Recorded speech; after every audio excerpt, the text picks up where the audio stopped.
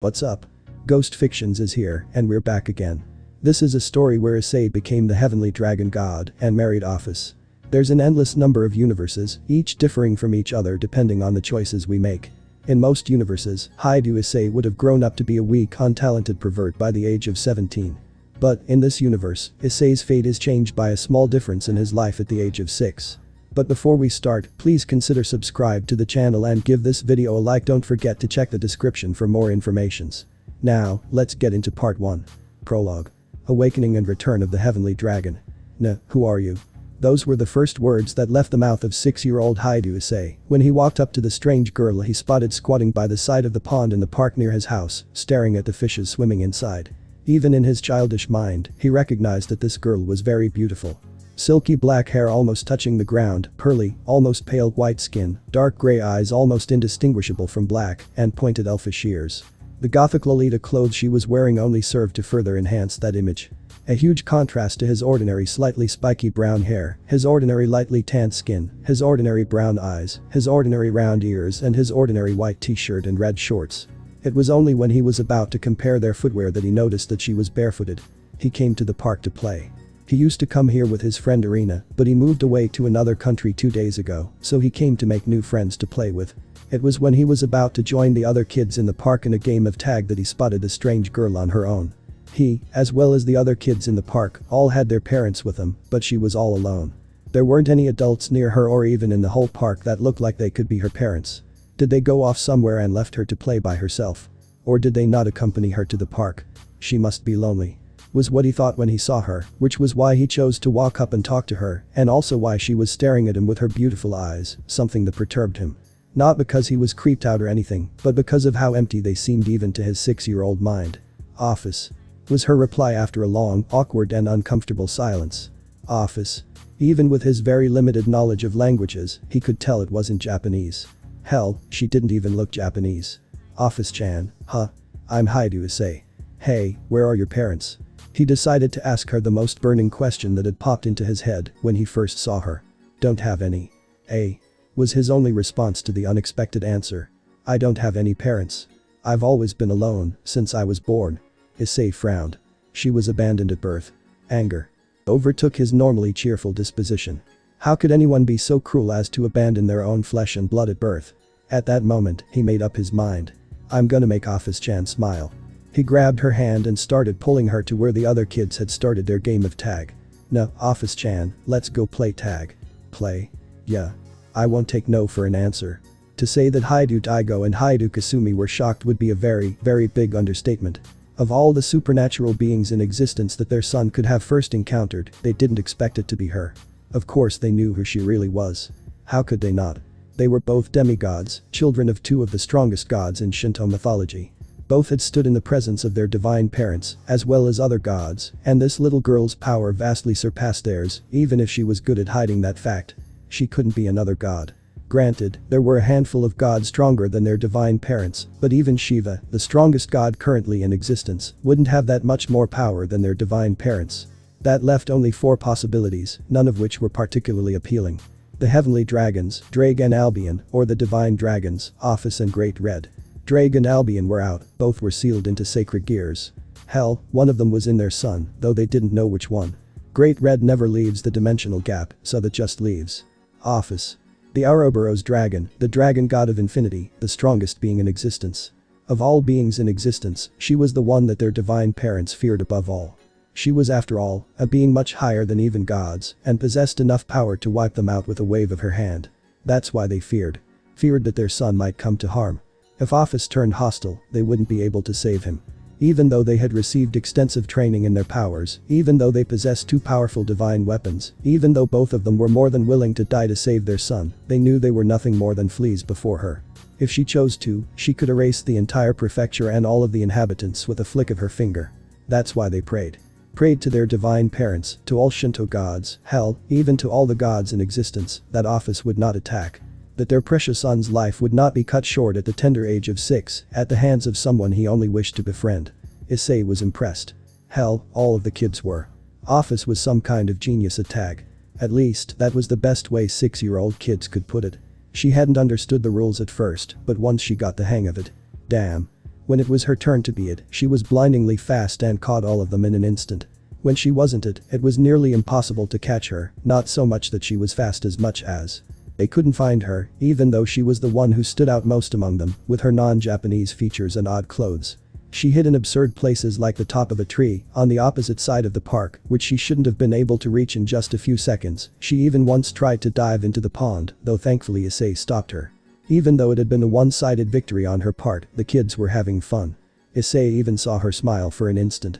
And it was the most beautiful thing he had ever seen in his short life. Though, her expression was quickly schooled back into one of neutrality and indifference. But, all good things must come to an end.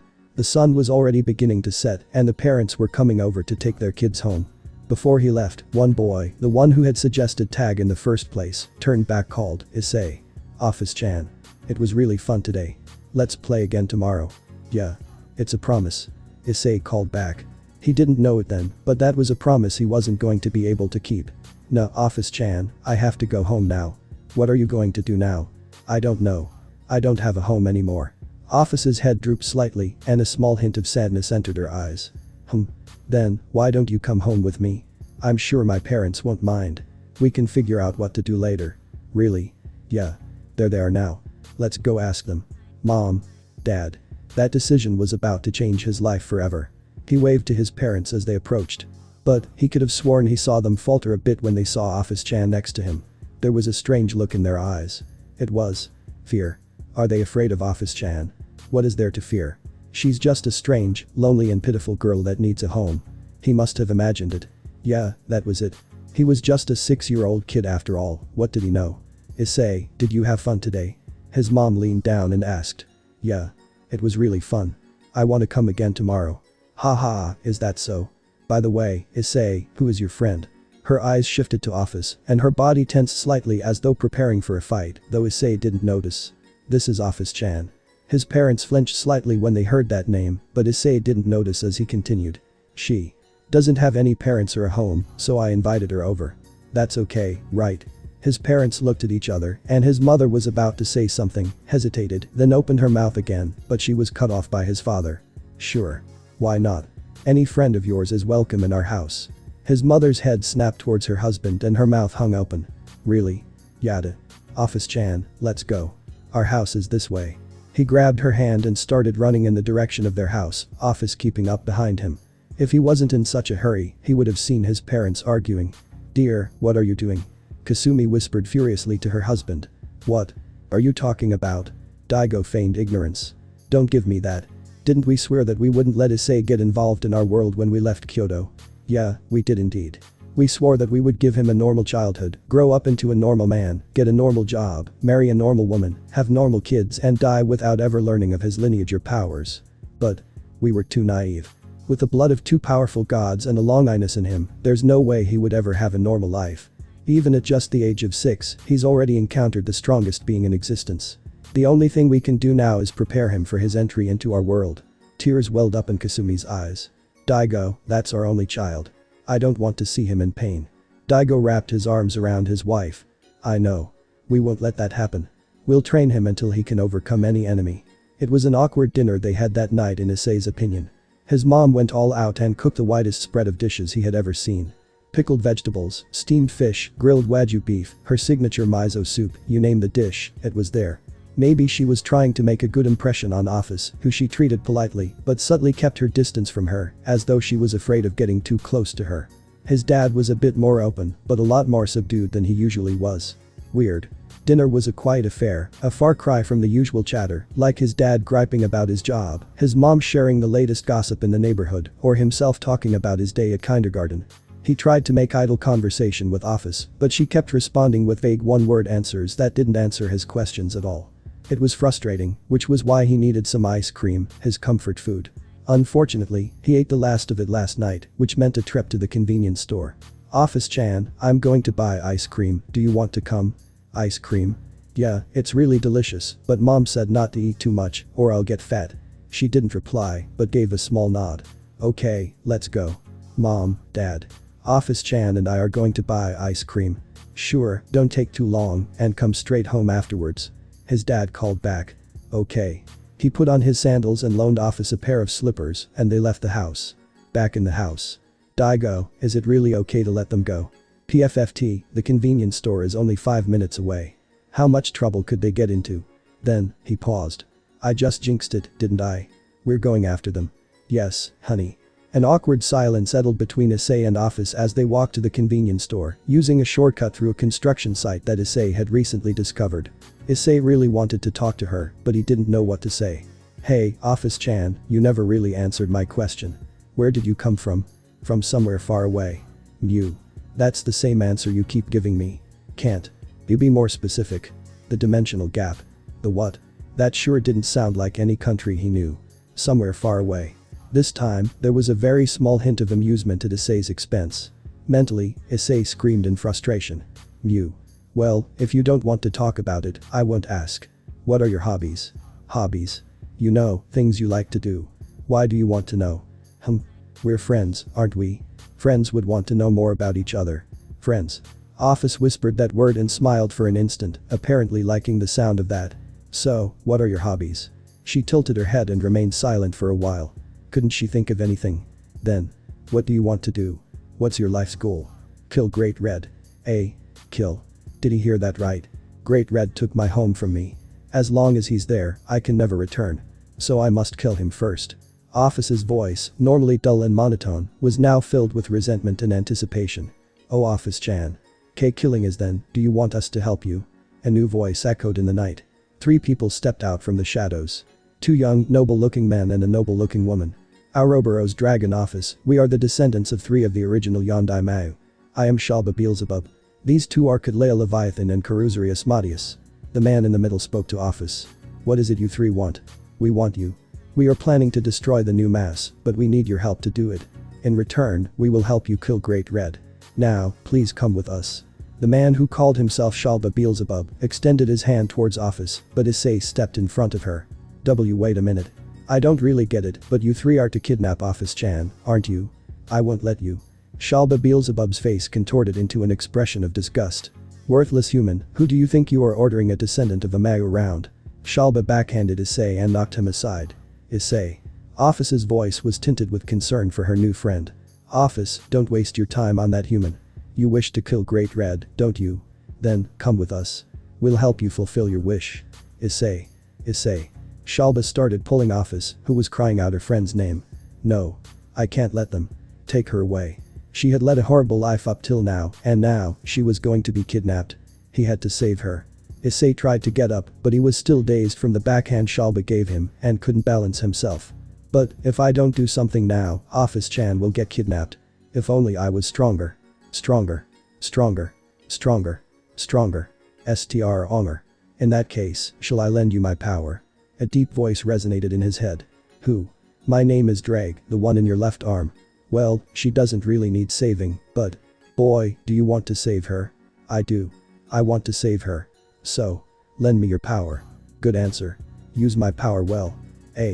Red light engulfed his left forearm, attracting the attention of the 3 descendants of the original Mao, as well as Ophis. What is this? A red light? It can't be. A sacred gear. Issei. Energy rushed through his body, clearing his vision, and he regained his balance. The light around his left forearm faded and a red gauntlet with a green jewel embedded in it appeared. Boost. Drake's voice announced. That's. Boosted gear. Shit, a long highness at a time like this. Karuzuri, kill him.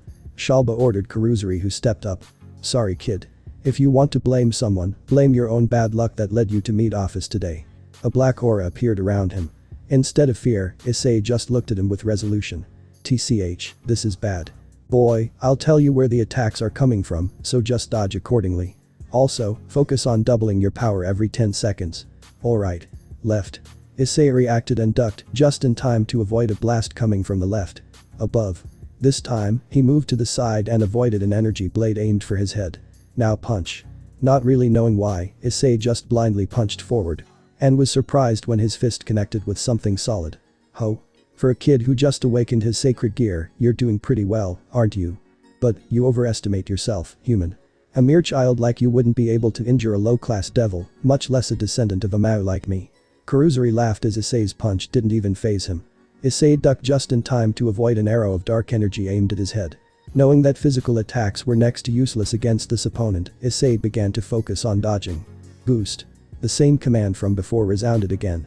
The pattern of dodging and boosting every 10 seconds continued for almost a full 2 minutes. Boost. Alright, that should be enough. I found something nice in your genetic structure too.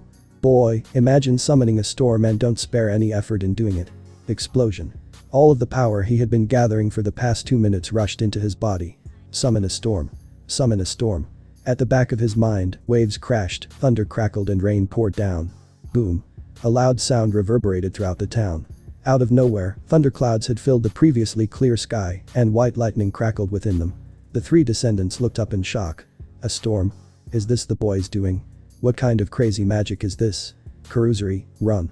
Kidleia's warning came too late. Gigantic bolts of white lightning crashed down, striking Kuruzuri and filling all of their visions with white light. Arg. Unable to see anything, Issei heard Kuruzuri's terrible pain-filled scream. His vision cleared and smoke was rising from the ground where the lightning had struck. Is it over? Boy, watch out. Drake's warning came just a split second too late, and a black spear of energy ran through Issei's shoulder, launching him back. Gah. Issei cried out in pain as pain he had never imagined possible coursed through his body. Reset. The power that had previously filled his body disappeared and unable to move, he lay pinned to the ground by the spear, bleeding profusely from his wound. From the smoke, a figure slowly stepped out. It was Kuruzuri, covered in burns and blood, his body blackened and smoking in several places. The arrogance on his face had completely faded, replaced by a small hint of grudging respect. Not bad, kid. If I hadn't put up that barrier at the last instant, that storm would have killed me. But, it's over. You put up a good fight, but you've lost. Kuruzuri slowly made his way to Issei, an energy blade forming in his right hand. Shit. Sorry boy. I didn't expect him to use a barrier. I guess I'm not used to prey who can put this much of a fight. Drake's apologetic voice rang in his head. Ugh. I can't move. Ophis. Chan. His eyes tiredly turned to Ophis, who was trying to get out of Shalba's grip. Issei. Issei. Leave him alone.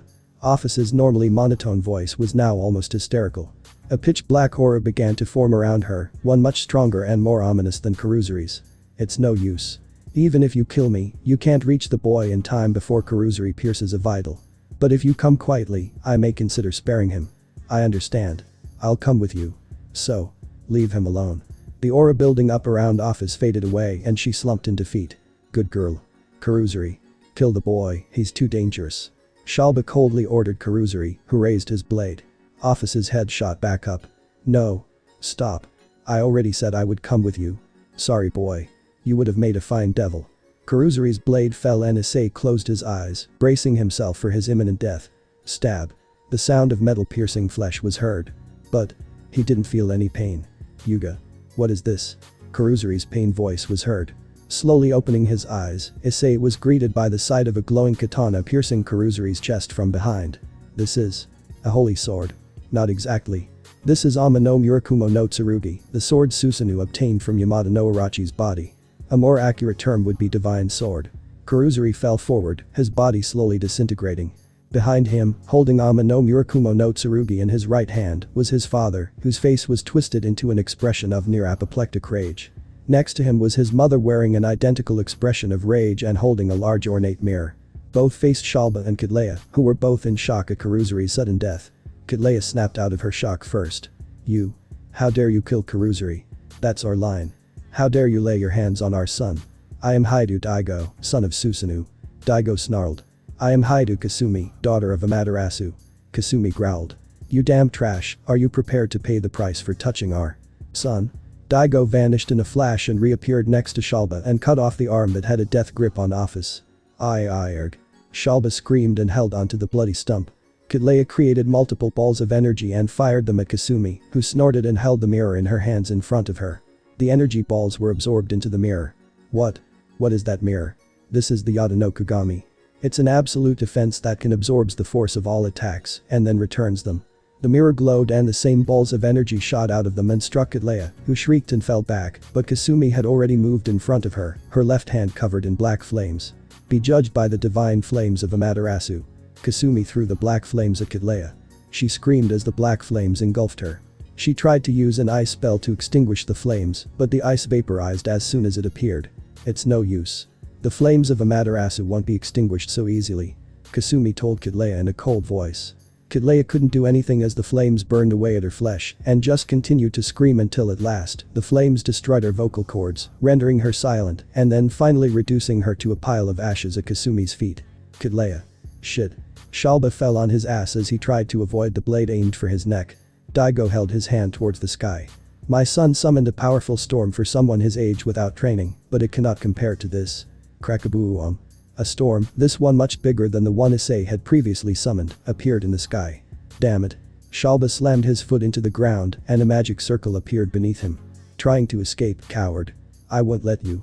Daigo reached into his pocket and pulled out a talisman and threw it down at the magic circle. Onmyu Jutsu. Kuken Titai.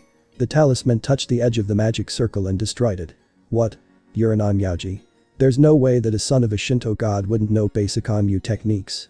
Crash down, lightning of the storm god. The world was engulfed in white light as gargantuan bolts of white lightning smashed into Shalba, who didn't even have time to scream as his body was ripped apart. The sheer force of the blast destroyed most of the surrounding area. The torso, still attached to the head, fell to the ground. Shalba weakly groaned out his last words. Our. Ambi. Tions. Shalba was promptly cut off as Daigo ran Ama no Murakumo no Tsurugi through his brain, killing him instantly. Issei stared in awe at the contemptuous ease with which his parents had slain the three devils whom he had struggled against. Then, a black blur slammed into his chest, aggravating the wound in his shoulder. Arg. Issei. It was Ophis, who was now sobbing into his shirt.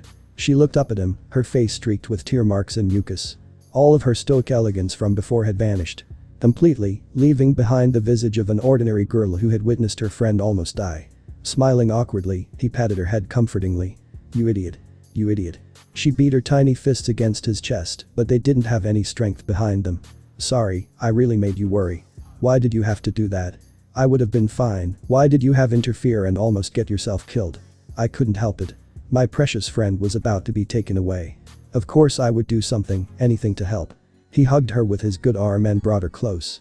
She didn't resist, she hugged him back and continued crying. His parents approached and his father pulled the spear out of his shoulder, causing Issei to hiss in pain. Sorry, but it would have gotten worse if it had been left like that any longer. Are you okay? Well, aside from the gaping hole in my shoulder, I'm just dandy. Issei replied in a sarcastic tone that a 6-year-old shouldn't be able to muster. Kasumi lightly struck his head. Well, let's go home and get you patched up. We'll explain everything there. Daigo picked him up and carried him on his back, while Kasumi did the same for Ophis. As they walked home, Issei realized something. We forgot the ice cream. And that's about it. Daigo finished up his explanation. They had returned home and they sat Issei down and started explaining their circumstances to him. His parents were born in Kyoto to two of the strongest gods in Shinto mythology. Susanoo, the god of storms, and Amaterasu, the queen of the Shinto gods.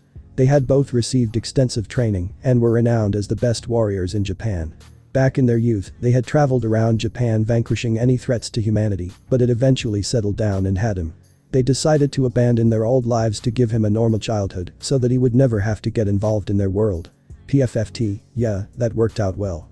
But the most shocking revelation was Ophis being the strongest being in existence, a dragon that gods feared. He never would have guessed just by looking by her, but hey, guess you can't judge a book by its cover. So, Issei, what do you want to do now? Now that you've encountered the supernatural for the first time, you can be sure that there'll be more to follow. You can try to ignore them and live a normal life, or… Daigo trailed off. There wasn't a need to finish his statement. It was blatantly obvious to even Issei what the other choice. No, what the only true choice was. Looking down at Ophis who had cried herself to sleep in his lap, he made his decision. I want to train. If there are more guys like those three coming after us, I want to be prepared. Daigo smiled at the resolve in his son's eyes. Then, it's decided. Kasumi, call a mover, I'll go pack up our stuff. We're going back to Kyoto. Ophis-chan is coming with us, right? Though he had asked, his eyes made it clear that there was no room for refusal. Issei, that's… Kasumi trailed off, trying to find the right words. Sure. Daigo agreed instantly, and Kasumi's jaw dropped for the second time that day. Daigo, what are you? Kasumi, don't you want to see the looks on my shitty geezers and your mother's faces when we bring the being they fear the most in existence to them? Daigo grinned maliciously, and even Kasumi paused as she thought about it before an equally malicious gleam appeared in her eyes. Kuku. He. Both of them started cackling, and their son's sweat dropped as he looked at them. He sighed and tried to get up so that he could start packing his belongings, but Ophis had a death grip around his waist and refused to move. Smiling resignedly, he sat back down and started stroking her head. His parents would do the packing for him anyway. The next day, the Hyoudou residence had been put up for sale, and Issei and his family, now including Ophis, were on a bullet train bound for Kyoto. Yua. It's really bright. Issei said as he stared at Kinkaku's eye. When people said it was made of gold, they must have meant it literally. There's no other way for it to be shining so much. We're going up to the top. Daigo said as he led the group up Kinkaku's eye. Once at the top, Daigo made sure there wasn't anyone around before touching the giant brass bell and chanting something under his breath. The entire room immediately started glowing, and Issei felt his body moving at high speed. When the feeling of vertigo ended, they were in a place that Issei didn't know. It was too beautiful for it to exist anywhere on the urbanized planet. Fields of pure green spread as far as the eye could see. There were many animals, ordinary and mythical, roaming about, a few stopping to stare at them before leaving. And in what seemed to be the center of the field, a massive Japanese palace stood. Welcome to the heavenly plains. Daigo led them inside the palace. There were a few people inside, though Issei couldn't tell if they were human or not. All of them bowed when they saw his parents, looked curiously at him, and recoiled as though struck when they saw Ophis. They eventually reached a set of massive double doors, and they swung open when Daigo put his hand on it. Inside was a huge room, with 3 giants seated at the other end, a beautiful black-haired woman and an elegant-looking young man sitting in seiza, and a rugged-looking man with a couple scars here and there slouching. Oh, if it isn't my stupid son and my niece. What are you two doing back in Kyoto? And that brat behind you, is that our grandson? The rugged man stared down at them, then his eyes shifted to Ophis, and he froze. Daigo, is that? Daigo grinned as he saw the giant man's reaction. The Ouroboros dragon, Ophis. Not just him, but the other 2 giants recoiled. What were you thinking, bringing her here? The rugged man shouted. Oh, I just wanted to see that stupid look on your face, shitty old man. Why you little? Well, let's get serious. The real reason we returned and brought the dragon god with us is. Daigo started explaining the situation to the 3 of them, who listened attentively, their eyes sometimes swerving to stare at Issei and Ophis before turning to Daigo. I see. Isekai Ute and Ophis's friend, huh? The rugged man sat back inside. He turned to Issei. Nice to meet you, kid. I'm your grandfather, the god of storms, the great Susanoo.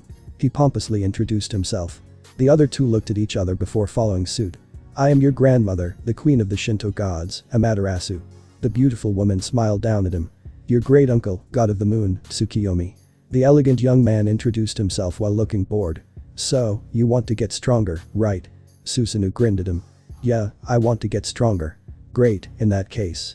Susanoo's grin became maniacal, sending shivers down Issei's spine. Susanoo cracked his knuckles. Welcome to hell. Time skip. 10 years later. Hey ah. A young man with slightly spiky brown hair and brown eyes yawned as he woke up from his sleep. Then, he looked down at the little girl sleeping next to him. Hey, Ophis, wake up, we're going to be late. He nudged her awake. Ophis stirred as she was roused from her sleep. Issei, morning kiss. She held her outer arms. Geez, I spoil you too much. He sighed, but complied as he planted his lips on hers, giving her gentle kiss. He pulled away and saw the happy expression on Ophis's face. Now get up already, it's time for school. It had been 10 years since he moved to Kyoto. And man, that training really sucked. Most of the time, he thought he was going to die. Though, he reaped the benefits of that hellish training in the end. He had obtained balance breaker 6 months into training, mastered Onyu techniques and other magic styles, as well as his demigod powers, learned how to control Juggernaut Drive for an hour tops before losing his mind, and even obtained a divine sword from his shitty grandfather. He moved back to his hometown because he had finished his training, and because he wanted to see how much his hometown had changed since he left. Imagine his surprise when he detected the presence of multiple devils in town. He wasn't fond of devils. Not at all, not since the incident with the 3 descendants. But for the sake of the safety of his beloved hometown, he was willing to crush that dislike and not go on a rampage to kill them like he usually would with stray devils. Now, he was standing at the gates of his new school, Kuo Academy, with Ophis, now his girlfriend, or maid as she puts it, standing next to him. Unlike him, who had grown to a respectable height of 5'11", Ophis hadn't even grown an inch, which made getting her enrolled in the school hard. But as expected of the history compilation committee, they managed it in the end. Issei, what are you doing? Sending a message? There's no need to. If they detect our power, they might attack us for coming into their territory uninvited, so we should announce our presence first. Issei flared his power, and the ground around him started to tremble. In the dilapidated-looking building next to the main building, a red-haired girl's eyes shot open as she felt the gigantic surge of power coming from the gates, dwarfing even hers. This power. In the student council room, a black-haired girl had a similar reaction. Such power. As the aura receded and they regained their normal breathing, they shared a common thought. I want whoever that was in my peerage. Issei reined in his aura and smiled down at Ophis. That should do it. Looks like it's gonna be an interesting 3 years. Though there wasn't a cloud in the sky, thunder rumbled and lightning flashed, as though announcing the return of Hyoudou Issei, grandson of Susanoo and Amaterasu, the current Seker Yuite, the mate of the dragon god, the dragon emperor of the heavenly storm. Chapter 1. Might of the heavenly dragon. Issei sighed as he leaned back in his chair. It had been a year since he moved back to his hometown. He was now in his second year in the high school division in Ku Academy. It had been one unusually quiet year. No one trying to kill him, no one trying to kidnap Ophis, and most importantly, no shitty grandfather trying to pass off sadistic torture as training. Plus, he had joined the cooking club to help hone his skills, though everyone else always said that his cooking could rival the chefs of top restaurants. He didn't think he was particularly good. Ophis liked his cooking, but she liked pretty much any kind of food. Yes, if it weren't for occasional meetings with the devils in the school, the year would have been completely peaceful. Issei grimaced. Though he was on slightly better terms with the devils, his first meeting with both was disastrous, especially the one with Ria's Gremory. Flashback start. They had reacted faster than he thought. The school day was over. Unfortunately, Ophis got herself landed in detention for ignoring the teacher in class and staring at him. Issei silently prayed she didn't kill the teacher in annoyance. As he waited for Ophis to come out, he was approached by a group of people, no devils.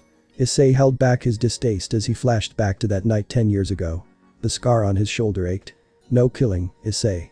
They aren't stray devils, it's a high-class devil with her peerage, killing them would probably spark the next great war. He kept repeating to himself to stop himself from attacking. Good evening, Hyoudou Issei-kun. We were wondering if you could come with us for a moment, if you don't mind. The Redeed requested with a bright smile that Issei didn't buy for even an instant. I do mind, actually, but I'm getting the feeling I don't have a choice in the matter. Issei replied coldly. The Redeed smile grew wider. I'm glad you understand. Now, if you would. Please follow me. She turned and walked in the direction of the old school building, followed by the black-haired one. The blonde and the white-haired midget walked behind him, as though trying to block his route of escape. Issei mentally snorted. As if they could stop him if he wanted to leave. They stopped at the field behind the building, away from the prying eyes of the normal humans. Out of the corner of his eye, he saw the black-haired girl put up a barrier around them. Now then, may I ask who you are? What makes you think I'll tell you? The Redeed giggled. We may get a little aggressive if you refuse. I've faced down worse than 2 girls, a pretty boy and a midget. Said midget's eye twitched in annoyance. Ignoring her and to further prove his point, Issei released a dose of murderous intent, causing them to flinch. The Redeed sighed. Perhaps we got off on the wrong foot. My name is Ria's Gremory, the heiress of the Gremory clan. These are the members of my peerage. My queen, Himejima Keno. The black-haired one smiled and waved. Issei raised an eyebrow. Himejima. That's the name of one of the clans that worship the Shinto gods. A relation. Or just a coincidence. My knight, Kibayudo. The blonde pretty boy raised his hand in greeting. Odd, he didn't look Japanese. And my rook, Taoju Kaneko. The white-haired girl glared at him, probably still peeved at being called a midget. I would say it's a pleasure to meet you, but that would be a blatant lie. Ria's Gremory raised her eyebrow. Did we perhaps offend you in some way? No, I just dislike all devils in general, considering I was almost killed by one 10 years ago. Ria's eyebrows shot up. A stray. Sure, let's leave it at that. It'll probably be bad if they found out that the descendants of their former mass are dead. Look, I don't have any problems with you, but I can't bring myself to trust a devil. It's better if you just stay out of my way. Ria's nodded in understanding, not wanting to anger someone obviously stronger than her. Still, she was still very curious about his power. Then, will you at least agree to a little spar against my cute servants? You let me go after that. Sure. But, she never promised to never seek him out again after today. Ria silently cackled to herself. Alright, which one do you want me to fight? Hyoudou, Kaneko, are you two willing to test him? The pretty boy and the midget nodded. Yes, but you. Gladly. The pretty boy held a hand and a black sword in his palm. Issei raised his eyebrow in slight interest. A demonic sword? Issei asked. The pretty boy, Kibayudo, nodded. That's right. You're quite sharp. It has a good aura, but it's clearly lacking compared to legendary swords. Is it a sacred gear? Yes, my sacred gear, sword birth, it allows me to create any type of demonic sword, but as you said, its power is lacking compared to swords of the legendary class. Issei noticed a slight grimace when he said legendary class. Did he have a grudge against a legendary sword? He turned his attention to the midget, who was getting into a martial arts stance. His eyebrows shot up as he sensed Yauki coming from her. Was she a Yaukai? The feel of the Yauki would suggest. Are you a Nekomata? The midget flinched. Ria's Gremory frowned. How could you tell? I've been around Yaukai long enough to know how to distinguish between each species. I spent 10 years of my life in Yaukai capital, after all. You're from Kyoto. Ria's Gremory suddenly shot forward at amazing speed, grasping his hands and her eyes sparkling. Issei shivered, he had a very bad feeling. Yufufufu, you'll have to forgive her. Butchu is a Japan otaku. Riite, are we going to start? Issei shook her hands off and backed away. Ria's realized that she was making him uncomfortable and regained her composure, coughing as she returned to her original position. Why yes, please begin. Are you going to use me, partner? Issei heard Drake speaking into his mind. Nah, I doubt either of them is strong enough to push me that far. Got it. Well then, I'll be taking a nap. Right after that, a loud snoring entered his mind. Issei snorted. This lazy dragon was one of those who even gods feared. Issei returned to reality, concentrating on the fight. Hyoudou shot towards Issei, swinging his sword at his side, probably not wanting to aim for vitals on an unarmed opponent. He got the shock of his life when Issei nonchalantly moved to the side with minimal effort and slapped the arm holding the sword away, causing him to lose balance. He caught sight of a foot coming at him and used his sword to block the blow. He didn't have time to be shocked when the sword shattered and he was sent flying. Got you. Kaneko fell downwards fast with her leg outstretched, evidently trying to hit Issei with an axe kick. Her descent was abruptly halted when Issei caught her leg with one hand and threw her at Hyoudou, who was getting up, sending both to the ground. Issei grimaced. That kick was stronger than he thought. His hand ached in pain as he waited for the two to get up and resume their assault. Hyoudou shot forward with another sword, this time aiming for his neck. Issei ducked and struck the flat side of the blade with his fist, breaking it. He turned and kicked Hyoudou in the stomach, sending him flying. Kaneko was suddenly in front of him, her small body being hidden by Hyudou's larger one. She punched at him. Not bad. There was obviously some power behind it, and its speed wasn't bad either. But it was way too slow to him. He sidestepped it and caught her arm, flipping her over his shoulder and down to the ground. She wasn't fazed and kicked at his face, though he caught it and threw her aside.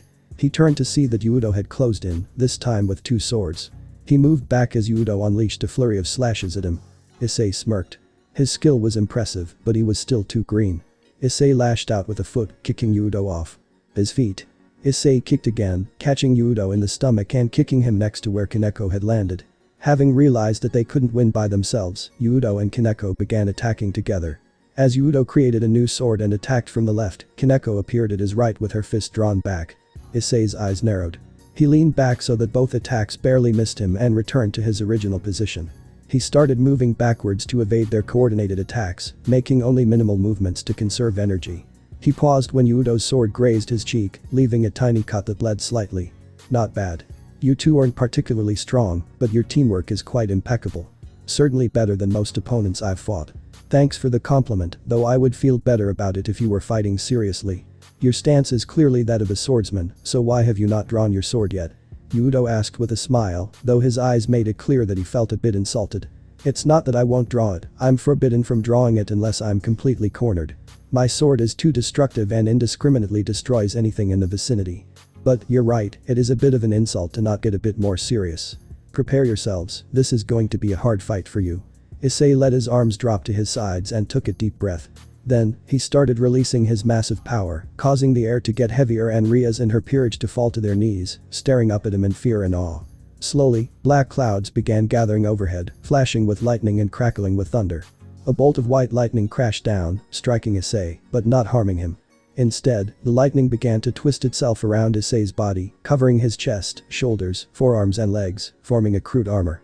This is lightning magic. And at a much higher level than Akeno's. Rias looked shocked at the level of elemental manipulation being used by Issei, far outclassing that of her queen, who was definitely far above most high-class devils when it came to elemental magic. I have affinities with fire, lightning, wind and water. Something of this level is nothing to me. That said, this is one of my stronger spells. Rage no Yoroi, lit. Thunder God's Armor, level 1. If you still feel confident, then try taking this on. Issei mockingly made a come hither gesture. Hyoudou and Kaneko shot forward. Hyoudou swung down his sword that immediately shattered upon contact with the armor, and Kaneko's fist bounced back, and both were struck by bolts of white lightning from the armor, knocking both of them back. If that's the best you can do, you'll never break through this armor. How about you try a bit harder? Hyoudou frowned and placed a hand on the ground. Sword birth. A dozen swords materialized and shot at him, intent on impaling him, but all of them shattered upon contact with his armor. Kaneko once again descended from above, intending on striking his head, one of the unprotected parts on his body. Naive. Issei snapped his fingers and a bolt of white lightning shot down from the storm clouds, striking Kaneko in the stomach like a whip. The bolt pointed itself downwards again and impaled itself in the ground. Issei grasped the bolt and it slowly molded itself into the form of a katana. I suppose this will do for a substitute. Shall we dance? Before either of them could reply, Issei disappeared from their sight. Their heads whipping left and right looking for him, they failed to notice that he had appeared behind them until he announced his presence by kneeing Hyoudou in the back, blasting him to the other side of the field, where he crashed into the barrier that Akeno had created. Kaneko immediately turned and swung her arm at him, but he vanished again, this time appearing in front of her and flicking her forehead, the force of the flick sending her sprawling to the ground, creating a crater where she had fallen. Ikazuchi. Issei called out and the katana flashed, striking the recovering Hyoudou with a lightning bolt. Issei lowered his sword and sighed. Isn't this enough? You two can't defeat me. No. Not yet. We can still fight. Hyoudou got up on shaky legs while Kaneko failed to get up and fell to her knees. That's enough. Hyoudou, stand down. Rias ordered, finally acknowledging that she had bitten off more than she could chew. Hyoudou collapsed to the ground with a look of mortification, upset that all he was able to manage was a small cut on Issei's cheek. Issei's lightning armor and sword dissipated. Most of your wounds are quite superficial, but you should get yourselves healed just in case. Holding back has never been one of my strong suits. Alright, as agreed, you're free to leave now. Akeno raised her hand, and the field started repairing itself. The barrier fell, allowing Issei to leave. Then, a heavy presence, stronger than even Issei's, appeared, sending Rias and her peerage to their knees once more.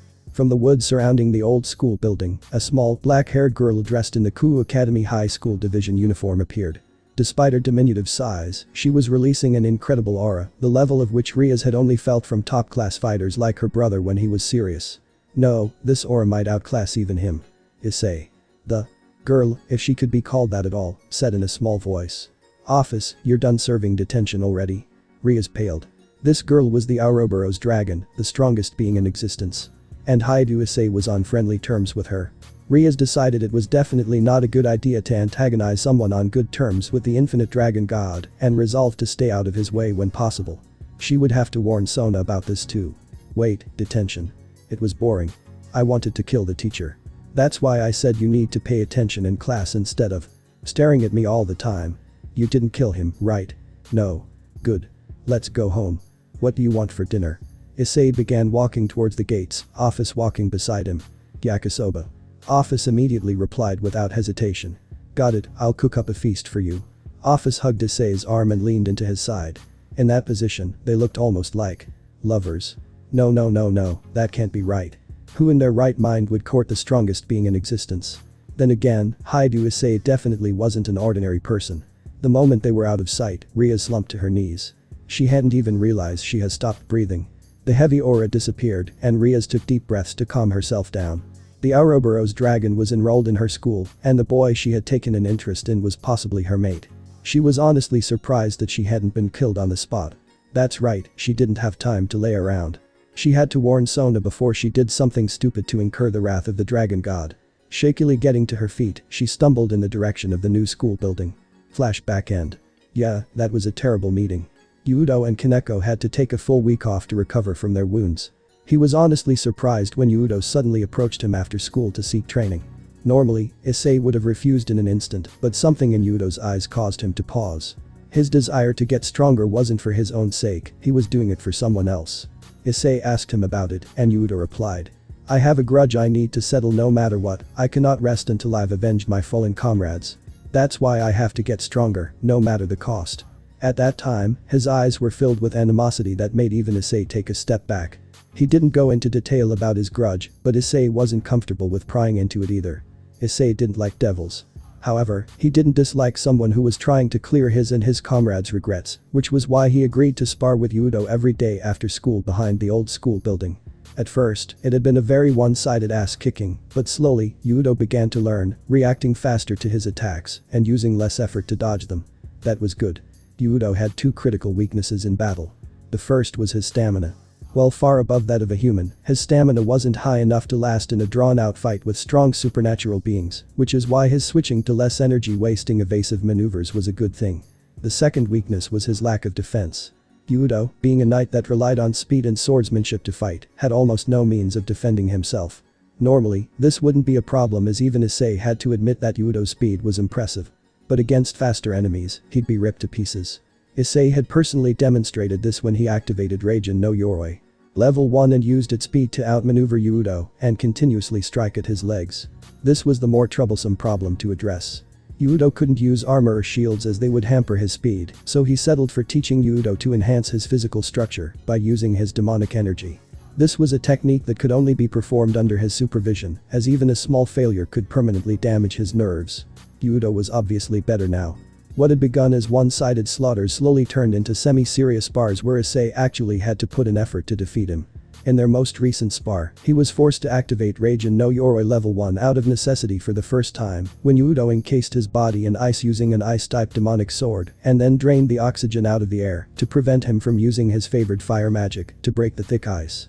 Of course, he beat the crap out of Hyoudou after breaking out, but he was surprised he had been forced to use it after only a year. Training usually only meant something when done for several years after all. Hyoudou had talent, maybe not as high as his own, but it was definitely there. Of course, he had not yet drawn his real sword. There was still no reason to, plus the whole town would probably be incinerated if he did. Futsu no Mitama was not a sword to be drawn carelessly. Plus, she would probably laugh at him for needing to draw her in a spar. Stupid Sundere sentient sword. After the whole fiasco that was his first meeting with Ria's Gremory, he met Sona Citri, who treaded very lightly around him. Obviously, she had been warned her about his capabilities, as well as his relationship with Ophis. She introduced herself and her peerage, which was more complete than Ria's, to him and Ophis, told him about her role of keeping the school's peace at daytime, and warned him that he and Ophis were to behave themselves while in school and not stir up any trouble. Though, the effect was somewhat ruined by her shaking voice. He responded the same way he did to Ria's, if they stayed out of his way, they wouldn't have a problem. Of course meetings were inevitable, like whenever stray devils wandered into town. Sometimes he let them take care of it while he watched, sometimes he would finish it off before they could get there. The times he watched, he had to admit, they were somewhat talented. The ones that piqued his interest were Ria's Gremory, Himejima Akeno and Taoju Kaneko. While Sona Citri and her peerage were good, their powers weren't especially interesting. On the other hand, Ria's Gremory utilized the Ball clan's famed power of destruction, despite being a member of the Gremory clan. Perhaps her mother is a Ball. Though the way she utilized it was, well, powerful, not refined at all.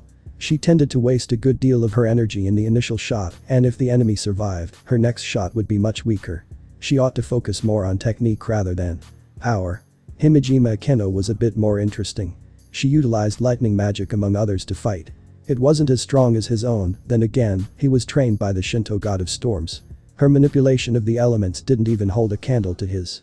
She just used the elements in their raw forms to attack, instead of using them to augment her own body like his Raijin no Yoroi, or fuse elements together for stronger results. Still, no mere devil could use that level of magic without inborn talent.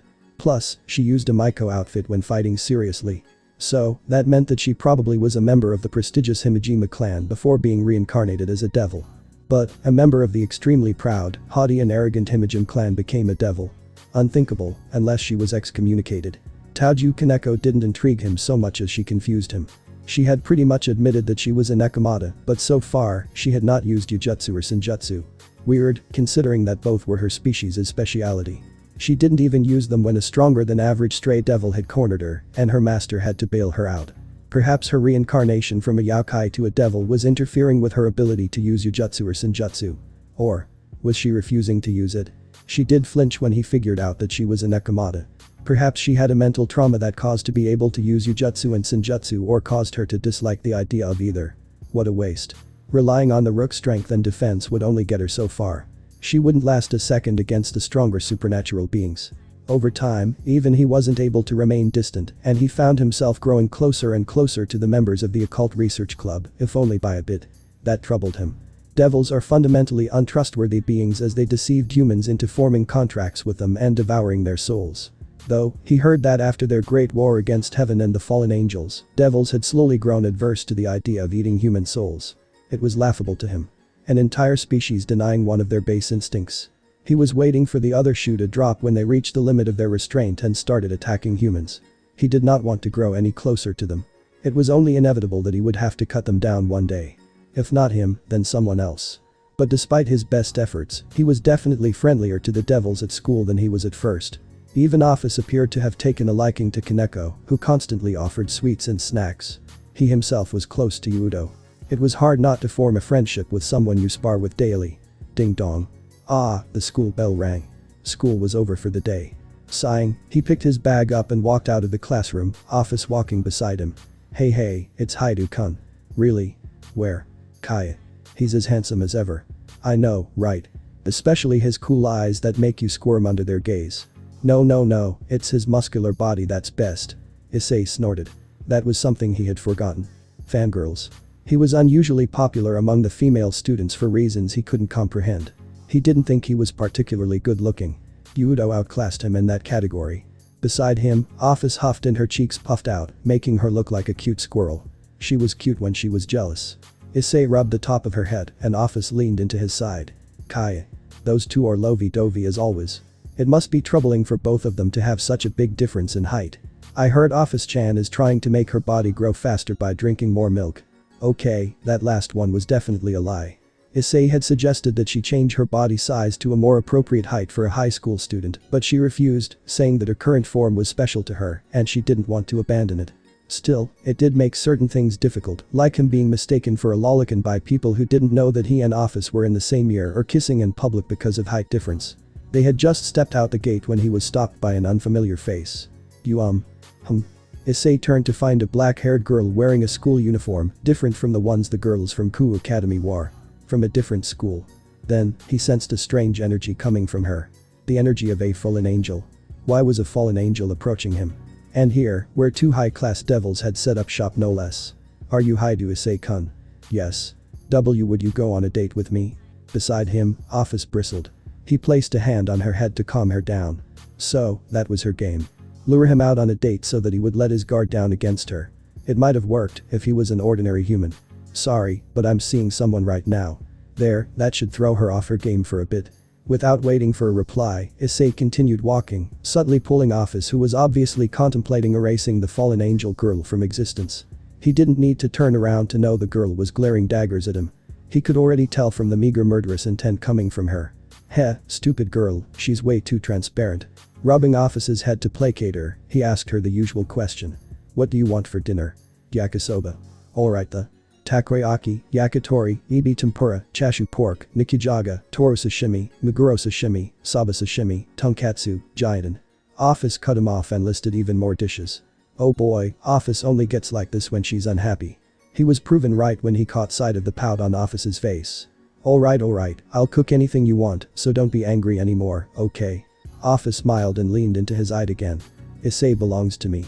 Ophis hugged his arm tightly, suddenly getting possessive. Yeah, no. They stopped in front of a set of large wooden doors. The entrance to his sizable estate, the size of 20 of his old house packed together, that the History Compilation Committee had acquired for him. The property was completely Japanese style, having even koi ponds, a kendo dojo, an archery range and an onsen. The only things moderately modern were the electrical appliances and the swimming pool. Issei smiled. Home sweet home. The next day after school, Issei noticed the fallen angel hanging around Ku Academy again. Fool, once was bad enough, but wandering into the territory of two high-class devils and a Shinto demigod a second time. She must not be very bright. Or perhaps her pride had taken a blow when he nonchalantly rejected her yesterday. Not that it mattered either way, she wouldn't have to wait much longer. By the end of the day, she would be permanently retired. He sent Ophis home ahead of him and waited until after most of the students had left before he made his way to the park. He sensed her following him.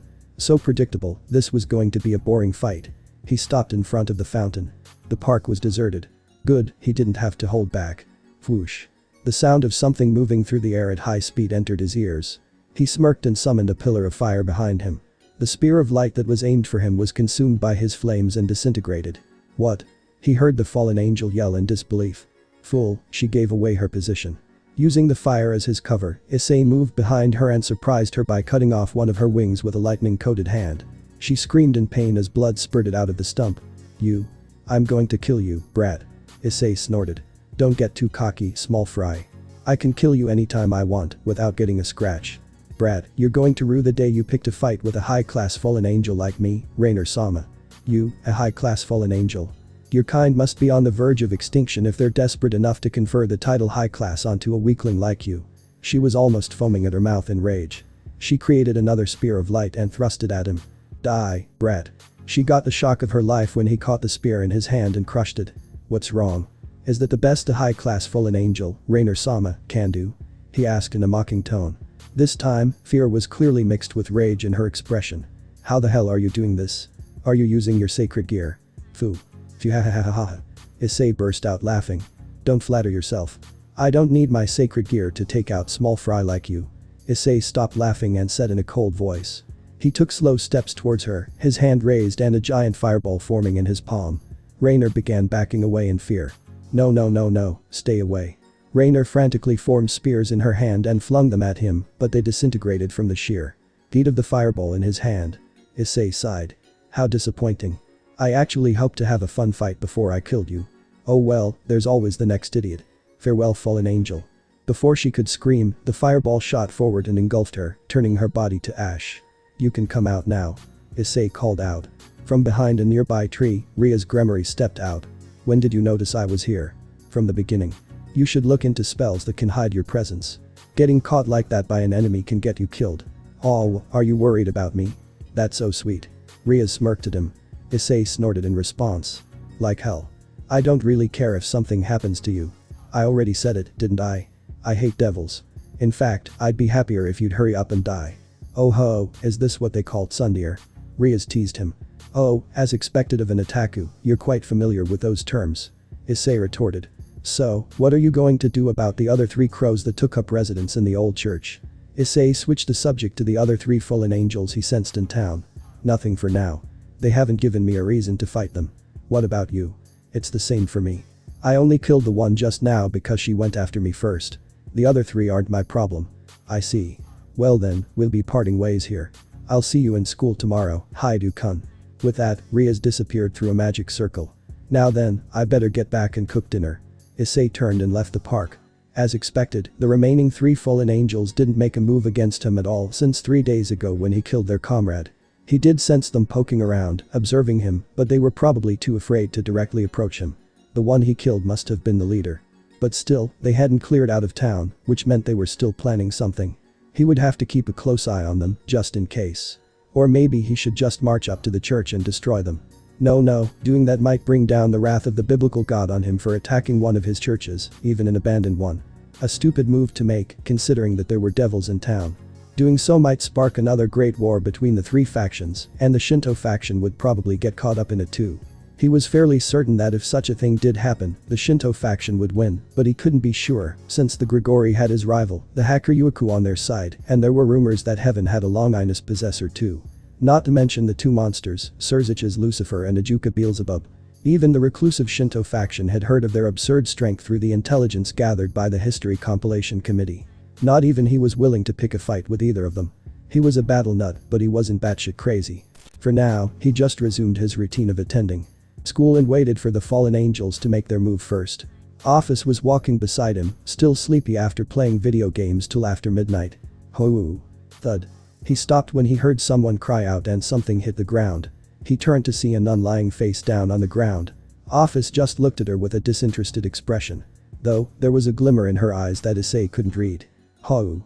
Why do I keep falling down? He heard her speak in Japanese, yet her lip movements made it clear that she was actually speaking a different language. Looks like the translation spell written on the talisman in his pocket worked like a charm. It was a good thing the spell also worked both ways. Issei knelt down and offered his hand to her. Are you okay? The nun looked up, allowing him to see her face. Blonde hair and green eyes. He had to admit, she was attractive. Yes. Thank you very much. She grasped his hand and he pulled her to her feet. He took notice of the traveling bag she had on her. A nun with a traveling bag. The only church in town is now the nest of those crows, which means. He really hoped he was wrong. She looked way too innocent to be involved with the fallen angels. Are you traveling? No, I was assigned to the church in this town. Damn, his hunch was spot on after all. Issei sighed. The church is on the outskirts of town. Do you need me to show you the way? Yes, that would be helpful. Ah, it must be the blessing of God that I met such a kind person.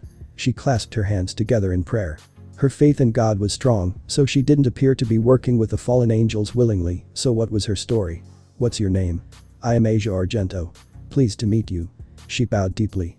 Following the etiquette literally beaten into him by his mother, he bowed back. Behind him, Ophis bowed but bowed slightly as well. Likewise, Asia-san. I'm Hyoudou Issei, and this is Ophis. He didn't know why, but he got the feeling that his somewhat peaceful life was about to be shattered. Issei walked down the streets, heading for the church just outside town. To his left was Ophis, the strange glimmer in her eyes that Issei didn't know what to make of still present. To his right was the nun he had just met and was escorting to the church, Asia Argento. For some reason, a part of him felt drawn to her. Not his human aspect or his divine aspect, but his draconic aspect that was a result of Drake's influence. Issei wondered if Ophis was also being affected by the strange allure. Are you here alone? Issei asked the nun. Yes, I was just recently assigned here. Oh, but I heard that there are already other members at the church. Yeah, a bunch of low-level fallen angels. Issei privately thought to himself. Are you okay here by yourself? You can't speak Japanese, right? Yes. But once I've settled down, I can start learning. Asia Argento replied in an upbeat voice. Provided the crows don't do anything to you first. Some people had all the luck and some had none at all. Issei was inclined to believe that this kind nun was one of the latter to be involved with the fallen angels. There was also a strong sorrow in her eyes that spoke of a past trauma. Uaiaiaia. Issei was shaken out of thoughts by a loud cry. He looked at the park they were passing, the same park where he met Ophis, and saw a boy sitting on the ground wailing, blood seeping out of a scraped knee. A woman, who appeared to be his mother, was trying to console him. Yosh-kun, it's okay, it's only a small wound. Since his mother was with him, Issei figured that the kid would be fine and was about to continue walking when Asia went into the park towards the boy. Hey. Issei and Ophis followed her. Asia knelt down beside the boy. Are you okay? Boys shouldn't be crying because of a small wound like this. Asia patted the boy's padded head gently. The boy looked at her in confusion, not understanding what she had just said. That was natural, she was speaking in Italian, so unless one was fluent in the language, unlikely for a kid, or had a translator, like Issei's own translation charmer the devil's language, even more unlikely, Asia might as well be speaking gibberish. Then, Asia placed her hand over the boy's scraped knee. Issei's eyebrows rose when he saw a faint green light emitting from her hands. The small wound closed instantly. A sacred gear? Issei wondered silently. His left arm was aching slightly, confirming his theory. That healing power is the ability of a sacred gear. Beside the boy, the mother looked very shocked at what had just happened before her eyes. Issei wondered why Asia would use a sacred gear in front of ordinary humans. There, your wounds are healed. The pain should be gone now. Asia patted the boy's head. The boy smiled in response. Thank you, Wani-chan. He said thank you. Issei translated for Asia. She smiled happily. Recovering from her shock, the mother grabbed the boy's hand and dragged him away as fast as she could, leaving Issei, Ophis and Asia in the park. Asia, that power. Is it a sacred gear? Asia stiffened before nodding sadly. Evidently, her sacred gear was a contributing factor in her past trauma. Yes, my sacred gear, Twilight Healing, a wonderful power that the Lord gave me. But, how did you? Don't worry, I won't pry. I also have a sacred gear, so I also somewhat know what it's like. Asia smiled in appreciation and got to her feet, and the three continued walking to the church. You're a kind person, you know. Not many people would go out of their way to help someone, especially not someone with such a light injury. Issei commented as they continued their walk to the church. Really? I think that there are many kind people in the world. I'm happy to be called one of them. Issei smiled sardonically. This girl was naive but kind, definitely not someone who would willingly work with fallen angels. Issei briefly considered killing the fallen angels to get her out of their clutches, but dismissed the thought. He didn't want to risk sparking the next great war by barging into a church uninvited. Ah geez, when did I become this sentimental? He looked at the nun and couldn't help but feel a strong attraction to her. Not a romantic one, he loved Ophis and only Ophis with all of his heart, but something was drawing him to this nun. Ophis surely felt the same attraction as well. Issei paused as they made it to the front of the church. Issei looked at the dilapidated building and noted it was even more run down than he imagined. He vaguely remembered that this church was quite prosperous 11 years ago, when Irina and her family were still around. Without anyone of devout faith, he supposed that the church would have been abandoned eventually. But there was a light coming from inside, and 3 fallen angel auras, all rather weak, weaker than the one he had killed the day before, and several dozen human auras, all slightly stronger than an average human, and one that was above the rest, stronger than even the fallen angels. Stray exorcists, Issei realized and internally grinned. Looks like he would be entertained after all, if they chose to attack him. Yes, this is the place. Asia exclaimed in happiness beside him. Alright. Then, we'll be going. Ah, please wait, at least let me offer you a cup of tea as thanks for your help. It's fine, the two of us really need to get going. We're going to be late for school. Oh, I see. Asia's expression turned downcast, and Issei felt just a bit guilty. When we have time, we'll come visit you. Then, we can have that cup of tea. Then, we'll take you on a tour of the town. Eh? What do you mean eh? We're friends, right? Friends. Asia's eyes widened. That's right, friends. And that's what friends do for each other. Oh. Okay, I look forward to that. Asia smiled in delight as she waved to Issei and Ophis, who waved back as they left. Once they were out of sight, Issei lowered his arm. Ophis, did you feel an attraction to her as well? Issei asked Ophis. Ophis nodded in response. That girl has a strong affinity with dragons. And also, she has a very kind heart. Issei looked back in the direction of the church. It didn't feel right, leaving someone so kind in the clutches of the fallen angels. Not to mention, he had sinking feeling in his gut, like he should not have left her alone. Issei shot up in his bed, feeling a huge fluctuation of energy in the direction of the church. It was in the middle of the night, long after he had escorted Asia to the church. Issei. Ophis sat up as well. Ophis, what's going on? Ophis closed her eyes, trying to get a feel of the energy coming from the church. The fallen angels are removing the girl's sacred gear. Ophis said after a short while. Shit, I knew I shouldn't have left her there. Issei got out of bed and got dressed in a hurry. Ophis, stay here. It'll be bad if Heaven finds out that the dragon god is in their territory. Issei called out to his mate as he dashed out of his manor. Quickly casting a speed spell on himself, Issei moved through the streets like a gust of wind and quickly reached the front of the church. The fluctuations were getting more erratic, meaning the extraction process was almost done. He had to hurry. Sorry about this, God. Issei offered an apology to the biblical god and unceremoniously kicked down the door. The inside of the church was almost pitch black, dimly lit only by moonlight. Yahoo! Issei looked up at the sound of an overly enthusiastic greeting to see a white-haired teenage boy dressed in priest's clothes leap down from the rafters, a crazed look on his face. Who are you? You don't look like a devil. Well, whatever, devils or not, as long as I can cut someone up, I'm perfectly happy. Get out of my way. Issei cut him off and punched him in the gut with a lightning-coated fist. The stray priest hunched over in pain, coughing up blood. What the? He lost consciousness and slumped to the ground, a fist-sized burn on his torso and blood pouring out of his mouth. Issei felt fluctuations of energy coming from below the church and kicked the altar aside, revealing a staircase leading down. Descending quickly, he reached a set of iron doors. Inside, he could hear a girl screaming in pain. Shit. He kicked down the door and was greeted by the sight of dozens of stray priests gathered in front of an altar, with Asia tied to a wooden cross, screaming in pain. In front of her were 3 fallen angels, a tall man, a tall woman, and a gothic Lolita girl.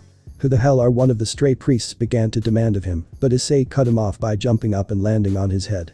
Using the heads of the stray priests as stepping stones, Issei made his way to the altar, but just as he reached it. Flash. There was a bright flash of green light, and 2 silver rings with green gems embedded in them floated out of Asia's body, wrapped in green light. Asia's sacred gear had been successfully extracted. Asia slumped, the extraction process having taken a huge toll on her body. The tall woman collected the rings cursing. Issei leapt up to the altar and kicked the 3 fallen angels aside. He sliced off the ropes tying Asia to the cross with a bolt of lightning and caught her as she fell forward into his arms. Meanwhile, the 3 fallen angels recovered from the kick. You little. Issei pulled a talisman from his pocket as the tall man began cursing him. He shut his eyes as the talisman exploded in a bright flash of white light, blinding the fallen angels and the stray priests, disorienting them and causing to fall into a panic. Using the opportunity, Issei escaped the underground chamber with Asia in his arms.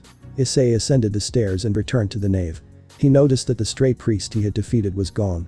A trail of blood led out of the doors. That guy was actually able to get up and walk away in the short time Issei was down there. He was briefly impressive before he sat Asia down on one of the benches. Her body was slowly getting colder. Asia. Asia. Issei attempted to wake Asia up by calling her name. Asia's eyes opened slightly, revealing tired green eyes, most of their light having already faded. Issei. San. Yeah, it's me. Sorry I'm late. I'm happy. You came to save me. Of course I did, that's what friends are for, right? Friends. From the corner of her dim eyes, tears slowly leaked out. I'm so happy. To have a friend. Even if it was only for a short while. Asia turned her head to look at the ceiling of the church. Issei-san. I don't think I have much time left. Before I leave. Will you listen to my story? Sure. Issei gritted his teeth and agreed. This was one of the times he really wished he didn't suck at healing technique so much. Asia told Issei a story of a girl who was once called a holy maiden. In a certain region in Europe, she was abandoned by her parents. A nun took her in and raised her with other orphans in the local church. The girl, having grown up a faithful believer in the biblical God, discovered a wonderful power granted to her by her Lord at the age of 8. Using her wondrous healing power, she healed a wounded puppy she found, and her act was witnessed by a member of the Catholic Church. From there, her life changed. She was brought to the Catholic Church and was praised as a holy maiden for her power. She used her powers to heal many believers who were told that power was a gift from their Lord. Rumors begot more rumors, becoming more outlandish with each one, and she became known as a holy maiden, all without her consent. But she didn't mind. The members of the church were always kind to her, and she liked healing people to begin with. She was happy that her power could be of use and thanked her Lord for granting that power to her. But she was also lonely. In the Catholic Church, she didn't have any friends that she could open up to. Everyone around her treated her nicely, but also kept her at a distance, not willing to be her friend, and even she could understand the reason. None of them ever saw her as a fellow human being, but as a creature that could heal them. Then, one day, everything changed again. There happened to be a wounded devil nearby. She couldn't ignore it because it was in her nature to heal anyone who was injured, even if they were her enemies. And so she healed him. But that act was witnessed by a member of the church who informed the higher-ups. Needless to say, they were mortified. A power that can heal devils. Something that absurd cannot possibly exist. The power of healing can only heal the followers of God. There were other people who possessed the power of healing as well, but none of them could heal devils. The higher-ups believed it was only logical that the power of healing granted by God could not heal fallen angels or devils. However, there was a similar incident in the past where there was someone who could heal even the fallen angels and devils who had fallen out of God's grace. But that power was feared as the power of a witch. And so, the girl was branded as a heretic. You damned witch who heals devils. The girl who had been praised as a holy maiden suddenly fell from grace and was feared as a witch and was thus thrown out of the church. With nowhere left to go, she had no choice but to join the Gregory, where she received the protection of the fallen angels. But even then, she never forgot to pray to her Lord, nor did she forget to thank him. But even so, she was abandoned. God did not save her. And no one from the church was willing to defend her because no one cared enough to do so. It must be because I didn't have enough faith. Because I'm clumsy and good for nothing else besides healing. Even now, this must be happening to me because I didn't have enough faith in the Lord. As he listened to her story, Issei's fists tightened to the point where his palms were beginning to bleed. Strange. Gods were not kind beings. Issei was perfectly aware of that, and he was also aware that his divine grandparents, even his sadistic grandfather, were much kinder than most gods. However, according to his grandparents, the biblical God was one of the most benevolent gods in existence. Without fail, he would surely answer his followers' prayers. Even during the Great War, the biblical God had been reluctant to fight until he was left with no other option. So, something had to be wrong for the biblical God to not save this kind soul dying in front of him. And Issei should have been able to tell that something was wrong if his mind wasn't currently clouded by rage. In his current state, he was unable to connect the dots and see that something had to be wrong. Right now, the only thing he could think of was cursing the biblical God. Hey, Issei-san. If I were to be born again, would you still be my friend? Issei gently pressed his forehead against Asia's cooling one. You don't have to worry about that. Someone as kind as you will surely ascend to heaven. And if you are reborn, that's even less reason to worry. I'll still be your friend. So, rest easy. By the time you wake up again, the world will surely be a kinder place. Asia smiled. Even as she was dying, her smile was still radiant. Thank you. Asia whispered and closed her eyes. Issei felt her life force fade and her pulse stop. She was gone. Bam. The floor behind him exploded as the 3 fallen angels blasted through, followed by the stray priests. There you are, you damn brat. You're gonna pay for that. The male fallen angel growled at him. Then, he saw Asia's body lying on the bench. Ho, so the bitch is dead, huh? Good riddance, her sacred gear was the only thing she was good for. Oh, did you come all the way here just to play hero? Too bad for you. You were a bit too late. Issei's eye twitched when the fallen angels and the stray priests behind him burst into manic laughter. Issei stood up and sighed. Ah, you know, I was actually going to leave you three idiots alone, even after the other one's pathetic attempt to kill me. What? You're the sacred gear brat that Rainer was sent to kill. I see, you're the one who killed her. The gothic Lolita fallen angel realized, but Issei ignored her. But now. Issei slowly turned around, and the fallen angels and stray priests froze in place when they saw the coldness in his eyes. You've really gone and pissed me off. At that point, Issei's body was coated in black flames that even the fallen angels, as arrogant as they were certain would kill them instantly. As they tried to escape, Issei snapped his fingers. Immediately, a barrier surrounded the church. The fallen angels crashed into the barrier as they flew through the shattered windows and fell back down to the ground. It's no use. Even though this barrier is low level by my standards, trash like you have no hope of breaking through it in time before I kill you. Issei took slow steps towards them, black fire trailing behind him, but not burning anything, not even the wooden structure of the church. I guess I'm slightly glad Asia's already passed on. She won't have to see this. A burst of horrific dreadful black aura sent the fallen angels and the stray priests to their knees, barely to raise their heads enough to see the boy. No, the monster standing before them. As they looked into his cold eyes, they felt as if they were sinking into a deep abyss, utterly devoid of light. Scream all you want, cry all you want, beg all you want. No one is coming to save you. Not your masters, not your comrades, and most certainly not God. The black flames wrapped themselves into the shape of blazing black claws around Issei's forearms.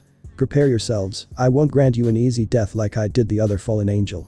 I'll strip you of every last shred of dignity, pride and hope you have. You will suffer at my hands like Asia did at yours, and then you will die like dogs at my feet. With those final words, Issei leapt at his victims, claws outstretched, looking like a demon of old. Pained, fearful and hopeless screams filled the night, but no one would save them from the wrath of the demon tearing through them. Riaz and her peerage arrived at what appeared to be a scene from the ninth circle of hell itself. She was aware that a sacred gear-bearing nun had walked into town this morning. The only church in town was abandoned and occupied by fallen angels, so she figured that the nun was astray. She wasn't expecting said nun to meet Hyoudou Issei and Ophis of all people, but heaved a sigh of relief when they simply escorted her to the church without starting a fight. She didn't fancy her territory becoming ground zero for the next great war. Then, the night of the same day, she sensed a surge of energy coming from the church and panicked when she felt Hyoudou Issei moving at incredible speed towards it. For a few moments, all was quiet as the surges of energy ended. Then there was a gigantic burst of malicious energy that sent Riaz down to her knees. She recovered and contacted the rest of her peerage, and they headed for the church, struggling against the malice that grew stronger the closer they were to the church. They finally got to the top of the hill where the church was built, almost dead on their feet from the effort it took to get there and froze in terror at the scene in front of them. The church was engulfed in ominous black flames. No, engulfed was the wrong word, as the flames were not burning the church itself. The flames were simply spewing out of every opening, wrapping themselves around the building, but not actually burning the building itself. Riaz noted that there was a powerful barrier surrounding the church, one that she could not break easily, not even with the power of destruction. But at the same time, the barrier felt sloppy, as though it had been hastily cast without any preparation beforehand. But what terrified them the most were the screams. Sweet Satan, those screams. Riaz was no stranger to screams of pain. She had killed several stray devils before, not to mention the few fallen angels here and there unlucky enough to cross her path, but these screams were on a completely different level. Someone, please save me. Why? Why won't these flames go out? Ah, it hurts, it hurts, it hurts. The sheer pain, fear and despair she heard in those screams terrified even a high-class devil like her. She wondered just what had happened. The church doors burst open and a male fallen angel, though one had to look really hard to tell, engulfed in the black flames, his skin blistering and melting to reveal his innards, flew out and crashed into a barrier. He clawed desperately at the barrier, trying to get out and caught sight of them. He looked at them with scorched, haunted and desperate eyes and begged them for help. Please. Please save me. Don't let that monster. Squelch. He was abruptly cut off when a claw of black flames burst through his chest, gripping his heart. Ah. Gah. The fallen angel gurgled incoherently as copious amounts of blood poured out of his mouth. Then, the claw pulled out and ripped out the fallen angel's heart, and the fallen angel fell to the ground, blood pooling and vaporizing around his burning body. Riaz looked up to get a good look at the owner of the claw, and paled when she saw Hyoudou Issei, wreathed in black flames, his cold, ruthless eyes surveying the destruction he had wrought without a hint of regret, sorrow or sympathy. Riaz paled as she realized just how dangerous Hyoudou Issei truly was. And worst of all, he didn't appear to be serious yet.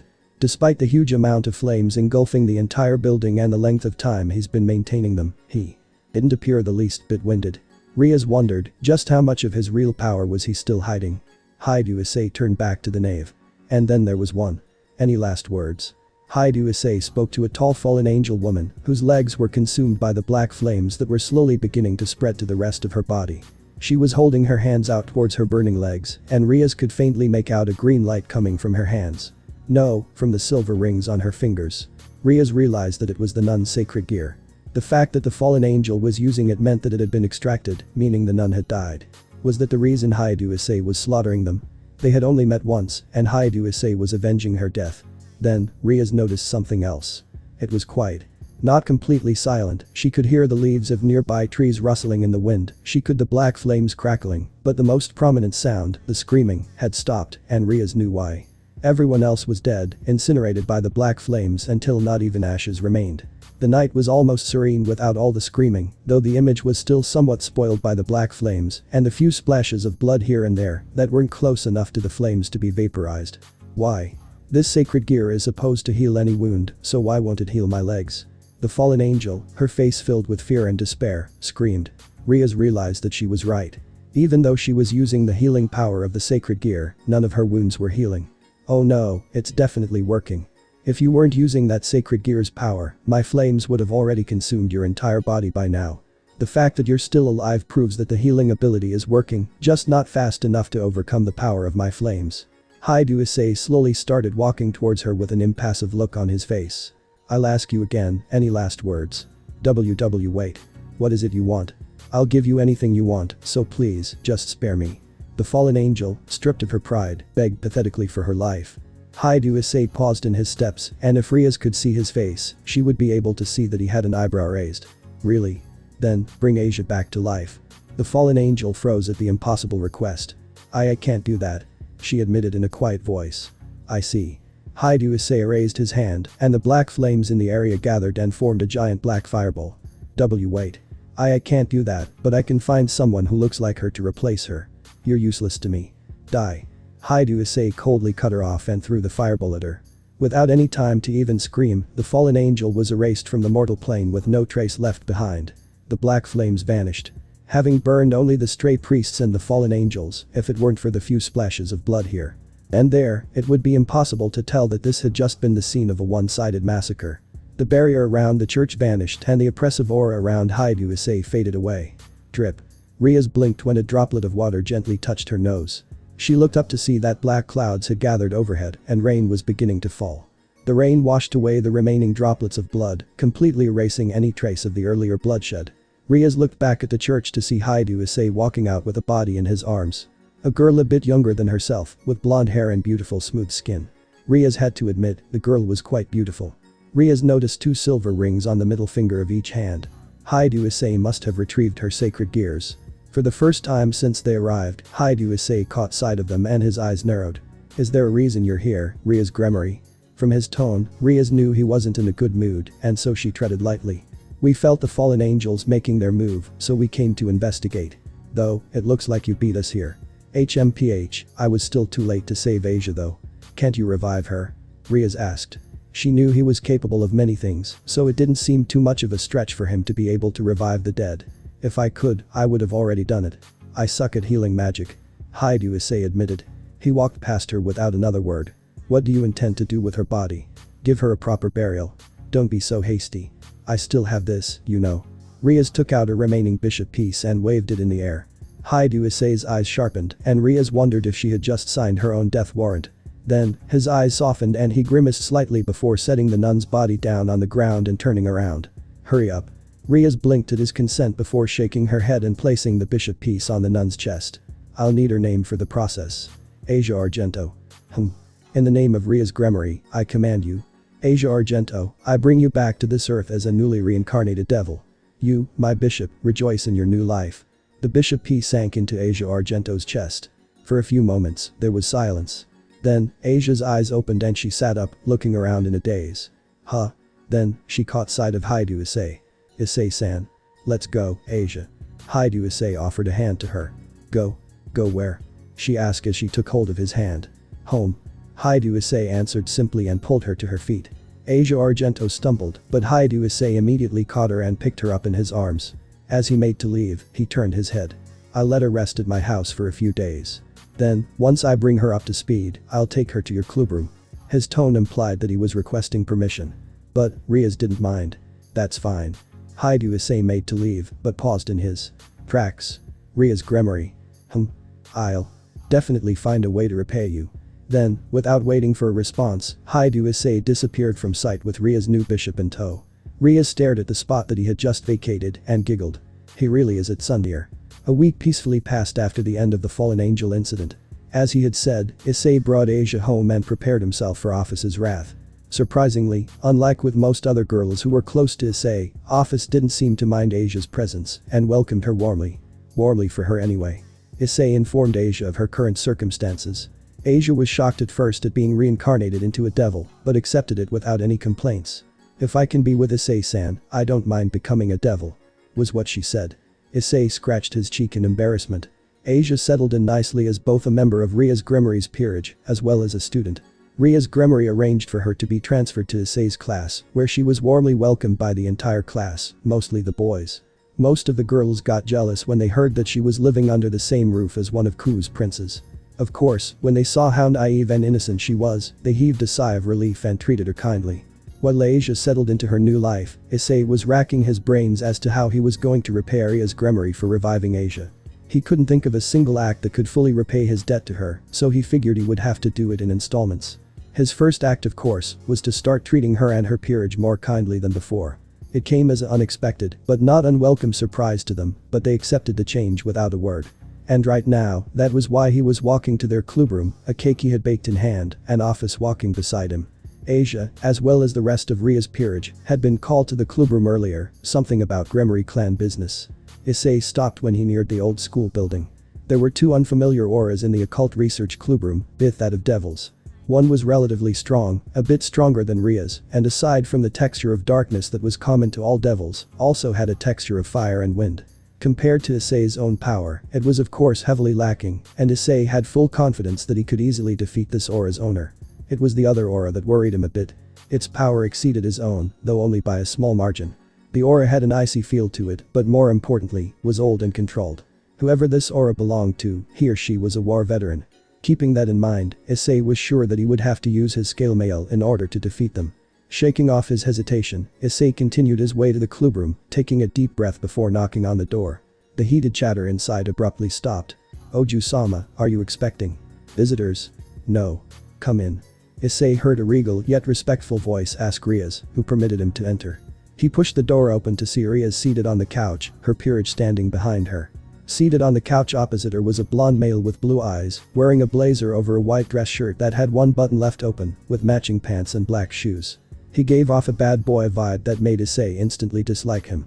It seemed the feeling was mutual since that bad boy was glaring at him, presumably for interrupting. But the one that attracted Issei's attention was the maid standing slightly away from everyone else. She was a tall silver-haired gray-eyed woman dressed in a French-maid outfit.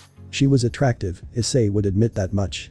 But she was also giving off an oppressive aura that made everyone else in the room nervous. She was staring him with a hint of curiosity and caution. "Is this a bad time?" Issei asked nonchalantly. Riaz looked glad at the interruption. "No, your timing is impeccable." Issei set the cake down on the table. The bad boy rose to his feet. "Cake? You interrupted our meeting for a measly cake. You damn peasant," turned to ashes. He lost his temper and threw what had to be the most pathetic fireball Issei had ever seen. Issei caught the fireball with one hand and shocked everyone present by taking a bite out of it before promptly spitting sparks of flames out. "This has to be worst fire I've ever tasted." Issei nonchalantly crushed the fireball in his hand without receiving so much as a burn. Why you?" The bad boy looked like he was about to blow a gasket when the maid stepped in. "Razor-sama, please sit down. This peasant dared to disrespect me. Me, a scion of the Phoenix clan.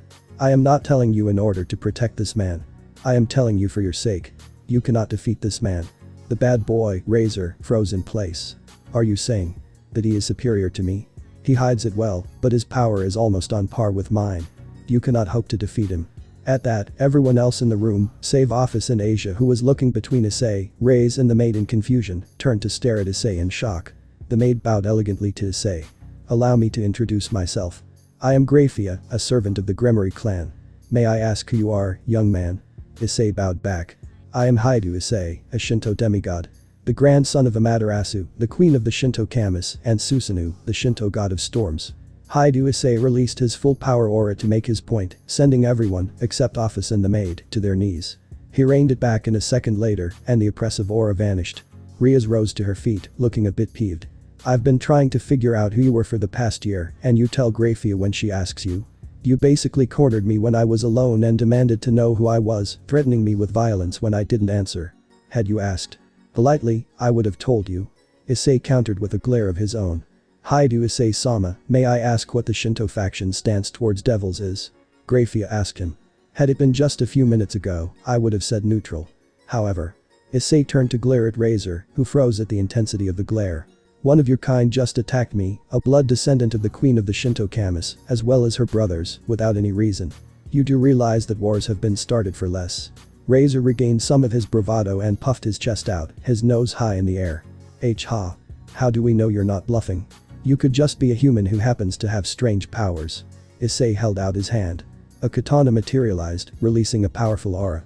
A holy sword. Holy sword. I'd appreciate it if you didn't compare me to those little toothpicks. I am Futsu no Mitama, a divine sword. A voice rang out from the sword, causing everyone to stare at it. Futsu no Mitama. The legendary sword wielded by Take Mikazuchi, but was never seen again after it was taken back from Emperor Jinmu, who had borrowed it for his campaign to the east. It appears that his claim is valid. Only a member of the Shinto faction could possess that sword. Unless you're trying to say that a human managed to sneak into the heavenly planes and steal it without any of the Shinto Kami noticing. Riaz challenged Razor, who scowled and sat back down with a huff. This is obviously a very delicate matter, so I would like to consult our Mao about this. Grafia requested, a touch of nervousness entering her normally stoic expression at the thought of a war with the Shinto faction. Go ahead. Grafia bowed and left through a magic circle. Issei sat down on an unoccupied chair and crossed his arms while waiting. Riaz, her peerage and Razor stared at him in apprehension. After a few moments of silence, Issei spoke. Gremory, who's the punk? Razor bristled at the insult, but did not make a move. Despite his arrogance, he was well aware that he might have instigated a war against the Shinto faction, and that it would likely end in the devil's defeat, and so did not wish to aggravate the situation any further. He's my fiancé, unfortunately. Riaz spat the word fiancé with as much venom as she could muster. I'm guessing you aren't too happy about this arrangement. Of course not, I'd rather die than marry this pig. Riaz surprised even Issei with her vehemence. Issei's eyes narrowed, wheels turning in his mind as he filed that information away. Then, the magic circle lit up and Grafia appeared in a flash of light, but this time she was not alone. Appearing behind her in another flash of light was a taller, male version of Riaz Gremory, dressed in armor and ceremonial robes. His eyes turned to regard Issei. You are Hyoudou Issei-kun, correct? Pleased to meet you, I am Surzich's Lucifer, one of the four mass. Likewise. Though, I didn't expect to meet one of the legendary super devils so soon. Oh, so the Shinto faction has heard of me? Of course. Surzich's Gremory, Ajuka Astaroth and Rizavam Livan Lucifer, the three super devils whose full power can rival even gods.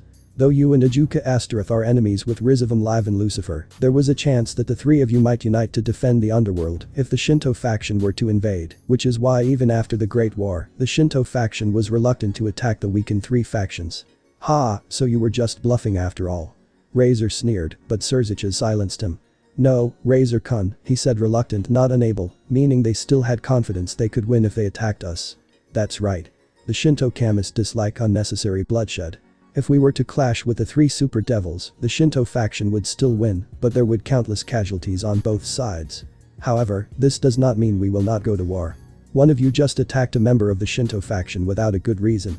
I'm sure that you're aware that if the Shinto faction declared war against you, heaven and the fallen angels wouldn't hesitate to join us. More than half of the 72 pillars are already gone. And what's more, we have this one on our side. Issei patted Ophis on the head. Ophis released a powerful aura that could rival most gods to emphasize her mate's point. And this is? Surzich's asked as he looked at the diminutive girl. The Ouroboros dragon, Ophis. She's allied herself with us. Surzich's, Grafia's and Razor's eyes widened in obvious fear at the thought of being invaded by a faction, with the backing of the strongest being in existence. I'm sure you understand now, even if the three super devils were to unite against us, you would still lose. Surzich's nodded after regaining his composure. You're quite right. The devils cannot afford another war, especially not with a faction with multiple gods and an alliance with the infinite dragon god. And it's unlikely Rizavam would help us. That man is only interested in whatever benefits him, which a war with the Shinto faction is most definitely not. Is there anything we can offer you to prevent a war? Issei crossed his arms and thought about it. A duel with the punk over there. Issei nodded his head towards Razor, who suddenly looked nervous. I see. And the rules. Free for all. I leave and let his peerage join the fight. Very well. Surziches-sama. Razor-kun, well, you might be my future brother-in-law, your actions might have doomed us. If all it takes is your life to prevent a war we cannot hope to win, that's a sacrifice I'm willing to make. I'm sure your family would understand. Surzich's voice turned very cold as he eyed Razor with a hint of disdain. But, more importantly, Surzich's turned back to Issei. This duel would definitely be beneficial for the devils whether or not Razor-kun wins, however, I do not see any merit for the Shinto faction. If you were to invade, your territory would expand, and you would be in a good position to attack heaven and the fallen angels as well. I'm guessing there's something you want as a prize if you win. That's right. When I win, I would like you to dissolve the engagement between your little sister and the punk. Excuse me? Surziches raised an eyebrow at the unexpected words. I owe your sister a favor, and it's clear that she does not want to be married to the punk, not that I can blame her. This is my way of repaying her. I see. Very well. If you win, I'll dissolve the engagement between Rias and Razor-kun. Surziches-sama, you can't Razor-kun, I will not tolerate another word of this matter from you. I will protect my citizens, and if your pride must be trampled for that, so be it. Hyoudou Issei-kun, is it fine if we conduct the duel in the underworld? Fine with me. Lead the way. Well then, everyone, please step onto the magic circle. It will teleport us straight to the battlegrounds. Everyone hastily rose to their feet and stood within the magic circle which started glowing. You're quite well prepared to have a battleground ready in such a short period of time. Oh no, the battleground was originally meant for a battle between Rias, Razor-kun and their peerages. But since we're having a duel right now, I don't see the harm in using it. With a flash of light, the magic circle activated and Issei felt himself being lifted momentarily before his feet touched the ground. He opened his eyes to see that. He was still in the occult research clubroom. No, the energy in the air has completely changed. I see, so the battleground is a replica of Ku Academy. Hyoudou Issei-sama, everyone else except for you, Razor-sama and his peerage, has been transported to the viewing room. Would you like a moment to prepare yourself? Graphia's voice sounded from the speakers in the room. Now that he thought about it, there were 16 energy signatures, including Razor's, coming from the student council room, though the other 15 were all weaker than Razor's. No need, though if the punk needs time to think of a strategy, I'll allow it. He can plan all he wants, I'll be waiting for him on the rooftops. Understood. We wish you two the best of luck. The speakers cut off and Issei stood silently in the replica of the occult research clubroom before walking out of the door, taking his time to get to the roof. Tap. Tap. Tap. Issei crossed his arms and impatiently tapped his fingers on his arm as he waited for his opponent to show up. It had been about half an hour since the match had started, but Razor had not yet shown up. All of them were still gathered in the replica of the student council room, and not even one had left. Don't tell me he's getting cold feet. Issei idly wondered to himself. Maybe I should just go attack them myself. Issei straightened when he felt the auras leave their base at once and approach his position with great speed. Issei uncrossed his arms and coated his forearms and lower legs in weak lightning.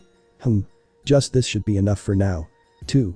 A shadow descended on Issei, who casually lifted a hand to catch the blade aimed for his head.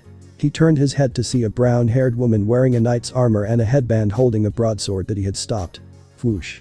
The sound of something moving at high speed through the air entered Issei's ears. He raised an open palm and caught a fist aimed for the side of his head. This time, it was a tall woman with brown hair with red highlights. She was wearing an odd ornament on her face, a portion of a white mask that covered only the right side of her face. She was dressed in a black jacket and matching jeans. Issei noted that she was also wearing black gloves that looked slightly charred. Whoosh. Once more, another one attacked, this time from the front. Issei looked to see a young black-haired and green-eyed girl dressed in a Chinese kipao, with her foot outstretched and coated in flames as well. He raised his lightning-coated leg to block the kick. I can't defend against any further attacks like this. With that in mind, Issei tightened on the sword and swung the swordswoman into the Chinese kung fu fighter, while simultaneously pulling the tall woman closer and elbowing her in the face. All three were knocked away, just in time for Issei to see twin green-haired and blue-eyed girls in gym clothes, wielding blue chainsaws, also coated in flames. Issei twitched in annoyance and casually caught both chainsaws. He was temporarily pushed back when he was caught off guard by their surprising strength, but increased his own strength and tossed them aside. Rooks.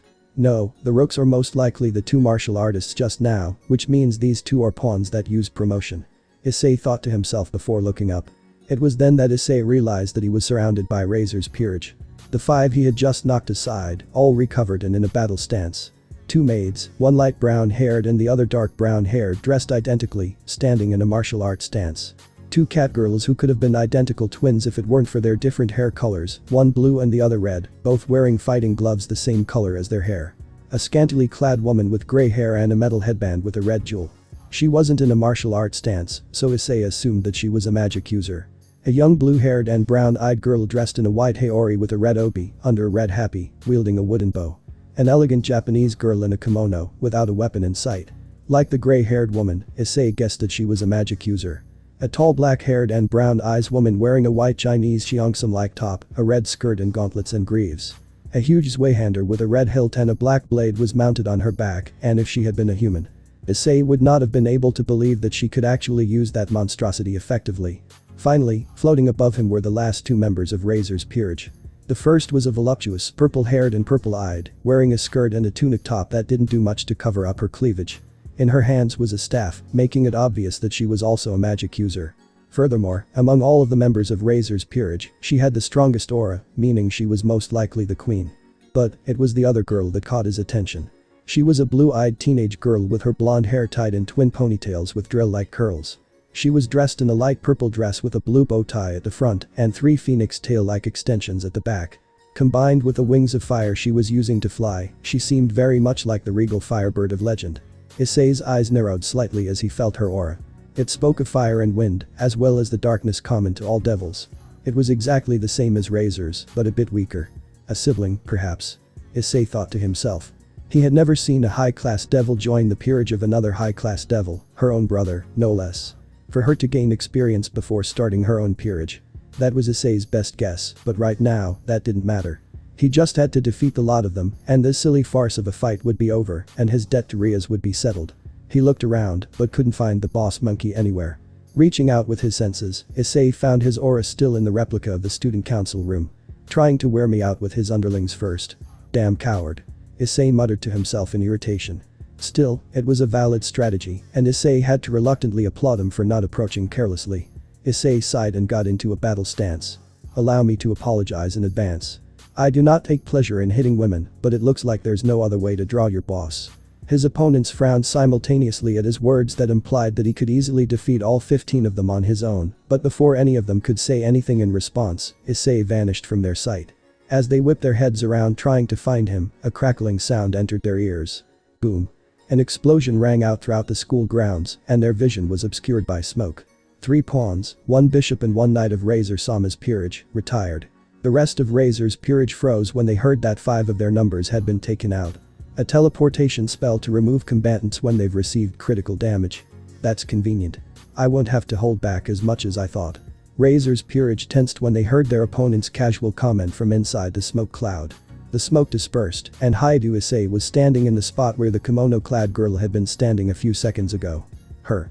As well as the 2 maids, the scantily clad woman and the zweihander-wielding knight had vanished from the rooftop. Impossible. Marion, Burant, Sharia, Mihi and Cirrus were all defeated in an instant. The relation of Razor floating in the air muttered in shock and fear that this battle would not go anywhere near as well as they had hoped. Sorry, but I'd rather not waste time fighting you girls. I'll have to crush all of you in an instant. Issei sighed and started walking towards the remaining 11 opponents. You. Don't get too cocky. The one that Issei had correctly assumed to be the queen, Yubaluna, got mad and pointed her staff at him. Issei felt a buildup of magic power in the staff and was slightly surprised at the speed. His eyes narrowed as he felt the magic leave the staff and travel towards him, though he wasn't able to see it.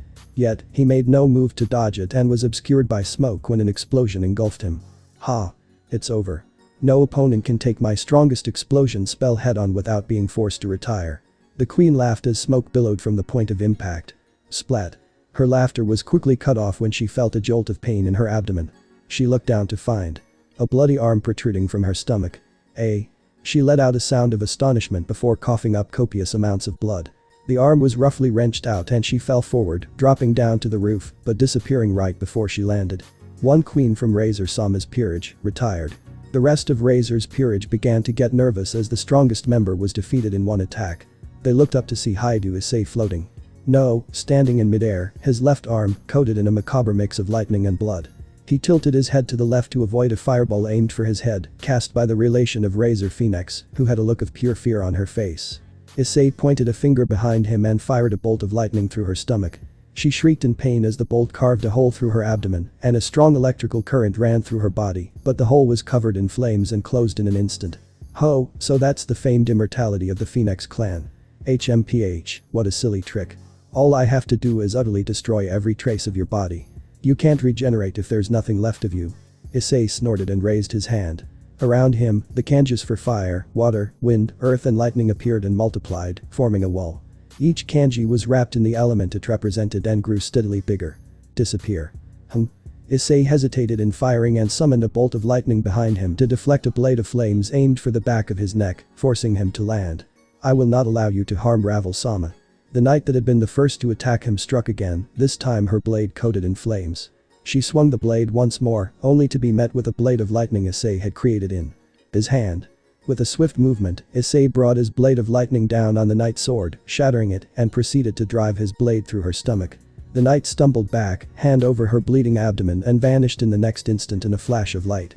One knight from Razor-sama's peerage retired. Issei whirled around and caught a flaming fist from the masked rook, who he immediately flipped over his shoulder and attempted to drive his sword into her chest. The rook rolled to the side, barely evading the tip of the blade, and kicked at Issei, who stepped aside and sliced her foot off. Reeling from the loss of her foot, the rook didn't notice the blade aimed for her until it had pierced her sternum. She too vanished in a flash of light. One rook from Razor-sama's peerage retired. Issei raised his arms and caught a bow and a flaming leg overhead. He tossed the remaining rook and the bow-wielding girl away and struck them down in a bolt of white lightning. Both vanished before the bolt even dissipated. One rook and one pawn from Razor-sama's peerage retired. Issei kicked himself off the ground and landed behind the chainsaw-wielding twins, who swung said chainsaws, coated in flames, around in an attempt to strike him. He ducked and the chainsaws struck each other, the cutting chains jamming and locking each other in place. Issei swung his sword horizontally, slashing their abdomens. As blood spurted out of the wounds, the twins were also removed from the battlefield. Two pawns from Razor-sama's peerage retired.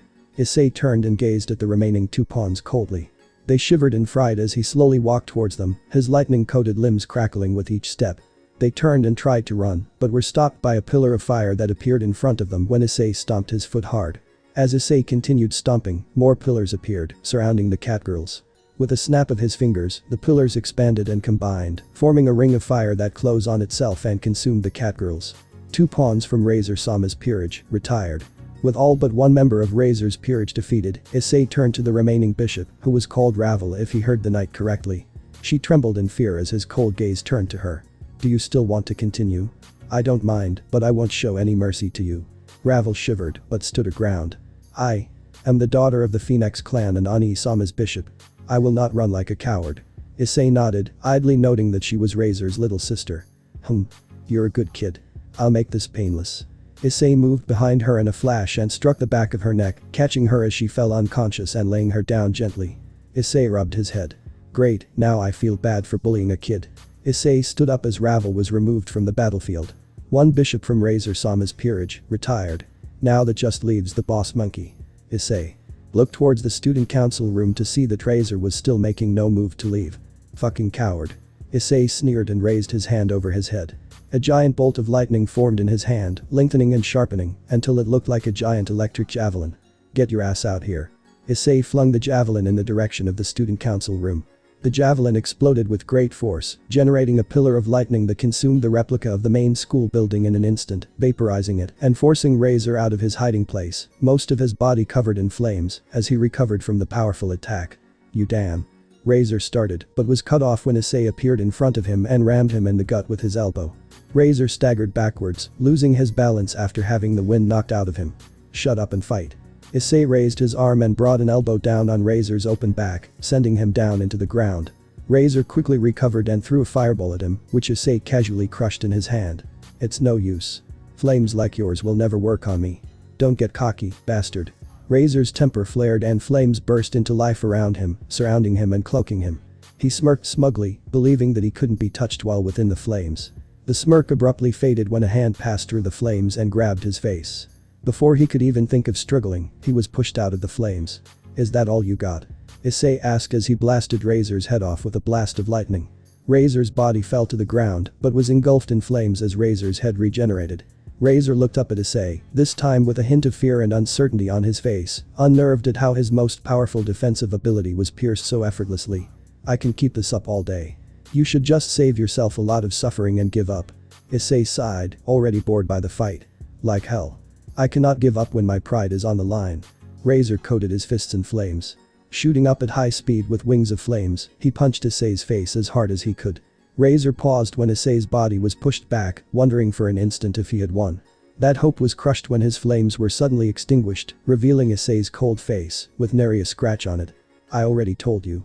Your flames are incapable of harming me. Issei struck Razor with a lightning-coated fist that exploded upon contact, sending him careening through the air and into the gym. Issei floated down to the wreckage as Razor pulled himself out of the debris. There's no point in dragging on this pointless fight. I'll end this now. Issei held up a hand and immediately, a ball of ominous black fire formed in his palm. Bouncing it up and down a few times before tossing it at Razor's legs, where it immediately ignited and started consuming said limbs. Razor raised an eyebrow. It's useless, I can. Just reach. Razor stopped, his eyes widening as he started screaming in pain. What is this? Why isn't my body regenerating? You are. It's just that the rate at which my flames are destroying your body exceeds the speed of your regeneration. Issei coldly explained as Razor writhed in agony. Damn it. Why can't I extinguish this flame? Razor's panic increased as he tried and failed to will the flames away. That shouldn't be possible. The Phoenix were masters of fire and wing magic. While not at his older brother's level, Razor was easily stronger than most high-class devils. There wasn't supposed to be any fire magic that he could not suppress. And yet, this black flame was not only resisting his control, it was overcoming his regeneration, the greatest of his abilities. Of course not. The black flame of Amaterasu will not bend to anyone but those who possess the blood of the queen of the Shinto gods. They cannot be extinguished through any means, and once they've taken hold of you, they will burn you for 7 full days, 168 hours, without end. Can you endure the pain? No, can you survive all 7 days of this torment? Razor's already pale face paled even further as he registered the full extent of the brutality of this attack. There was no way in hell he could possibly survive this technique for 7 days. In just a few short minutes that the flames had started consuming his body, the flames had already destroyed his feet and most of his lower legs. He probably had less than an hour before he was completely destroyed by these bizarre flames. But what could he do? He could not stop the flames, he had just tried and failed, and if his opponent's claims were to be believed, which Razor reluctantly did, he would not be able to extinguish them. The only one capable of extinguishing these flames is his opponent, and he wasn't looking too keen on helping Razor. Surrender. Razor froze, despite the unbelievable pain traveling up his lower extremities. Surrender, and the pain will end. You dare insult my pride again. Again with your pride. Is that pride of yours truly so important? Of course it is. I am a scion of one of the 72 pillars, one of the few pure-blooded devils left. I am a higher being. A superior being. Who is now writhing on the ground like a worm, completely at my mercy. I wonder which is more important to you. Your pride or your life? What? You wouldn't dare. Don't forget, this fight's purpose is to quell my anger, so that the Shinto faction won't declare war against you devils. If I want to, I can claim your life as well. However, I'm offering you a choice. Your pride or your life, choose which you will give up. Cruel. Razor finally understood just how cruel this boy. No, this man was to those who roused his ire. It was a decision that Razor could not easily make. He was a selfish man, even he knew that, but he believed it was his privilege to be selfish. He coveted anything. And everything and would do anything in his power to obtain it. That's why he could not make a decision. He did not wish to die, but he did not want to swallow his pride. He wanted to live, he wanted to stand tall, he wanted to win. But, it was hopeless. For the first time in his life, Razor understood what hopeless truly meant. He had never met such an overpowering opponent before, and right now, the chances of him winning had plummeted to 0 the instant the black flame touched him. Or perhaps it was even earlier than that. As the flame continued making its way up Razor's body, primal fear slowly took over. He didn't want to die. He didn't want to die. He didn't want to die. He didn't want to die. He wanted to live. Issei snapped out of his bored daze as Razor spoke. Surrender. What was that? I couldn't quite hear you, could you speak up? Issei mockingly cupped his ear and leaned to Razor's prone burning form on the ground. I surrender. I give up already. I want to live. I want to live. So please, put the flame out. Razor's pride shattered, leaving behind only a shadow of his former self, his upper body, not yet touched by the flames, shivering and tears marring his face as the full weight of his mortality was driven home. Issei straightened and looked skywards, looking for confirmation. Well. Acknowledged. Razor-sama has resigned. Winner. Hyoudou Issei-sama. Issei nodded at the acknowledgement of Razor's defeat. He turned back to the sobbing wreck that was once the proud Razor Phoenix. Geez, you could have saved yourself the pain and humiliation if you had just obediently given up when I told you to. Issei snapped his fingers, and the black flame vanished. Razor's devastated body was immediately wrapped in flames as it regenerated, but he did not seem to notice as he continued sobbing. Issei raised any eyebrow as the ground beneath him lit up as a magic circle formed. In a flash of light, he was teleported to what appeared to be the observation room that Grafia had mentioned earlier.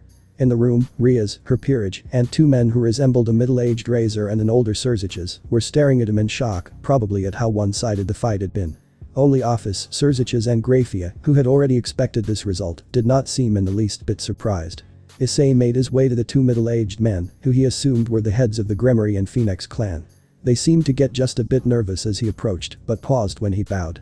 Please allow me to apologize. Even though this fight was to prevent the outbreak of a war, I have made a mockery of the union between the Gremory clan and the Phoenix clan. Ah, no, I understand that this whole incident was the result of my son's arrogance and recklessness. This was a good lesson for him, and I'm quite satisfied with the result, even if it means that the union between the two clans will not be realized. Lord Gremory, you're also satisfied with this result, aren't you? Yes, I'm fine with this. It's a bit of a pity that the engagement had been called off, but it's a small price to pay to prevent a war. The two lords seemed to be okay with the result.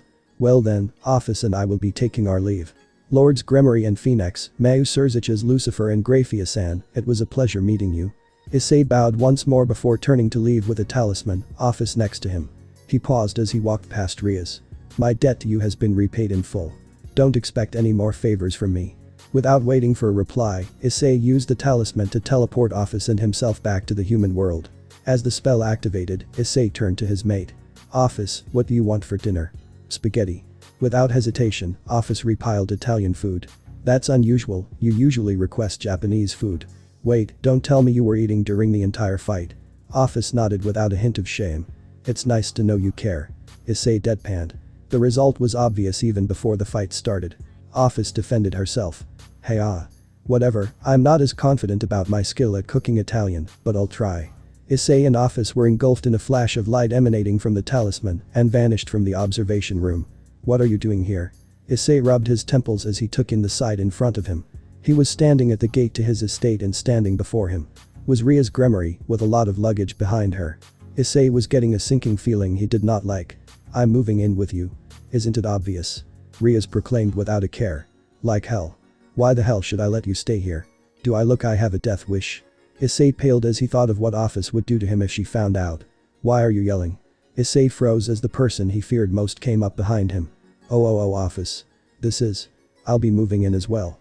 I'll be in your care, Ophis-san. Riaz cheerily said, not sensing Issei's fear. Ophis's eyes narrowed as she turned to look at Issei. Is that so?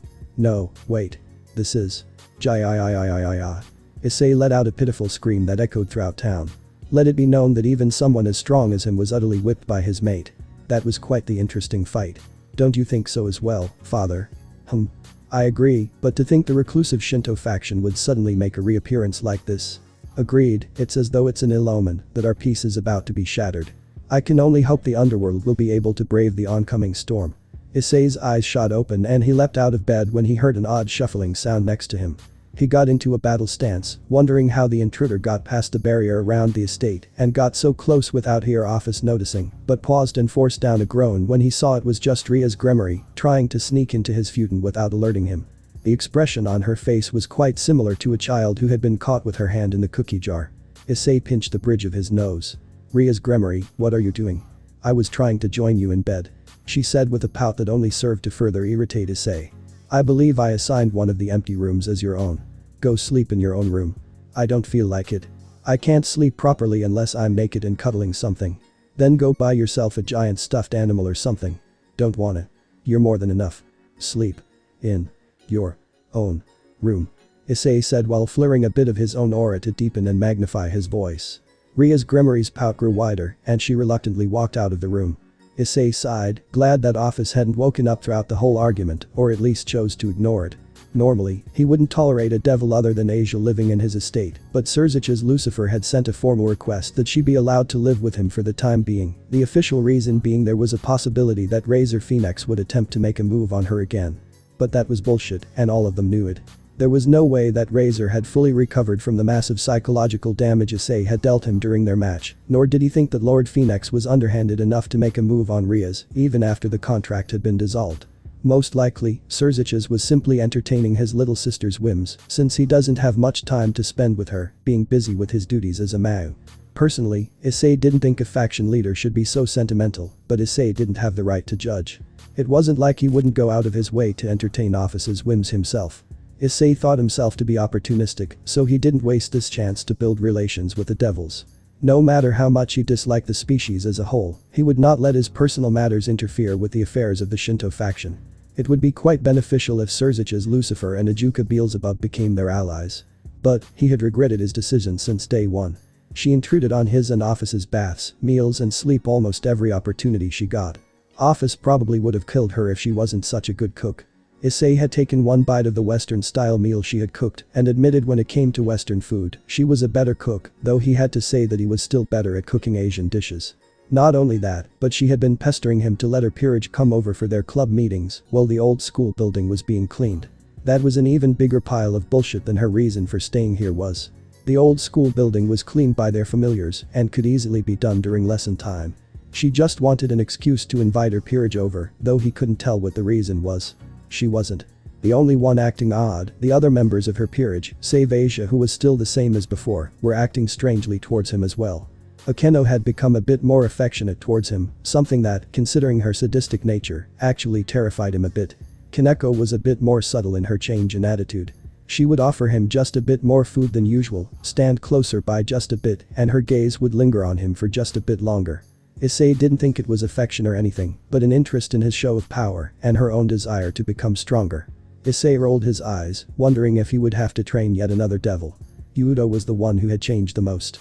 He lost his focus, staring off into space during clubroom meetings, and even during lessons, he was reportedly not paying attention to the teacher and stared outside instead, deep in thought. It was even beginning to affect his training. He made mistakes he usually wouldn't, making too big of a step, putting too much strength into a swing, using too much effort to dodge an attack. Issei had crushed him one-sidedly without needing to resort to spells or techniques, something he hadn't been able to do since the beginning of Hyoudou's training. He had asked him what was wrong, but Hyoudou denied there was anything on his mind. But Issei could see the strong animosity in his eyes, not directed at him, but at Futsu no Mitama. Well, Futsu no Mitama wasn't one of the legendary holy swords that Hyoudou despised so much, it was a divine sword that was very close. He had probably been shaken to see such a powerful sword so close to him.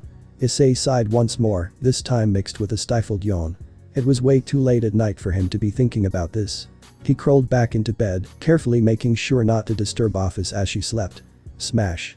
Metal fragments flew and landed on the ground as Issei effortlessly smashed another one of Hyoudou's demonic swords with his bare hand. Slam. Erg. Hyoudou grunted as Issei's knee slammed into his stomach and sent him sprawling to the ground, dry heaving as bile went all the way to his throat, leaving a vile aftertaste behind. Issei sighed. This isn't working, Hyoudou. You're still too distracted to train properly. Look at yourself.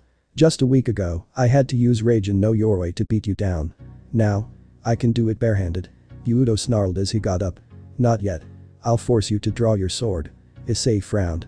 Ah, so that was what all this was about. He wanted to fight Futsu no Mitama. Don't be a fool. Even if you were in your peak condition, if I used Futsu no Mitama against you, I'd kill you by accident. Don't underestimate it just because it isn't as famous as other legendary swords. The destructive power of a divine sword is far beyond that of any holy sword. In other words, if I can defeat your sword, it means I'm strong enough to settle my grudge. Hyoudou ignored his warning and said with an obsessive light in his eye. Issei sighed. It appeared he had no intention of backing down. Fine then. I'll show you just how conceited you're being. Issei held his hand up. With a white flash, a beautiful katana, still sheathed in its scabbard that looked ornament, crafted from black lacquered wood with metal ornaments at the far end, appeared in his grasp. The tsukaido, the distinctive cloth wrapped around the handle of a katana, was woven in the traditional diamond pattern from black over gold threads. A black seigyo, a cord meant to be used to wrap around the wielder's waist, hung loosely from the scabbard. Hyoudou's knees almost buckled as an absurdly heavy presence, originating from the katana, bore down on him. And it hadn't even been drawn yet. What did you bring me out for? I don't sense any strong opponents in the area. I need to teach him a good lesson. You're needed for that. Ha. Just get this over with. I want to go back to sleep. Issei and Futsu no Mitama had a short conversation. Hyoudou straightened himself and created the biggest demonic sword he was able to muster, feeling irritated that his opponent was being dismissive of him. Finally, Hyoudou muttered and charged recklessly at Issei with a battle cry. Fool. Issei said with a sigh and easily sidestepped Hyoudou's reckless vertical cut. He then proceeded to slam the still-sheathed katana into Hyoudou's gut. Crack. Issei almost winced when he felt one of Hyoudou's ribs crack under the force that proceeded to obliterate the ground behind Hyoudou as well, the damage as far as several meters. Hyoudou's eyes went wide, and his mouth opened wide in a soundless scream as he fell to his knees, the burning pain radiating throughout his entire body, far worse than anything Issei had even done to him in a spar. Understand now? You took that much damage from being hit by a sheathed Futsu no Mitama, designed to heavily restrain her powers when not drawn. Imagine what would have happened if I had used the actual blade on you. Hyoudou grimaced. There was no doubt that there wouldn't even be anything left of him if the actual blade had been used. In your current state, forget about a divine sword like Futsu no Mitama, you can't even win against one of the low-level holy swords. Damn it. I'm still this far away from Excalibur. Hyoudou growled to himself, but low enough for Issei to not hear it. Excalibur. What does the most famous holy sword have to do with your hatred for all holy swords in general? Issei asked. He usually wouldn't pry, but Hyoudou's grudge was getting out of hand and getting in the way of his training. Hyoudou froze at the slip of the tongue and seemed to wither before Issei's eyes. Some of the tension left his body and he sighed. He seemed to have calmed down a bit. I guess I should have told you sooner. About my past. Will you listen? Hyoudou asked almost timidly. Issei stared at him for a moment before nodding. Hyoudou spent the next few minutes explaining what had happened to him in the past. How he had been kidnapped by the church at a young age to be an unwilling participant in the Holy Sword Project, a church project to produce artificial Excalibur wielders, along with dozens of other similar-aged children. How it had gone on for years, and his comrades slowly dwindled down to only slightly over a dozen, the rest having lost their lives in the course of the experiment. How they did not lose their faith in God and continued to pray to him to deliver them from their suffering. How the project was deemed a failure and shut down, ending in the disposal of the surviving test subjects. How they were thrown into a small room and slaughtered like animals with poison gas. How even then, they continued praying to God to save them, but to no avail. How his comrades had sacrificed themselves to give him an opportunity to escape. How, despite their efforts, he succumbed to the poison in the forest in the middle of winter. How Rias had found him on the verge of death and reincarnated him as a devil. And finally, how he had vowed to avenge all of his comrades' death, no matter the cost. Issei remained silent even after listening to Hyoudou's story. He had heard rumors of the unscrupulous things the church had done, but he didn't think they had gone as far as to sacrifice children for their own purposes. And all of this had been done under the watchful eye of the biblical God, supposedly the most benevolent God of all. Issei resisted the urge to sneer. Obviously, the other gods didn't know him as well as they thought they did if he had condoned this holy sword project. Hyoudou. I'm not a member of the three factions, so I don't have all the information or the full story, so I can't say for sure that you're mistaken. I personally do not think that you're proceeding down the wrong path in wanting to avenge your comrades. I would do the same if I was in your shoes, so I won't say anything. Except for this. Hyoudou, you grew up with your comrades. You supported each other in the worst of times, and no matter how much you suffered, all of it served to strengthen your bonds. You had a powerful camaraderie with your comrades. So, Hyoudou, do you honestly believe that they were so shallow that they only helped you escape just so that you would avenge them? Hyoudou's eyes widened as he stared at Issei, who dismissed Futsu no Mitama and turned around. Our training will be put hold until you get over this phase of yours. Take a walk and clear your head. I'll see you in school tomorrow. Issei walked away, leaving Hyoudou alone in the ruined courtyard, his heart in a state of turmoil. Issei was walking home to his estate, Ophis, who had waited at the school gate for him to finish his training session with Hyoudou beside him. Issei sighed, wondering if what he said would be enough to snap Hyoudou out of his emo phase. Probably not, he could be stubborn, especially when it came to his grudge. Drip. Issei looked up when a drop of water splashed down on the tip of his nose. Drip. Drip. Drip. Issei groaned as he regarded the black clouds that had gathered in the sky above, raindrops beginning to fall, and wondered if he should use his power to disperse the storm. Nah. Too suspicious. Issei sighed. Looks like he would have to use his powers to dry his and Ophis' clothes today. Issei and Ophis picked up the pace, not wanting to get caught in the heavy rainfall before they got home. Issei sighed in relief as the front gate of the estate finally came into view, glad that the rain hadn't gotten too heavy yet. Then, he paused when he saw two figures covered in white cloaks standing outside the gate, looking at the nameplate next to it that read Hyoudou. Exorcists. Issei realized and wondered if he should be preparing for a fight. But, he couldn't think of any reason why exorcists would want to hunt him down, other than the fallen angel and stray exorcist massacre he had been responsible for a few weeks ago. But, they should be thanking him, not hunting him. Issei's narrowed when he sensed a strange aura coming from both of them. One coming from the long wrapped package being carried by one of them, and the other coming from the upper arm of the other exorcist. Then, one of them perked up as she noticed their approach. "Oh, Issei-kun. Long time no see. Your family got yourselves a really nice home while I was gone," the exorcist said in an upbeat, slightly bubbly female voice. "I'm sorry, do I know you?" Issei asked, unable to identify who she was. You don't remember me? That's so mean of you, not remembering your childhood friend. It's kinda hard to see your face past the rain and that cloak." "Oh, right. Sorry, I forgot about this. But since it's raining, I'd rather not take this off. Can we come inside?" "Wait. Are you sure we can trust him? I sense a very powerful aura coming from him and the girl next to him. They're definitely not human," the other exorcist said in a female voice as well, though hers was a bit deeper than her partner's. Issei-kun, don't tell me you became a devil while I was gone. Hell no. If you ever suggest that again, I'll gut you. I'm not fond of devils. I was almost killed by 3 of them when I was 6. 6? That would be right after I moved away. Right after you. Irina. The only person Issei could think of that moved away during that time period was his childhood friend Hyoudou Irina. But, Irina was supposed to be a bingo, you got it right. Long time no see, Issei-kun. Now that I think about it, you did have an unusually high voice for a boy. So, you were a girl after all. Well, it can't be helped. Back then, I acted really boyish. So, if you're not a devil, what are you? Me? I'm a demigod. Come again. I think the rain's too loud, because I could have sworn you said that you were a demigod. There's nothing wrong with your hearing. I'm a demigod. What? The Lord had a child. No. Why would that be? Your first guess. You are aware there are other gods aside from the biblical god, right? I'm the grandson of Susanoo and Amaterasu. Who? Irina, I know you're a Christian, but at least be aware of the head deities of the main religion of your own birth country. Susanoo and Amaterasu are 2 of the Shinto trinity that leads the Shinto faction. Irina laughed sheepishly as she rubbed the back of her head through the cloak covering her. "And the girl?" the other exorcist asked. "This one? She's a dragon in human form. Don't mind her, she's harmless as long as you don't piss her off." Issei imagined they were raising an eyebrow, their attention shift to the alleged dragon in human flesh. "Well, come in.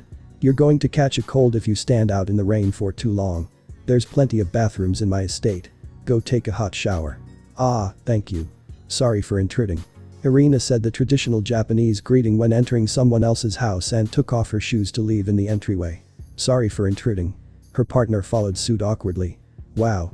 Issei-kun, your house got really big," Irina said as she marveled at the size of the estate. One of the perks of being a blood relative of the leaders of the Shinto faction is a massive spending power. The quartet walked into the main hall, and Issei pointed down the hallway to the left. "The biggest bathroom is down that hall, it should be big enough for both of you. There are also some yukatas on the shelves, you can change into those." "Okay. Let's go, Zenobia. We haven't taken a shower all day." "Why yeah." The other exorcist, whose name was evidently Zenobia, said as Irina pulled her towards the bathroom. Once they were out of earshot, Issei mumbled to himself. "They didn't even leave the package behind to take a shower. As I thought, that thing inside is." Issei. Ophis interrupted his monologue. Growl. "I'm hungry," Ophis said, ignoring the loud growl that erupted from her stomach. "Sorry, I'll get started on dinner," Issei said after a moment of awkward silence and got up, walking to the kitchen to start cooking, Ophis following behind him to wait in the dining room in the meantime. I should cook for those 2 too," Issei thought. It was still pretty early in the evening, so those 2 probably hadn't eaten yet. The modern kitchen looked very out of place in a traditional Japanese mansion, but Issei was hardly a stickler for conventionality. It was certainly much easier to use than traditional kitchens, plus Ophis would complain if he took too long to cook. After roughly half an hour, the mouthwatering ambrosial scent of freshly cooked food wafted through the Japanese-style mansion, causing Ophis, who was sitting in the dining room, to tap her fingers on the table impatiently as Issei cooked dinner for 6 people. In contrast to the modern kitchen, the dining room retained its traditional appearance, a short in height, but long in length wooden table atop. Tatami mats and a washitsu, along with cushions for people to sit on comfortably. Because it was directly connected to the modern kitchen, the whole thing made for a very strange image. A feeling of irritation spread in Ophis' heart at being forced to wait longer than usual for Issei to finish cooking, since he was making a meal for more and more people as they came to live in the house as well. Ophis liked Asia well enough, so she didn't mind having to wait a bit longer for Issei to cook a bigger portion for the three of them. Riaz was someone who irritated her to the extreme. She interrupted her alone time with Issei every opportunity she got. Thanks to her, she couldn't feed Issei and vice versa in peace. She couldn't cuddle with Issei as much as she did in the past, she couldn't enjoy the hot spring water and bask in her lover's presence, and she couldn't get a good night's sleep with him without being interrupted somewhere in the night. It was only because she was so good at cooking Western food that Ophis had abstained from outright killing her, instead taking to crushing her where she stood with her presence and striking fear into her heart with a terrifying gaze. If she dared to escalate any further, she would die a horrible painful death, Issei's objections and diplomatic relations be damned. And now, her dinner was being delayed even further because of these two visitors. Unacceptable. Ophis wondered if she could escape his notice long enough to go to the bathroom and quietly dispose of the two and return without arousing suspicion. Probably not. Issei wasn't squeamish about killing people, but he was very strict when it came to maintaining friendly relations with other factions as far as possible. Ophis didn't think Issei would be angry with her for very long, but if she could help it, she would rather not cause trouble for her beloved. He would so often go out of his way just for her after all. Stomp stomp stomp stomp. Stomp. Stomp. Stomp. Issei and Ophis looked up when they heard an odd noise rapidly making its way towards them. Is that food I smell? Issei almost jumped in surprise when a sudden loud voice came from outside and the shoji door shot open, a drooling Irina, dressed in a pink yukata, standing in the doorway. Her partner, Zenobia, stood behind her, dressed in a dark blue yukata, salivating as well. Now that they were no longer wearing their cloaks, Issei could get a good look at them. Irina had certainly changed a lot in the time Issei hadn't seen her. Who was once a child that could be easily mistaken for a boy was now a rather beautiful woman with long light brown hair, held in twin tails with blue scrunchies and violet eyes. With her bust size, it was impossible to mistake her for a male anymore. The aura he had felt from her still came from the same place, her left upper arm. Zenobia was an equally beautiful woman. She was taller than Irina, though not by much, but shorter than Issei. She had dark blue hair with strands of green at her fringe and dark yellow eyes that looked brown under the right light. Her bust size was bigger than Irina's and looked uncomfortably tight under the slightly too small yukata she was wearing. In her hands, she carried the same package from before. Yes, that is food you smell. I'm cooking dinner, so take a seat. You two certainly took your time in the shower. Did you forgot how to put a yukata on or something? Issei answered his childhood friend's question and added on. No, it's just been so long since I was able to enjoy a hot bath that I didn't want to get out. Your bathtub is really big. It's almost like a public bath. Funny how she can remember what a public bath looks like, but not who the main deities of the prevailing religion of her own birth country are. Issei idly thought to himself as he finished seasoning the soup. Not 10 minutes later, the four sat in seiza at the dining table, eating the Japanese-style feast Issei had cooked. Delicious. This is delicious, Irina. Ah, I miss the taste of the cuisine of my homeland. Irina and Zenobia devoured their portion of food like it was going out of fashion, and then moved on to the extra portions that were typically for Ophis, who bristled and picked up her pace as well. Between the three gluttons, Issei was barely quick enough to get enough food for 3 people before they were eaten. Placing a talisman on the table and putting 2 portions of food over it, Issei activated a transfer spell. The 2 portions food disappeared in a flash of light. Ide gun, we did to boot go? Irina asked with her mouth filled with food. Swallow before you talk. No one wants to see all the half-chewed food in your mouth. Gulp. Irina swallowed the mass of food in her mouth with a great swallow. Sorry. Where did the food go? There are 2 more residents in this house, but they'll be coming home late today, so I sent their dinner to them instead. Oh, you mean your parents? No, my parents are in Kyoto. They decided to return to their duties as Shinto demigods. I myself only came back to this town to complete my education. After that, I'll return to Kyoto to join them. Irina nodded in understanding. So, who are the other 2 residents in the house? Mao Lucifer's little sister and one of her peerage. Irina choked on her drink as she processed his words. Cough cough. There are devils living in this mansion. Unfortunately. I do not mind the latter, but Ria's grimoire annoys me to no end. Then, why would you let her live in this mansion? Is she that powerful that she was able to force you to do as she says? If you want, we could kill her for you. Zenobia offered. You wouldn't dare. Killing Mao Lucifer's little sister will likely spark the next great war, and I'm sure the church is trying to avoid that at any cost. Zenobia grimaced, but conceded his point. Anyway, it's not like I couldn't force her out anytime I want. I'm much stronger than she is. Then, why are you letting her live here? Didn't you say you dislike devils? It's true. I do dislike devils. But, I'm not so unprofessional that I would allow my personal feelings to jeopardize diplomatic relations. If Ria's Gremory had attempted to force her way into my household on her own, I would have thrown her out. But, her brother, Amayu, personally requested that she be allowed to stay, so I can't refuse. While we could easily crush the devils, the Shinto faction is not eager to go to war. I see. Anyway, what about you two? Why are there two exorcists in town? And carrying such dangerous objects with you too? Issei said as he looked at the package beside Zenovia. You can't tell what they are? Of course. I have something similar with me as well. So, what's your story? The two of them sat up straight as their expressions became more serious. A few days ago, Excalibur was stolen from the Catholic Church, the Protestant Church and the Orthodox Church. 3 different locations. Now that I think about it, I heard before that the original Excalibur was shattered into 7 fragments during the Great War. The 7th fragment was lost, but the other 6. Yes, the church took possession of them. 3 fragments were recently stolen. And you suspect the culprit is in this town? Yes. We already know who the culprit is, actually, and he was last seen making his way towards this part of Japan. We suspect he will come here because this is the town Mao Lucifer's little sister lives in. Who is the culprit? Grigori leader Kakabiel, as well as some of his followers. The warmongering fallen angel leader. The church must be quite confident in your skills if they only sent 2 people to fight a faction leader. No, with the 2 of us, the success rate is 30% at best. It's just that our success rate was higher than anyone else's. Since we stand a better chance, the church decided to send us. Along with these. Zenovia held up the package and unwrapped it, revealing a black broadsword with an unusually long handle that continued for about 2 hands length, followed by an axe-shaped crossguard, and then continuing for another hand's length, this time in an odd chain shape.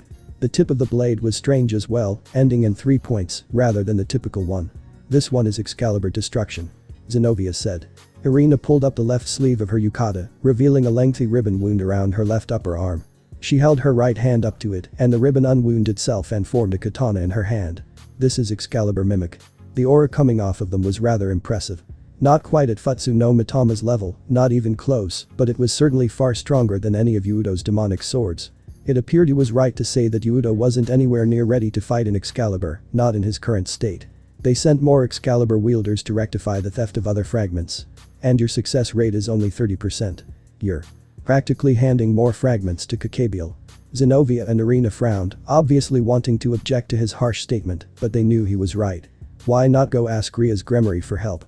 I may not like her, but she's quite reasonable for a devil. If you ask her for help, she'll probably listen. No, the higher-ups told us to order Ria's Gremory and Sona Citri to stay out of this incident. If the devils knew that the church had a major security breach like this, they may join forces with Kakabiel to attack the church instead. Certainly, from a diplomatic point of view, Issei could see it, but personally, he didn't think Ria's Gremory or Sona Citri would help fallen angels. But, it is true that we have very little hope of success. Would you consider helping us? You are not a devil, so the higher-ups wouldn't mind as much if we received help from you. I would like to, but I can't. Were the target anything but a fallen angel, I would help, but currently, the relations between the Shinto faction and the Grigori is in a bit of a risky state because I killed a number of fallen angels and stray priests a while back without checking if they were acting independently. We sent an enquiry to the Grigori, but we've yet to hear back from them. And it was unlikely they would. The Shinto faction was incredibly powerful, and even more so now that Ophis was unofficially affiliated with them, though only the devils knew that fact at this point. The Grigori would use any means to keep them off their back. Zenovia and Irina grimaced, not at all optimistic about their chances of succeeding. But, the two looked up. If you can bring me proof that Kakabiel's actions are independent of the Grigori, I'll be able to help. Proof, huh? Alright, finish your dinner. I'm sure you two have other things to do after this. The rest of dinner was spent in silence, except for the sound of Ophis munching through the feast. Irina and Zenovia had become much more subdued in their eating pace, slowing down to that of a normal, civilized person's. After dinner, the two left, promising to return the yukatas the next time they met. Issei sighed as he washed the many dirty dishes left behind after the feast. Excalibur at a time like this. The timing couldn't be worse. Issei mumbled as he thought of Hyoudou. Hyoudou. Don't do something stupid. Hyoudou trudged through the rain, taking the long route back to his apartment to clear his head. Issei's words had really gotten to him. What was it that his comrades wanted for him? To avenge their deaths? Of course not. As Issei said, they were not so shallow that they only saved him for that. Then why? Why was it that they saved him rather than try escaping themselves? There were many amongst them who longed to live, prayed to live much more than he did. So why was he the one they chose to save? Just for the sake of saving him? Just so that at least one of them would survive? They didn't even have the smallest notion. The vengeance in them when they saved him? No. Hyoudou shook his head frantically, denying that with all of his might. He had only gotten this far because of his hatred. His need to avenge his comrades was the sole reason he was still alive. It was the very basis of the existence of the man known as Hyoudou. If he didn't have that, then who am I? Hyoudou asked himself in a broken voice as the very basis of his being was challenged. Splash. Hyoudou was torn from his thoughts by the sound of something falling into the rainwater pooled on the concrete pavement. Help. Me. A middle-aged man, dressed in priest robes, choked out as he lay on the ground, his lifeblood flowed out of his body and mixed with the rainwater. The light faded from his eyes in the next instant, and he fell silent. A priest. Hyoudou mumbled, unbothered that someone had just died in front of him. It was a priest, an enemy of devils, after all. There was no need to feel bad about his death. But what on earth had happened to him? Was there a stray devil in the area? Shiver. Hyoudou reacted as a chill ran up his spine, and he immediately leapt away from his spot, just in time to avoid a sword stabbing into the spot his chest had been just a moment before. Hyoudou landed on the ground and created a demonic sword. He looked up to inspect his opponent. He was a young, silver-haired boy his age, wearing the same garb as the dead priest. Another priest. Or was he a stray priest? Yahoo! I came to hunt down the little lamb that escaped, and look who I find instead. If it isn't a shitty little devil cun. The teenage priest said with crazed eyes and a manic smile. Definitely a stray priest. I have no idea who you are or why you're attacking priests, but would you mind leaving? I'm in a really bad mood right now. Hyoudou said in an angry voice, but the stray priest either didn't get the hint or just didn't care. Ha ha ha ha. That's good. As for me, I'm so happy to find a devil that I'm shedding tears of joy. I'm tired of priest hunting. This is way more interesting. Let's have a good time cutting each other up. The stray priest laughed madly as he swung the sword in his hand around. TCH, no way out of this. Hyoudou made to create another demonic sword, but at that moment, the sword in his opponent's hand started glowing gold, emitting an aura that was all too familiar to him. Excalibur. Ha. Let's see which is stronger, shall we? Your demonic sword or I, freed Zelzan Sama's holy sword Excalibur. Hyoudou growled as the object of his hatred finally appeared before him. Finally. I've found you. Hyoudou shouted as he recklessly charged at the stray priest, who looked surprised his opponent made the first move and was almost too slow to respond when Hyoudou swung his demonic sword in an arc, aimed for his neck. Clang. Freed brought up his Excalibur fragment and blocked the attack. Holy Eraser.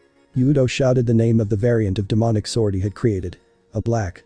Miasma emerged from the blade and attempted to envelop the Excalibur fragment, but was dispersed by the holy aura in the next instant. Ha. So that demonic sword of yours erases holy power. Sorry, that may work on those shitty mass-produced swords of light that the normal exorcist uses, but it won't do shit against my Excalibur. Yeah, I know. I just wanted to see if it was the authentic Excalibur. Now that I have confirmed that fact, I will cut it down no matter the cost. Hyoudou started swinging his demonic sword wildly and quickly. Clang. Clang. Clang. Clang. Clang. Freed quickly parried each strike with ease. In his rage, Hyoudou had completely forgotten technique and his skill had suffered. Each strike became predictable. Oh my. This is only our first time, there's no need to be so aggressive. Save that energy for another time. Freed shouted, making many sexual innuendos. The clash continued for a full minute until Hyoudou slipped on a puddle he hadn't noticed beneath his foot and stumbled, giving Freed an opportunity to attack. Slash. Erg. Hyoudou screamed in pain and fell to his knees as the holy sword cut his shoulder open, the holy power damaging his body to a greater extent than an ordinary cut would. Oh, oops, didn't you know? This holy sword can kill shitty devils like you with just a few cuts. Capiche. I know. There's no way I could possibly forget. Hyoudou said as he lashed out with a sweeping kick and knocked Freed off his feet. Ow. That's playing dirty. Freed complained as he landed on his ass, soaking his pants with rainwater and mud. Very devil-like, don't you think? Hyoudou responded as he pounced on the fallen Freed with his demonic sword raised. Freed rolled away, barely avoiding the demonic sword as its tip struck the spot he had just vacated. Freed recovered and rose to his feet, and the two separated to assess the situation. Freed clearly had the upper hand at the moment. Even though appearance-wise, he seemed to be losing given his shabby clothes, but holy power was slowly poisoning Hyoudou's body, slowing him down and weakening his arm strength and reaction time. The longer the match was dragged out, the more of a disadvantage he would be at. Hyoudou had to find a way to end this fast. Hyoudou created another demonic sword in his left hand and charged at Fried, who readied his Excalibur fragment, but paused when a small magic circle appeared next to his ear. In the next instant, Fried dropped his stance and dashed past Hyoudou, who was caught off guard by his opponent's burst of speed and couldn't react until he was already out of reach. "Sorry, but my boss is calling me, so I'll have to cut our little tryst short. See you later." Fried cackled and threw something on the ground, releasing a strong flash of light that caused Hyoudou to immediately raise his arms to shield his eyes from the light. When it faded, Hyoudou found himself alone, except for the corpse of the priest Fried had killed. Slam. Hyoudou slammed his fist into a nearby wall, tearing his skin. Trails of blood flowed from his shaking fist down the wall, but Hyoudou paid no mind to the pain, too caught up in his frustration. Damn it, just when I finally had a chance, it slipped away. Hyoudou gritted his teeth in satisfaction. His once-in-a-lifetime chance had come and gone. But perhaps it was for the best. He was too weak, he couldn't even defeat one fragment, there was no hope of him defeating all 7, not the way he was right now. I have to get stronger. Hyoudou mumbled to himself as he continued trudging back to his apartment, needing to take a shower and heal his wound. Do you honestly believe that your comrades were so shallow that they only helped you escape just so that you would avenge them? Hyoudou shook his head as Issei's words drifted into his mind again. He didn't want to think about that. He couldn't think about that. Because if he didn't have his hatred, then he had nothing. Issei felt the power surge coming from the direction of the old school building and took the pot off the stove, turned off the gas and held onto a window grill as a tremor lightly rocked the campus. It was the day after Irina and Zenobia had eaten dinner at his place and Issei was in the middle of club activities. Today, he was experimenting with clam chowder, a western dish that Riaz had cooked a few days ago that Ophis had liked. With his pride as both the man of the house and Ophis' mate, he refused to be outdone by a devil. Ophis sat off to the side. She was also a member of the cooking club, though she wasn't really doing anything. Partly because she couldn't use the stove properly without a stool, and partly because she didn't have any interest in cooking, only in eating. If it had been anyone else, the club president probably would have scolded them, but since it was Ophis, one of the mascots of the academy, she let it go. Just having her and one of the princes of the academy, Hyoudou Issei, in the club caused its popularity to skyrocket. More and more members were joining, most of them only to ogle Issei and Ophis, but more members meant a bigger club budget allocation, so the club president let it go, as long as they could cook basic dishes on their own. He had sensed Zenobia and Irina arriving in the school and assumed they were here to get Riaz, Sona and their peerages to stay out of the Excalibur incident and briefly wondered how Hyoudou would react. Then, he sighed as he felt them moving to the courtyard and Hyoudou clash with Zenobia multiple times. He was being unusually aggressive, even compared to how he had been lately, and wondered if his words had the opposite impact instead. Then, he had felt Zenobia getting serious and the coming tremor, which had prompted his actions. It was only a small tremor, but even that could be dangerous in the cooking room. Knowing that, the other members of the cooking club descended into panic until Issei shouted at them to restore order. And instructed them to turn off all of the gas and electricity until the teacher in charge returned from his toilet break. Issei and Ophis slipped out of the clubroom and headed for the old school building, intending to see what was going on.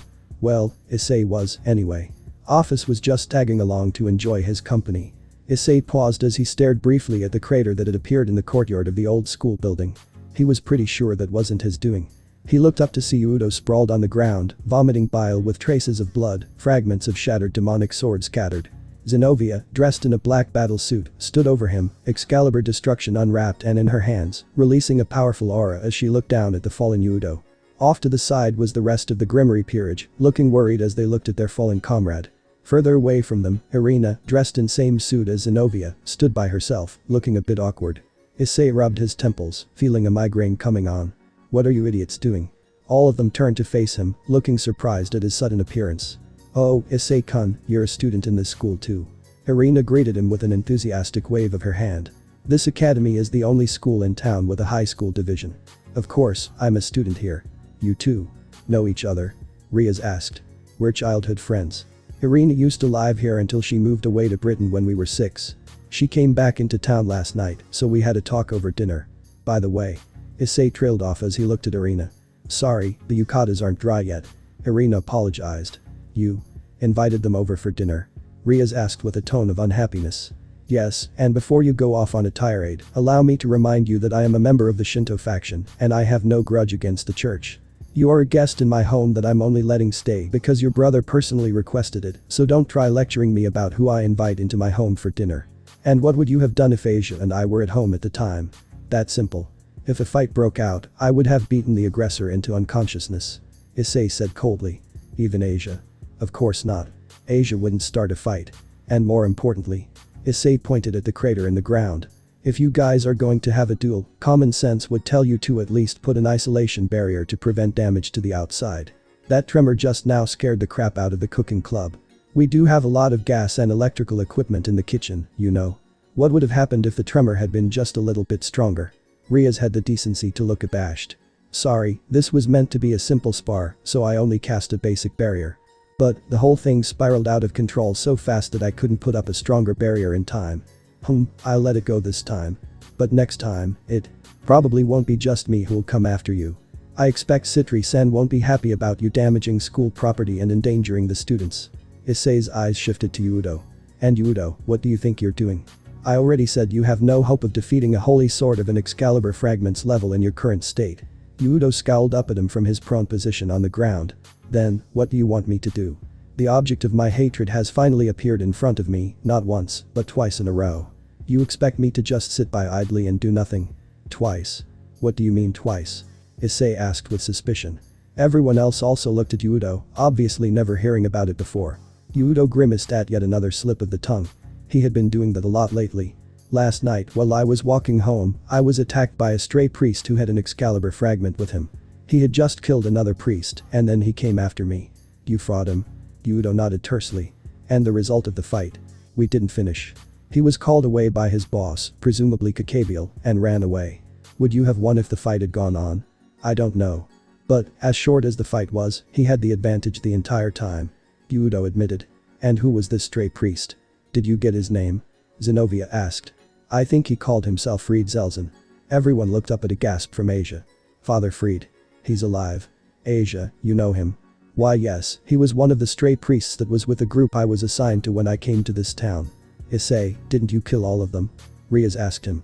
Issei frowned at her use of his first name without his permission, but answered nonetheless. I'm pretty sure I did.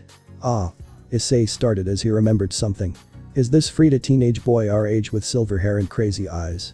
Both Hyoudou and Asia nodded. Ah, that's the priest I knocked aside instead of killing when I was rushing to get to Asia. Now that I think about, he wasn't there when I came back up from the ritual chamber. He must have escaped to the Grigori. And Kakabiel recruited him. What a troublesome guy. I know of Fried Zelzen. He was a top-class exorcist who used to be sent by the church to eliminate devils and mythical beasts. But he never had any faith in God from the beginning, he was just looking for an excuse to kill.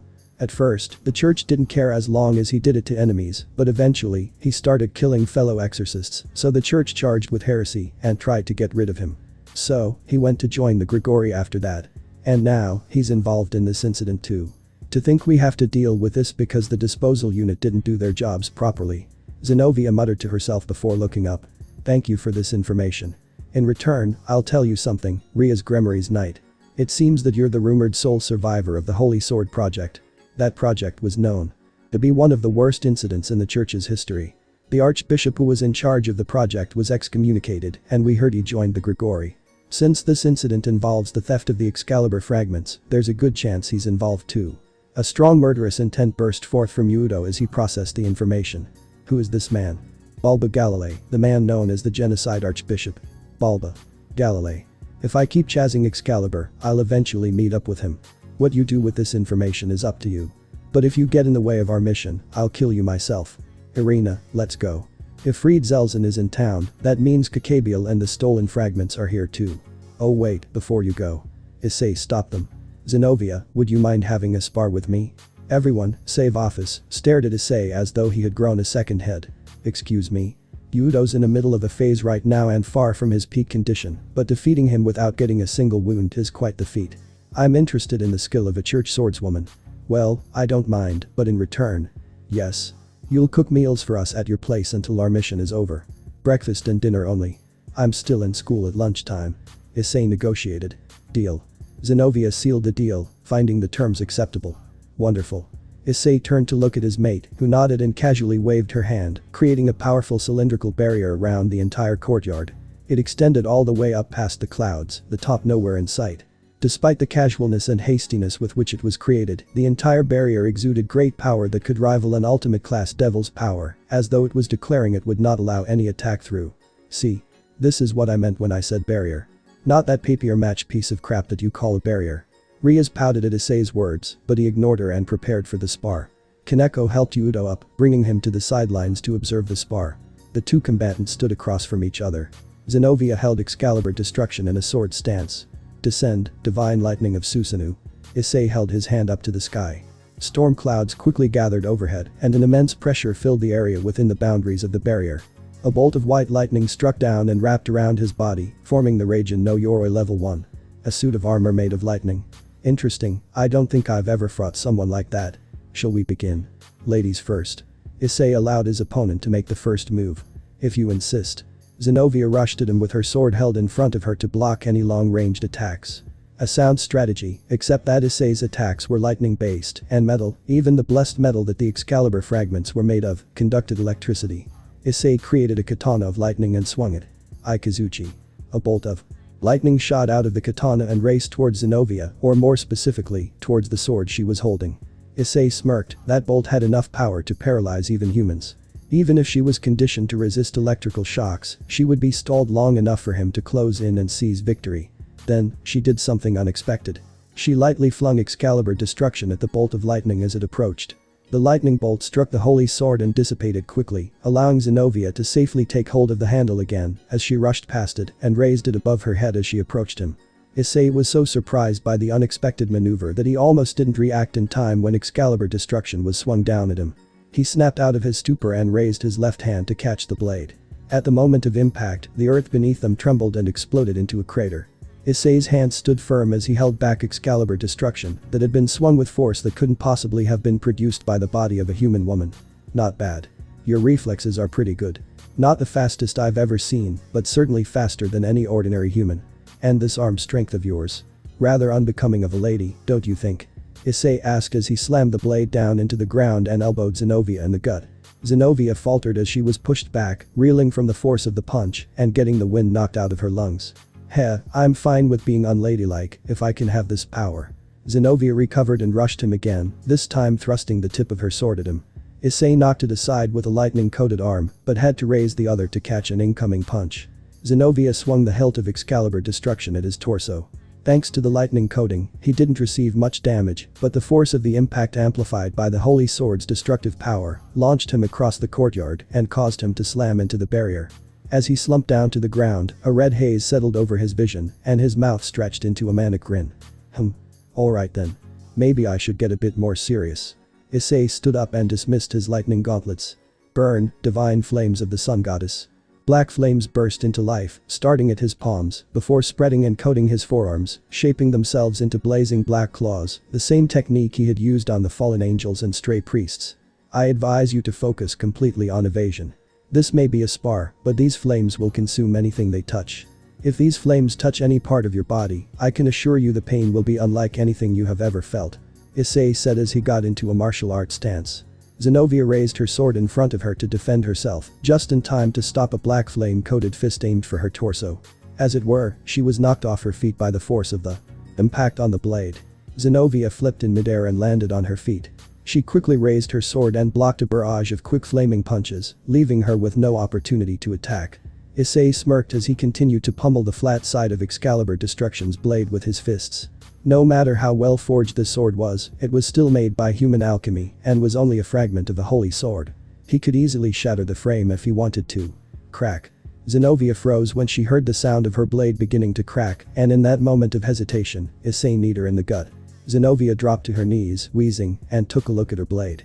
A medium-sized crack had appeared in the center of the blade. She shivered at the thought of what an attack of that level would have done to her if she hadn't blocked it in time. Issei's grin grew wider and more disturbing. What's wrong? Surely that's not all you can do. Hyoudou couldn't possibly have been defeated by that level of skill. Zenobia was beginning to panic. If she dragged this fight out any longer, there was a good chance Excalibur Destruction would be destroyed.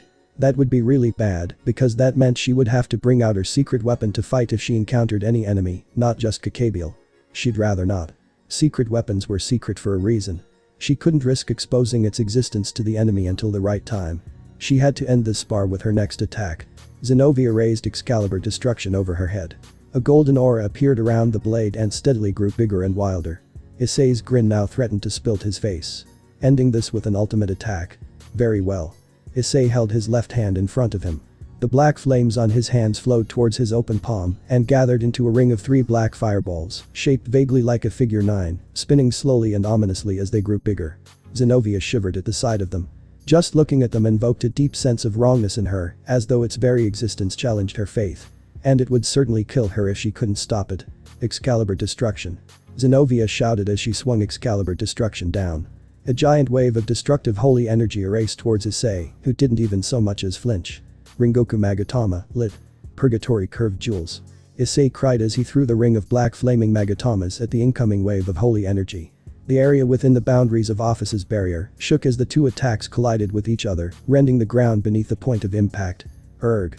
Zenobia groaned when her attack slowly began to lose ground, pushed back by the ring of Magatamas. The wave dissipated the next instant, and the ring of Magatamas rapidly continued their way towards Zenobia, who had no other option but to raise Excalibur Destruction to block it. Then, just as the ring of Magatamas was about to reach her, a great force intercepted it and destroyed the ring, sending sparks of black flames into the air. As everyone else looked around for the source of that power, Issei turned to the only one present that he knew was capable of stopping his attack like that. "What are you doing?" Issei asked Ophis, who had her hand raised in Zenobia's general direction. "You're going too far. This is a spar," Ophis said, sounding just ever so slightly cross that only Issei, who had known her for a long time, could perceive her tone. Hearing that, Issei calmed down, and the red haze over his vision faded away, returning his lucidity, finally allowing him to realize he had gotten too into the fight. Issei turned to Zenobia with an apologetic look on his face. "Sorry about that, when I fight a stronger interesting opponent, I tend to get bloodthirsty. It's fine. If it's only a small crack like this, it's not like I can't use Excalibur Destruction anymore. I'll just have to be careful not to widen the crack." Zenobia shook her head as she wrapped her sword back in its cloth, now that the spar was over. More importantly, who is that girl? That attack just could easily rival the power of an ultimate class devil, but she crushed it like it was nothing. Zenobia thought to herself as she watched Ophis wave her hand, causing the barrier to disappear. Shock wouldn't even begin to describe how she would feel if she knew that this girl was actually the strongest being in existence. Anyway, that'll be it for today. Club activities will be over by now, so we're heading home now. You should finish up whatever other business you have with Ria's Gremory and her group. Dinner's at 6:30, so don't be late, or this one will eat your portions too," Issei said as he patted Ophis's head. The duo left, leaving the rest to clean up the mess. Ria's Gremory, just who are those two? A demigod of the Shinto faction that happens to live in the same town as the Little Sisters of Tumas, and a humanoid dragon who lives with him, and both possess powers that can rival the top fighters in each faction. Does the Shinto faction really have no intention of declaring on the 3 factions? Zenobia asked. I'm not sure. However, Issei has taken extra care in the past year to not attack any of the members of the 3 factions, outside of killing stray devils, retaliation and repaying his debts, so I'm fairly certain the Shinto faction wishes to avoid war. Rias replied. True. He did make it clear to us that he did not wish to interfere in this incident because it would jeopardize relations between the Shinto faction and the Grigori. That aside, shouldn't you hurry? Dinner is in 15 minutes, and the dragon girl will polish off all of the food if we don't get there in time, Rias said, taking care not to reveal Ophis' identity. Zenobia froze for a moment and then turned to her partner. Irina, let's go. I'm getting hungry. Zenobia and Irina ran at full speed after the duo. After getting a taste of the food Issei had cooked last night, there was no way they were going to miss out on even a morsel. Issei felt a shiver run up his spine and resisted the urge to groan. He felt a strong premonition that something was wrong. He hated getting these feelings because they usually turned out to be right. It had been a few days since his spar with Zenobia, and they had been rather quiet. Hyoudou didn't seem to be picking fight with either Excalibur wielders, not that Issei had seen much of him since he had decided to skip school. Zenobia and Irina didn't seem to be having much luck finding Kakabiel and his followers. They had taken to dressing up in their priest robes and walking around town at night in an effort to draw out Fried Zelzen, who seemed to be hunting priests, and have him lead them to Kakabiel's base, but their efforts had been fruitless for the past few days, causing them no end of frustration. That combined with his premonition, Issei wondered if they had actually found their target and had gotten just a bit in over their heads. He and Ophis were walking home, and Issei had paused at a fork in the road. His instincts told him that whatever was going on, it was happening down the other path. Sorry Ophis, can you go home first? I have to make a detour. Come back quickly, I want kabayaki don for dinner. I'll make some sashimi for you as a bonus. Issei gently rubbed her head, eliciting a content purr from her. The two parted ways, Ophis returning to the estate and Issei heading down the other path that led into the heart of town. Surely those two weren't stupid enough to force a confrontation while surrounded by ordinary humans. Issei picked up the pace, hoping to get there before the damage they did became irreparable. He sighed in relief as the feeling he got seemed to be coming not from the heart of town, but further away, at the abandoned warehouse where Riaz and her peerage had killed a stray devil before. Issei clapped his hands together, and a cylindrical barrier appeared around the area, extending to edge of the forest surrounding the abandoned warehouse, just as powerful as the one Ophis had used. Of course, Issei actually had to consciously put in a bit of effort to create this barrier, unlike Ophis who could easily do it while asleep if she wanted to. It couldn't be helped, that was just how great the difference in their power was. Boom. As Issei finished creating the isolation barrier, the side of the warehouse exploded, sending shrapnel flying towards him. Issei cast a simple wind spell to blow them away. Yahoo! If it isn't the shitty devil that rejected me the first time we met. You know, I was really sad when you picked that dumb bitch over me to play with, you know. A silver-haired teenage priest with crazy eyes jumped from the hole in the side of the warehouse, landing a short distance away from him. Fried Zelzen held a glowing long sword in his right hand, and his clothes were scuffed up. Obviously. He was fighting someone inside. Sorry, but I'm not a devil. And at that time, I was in a rush and you were in the way. In that case, why not play with me right now? I have to pay you back for the scar you gave me that day. Fried rushed at him with unnatural speed, though Issei easily sidestepped him and lightly kicked him aside as he passed. Not interested. I'm just here to watch the fun and make sure it doesn't get too rowdy. Why don't you keep playing with the ones inside? Don't wanna. The ones inside are so boring. They're not strong at all. Fried whined as he stood up and brushed dust off of his tattered clothes. Fried Zelzen.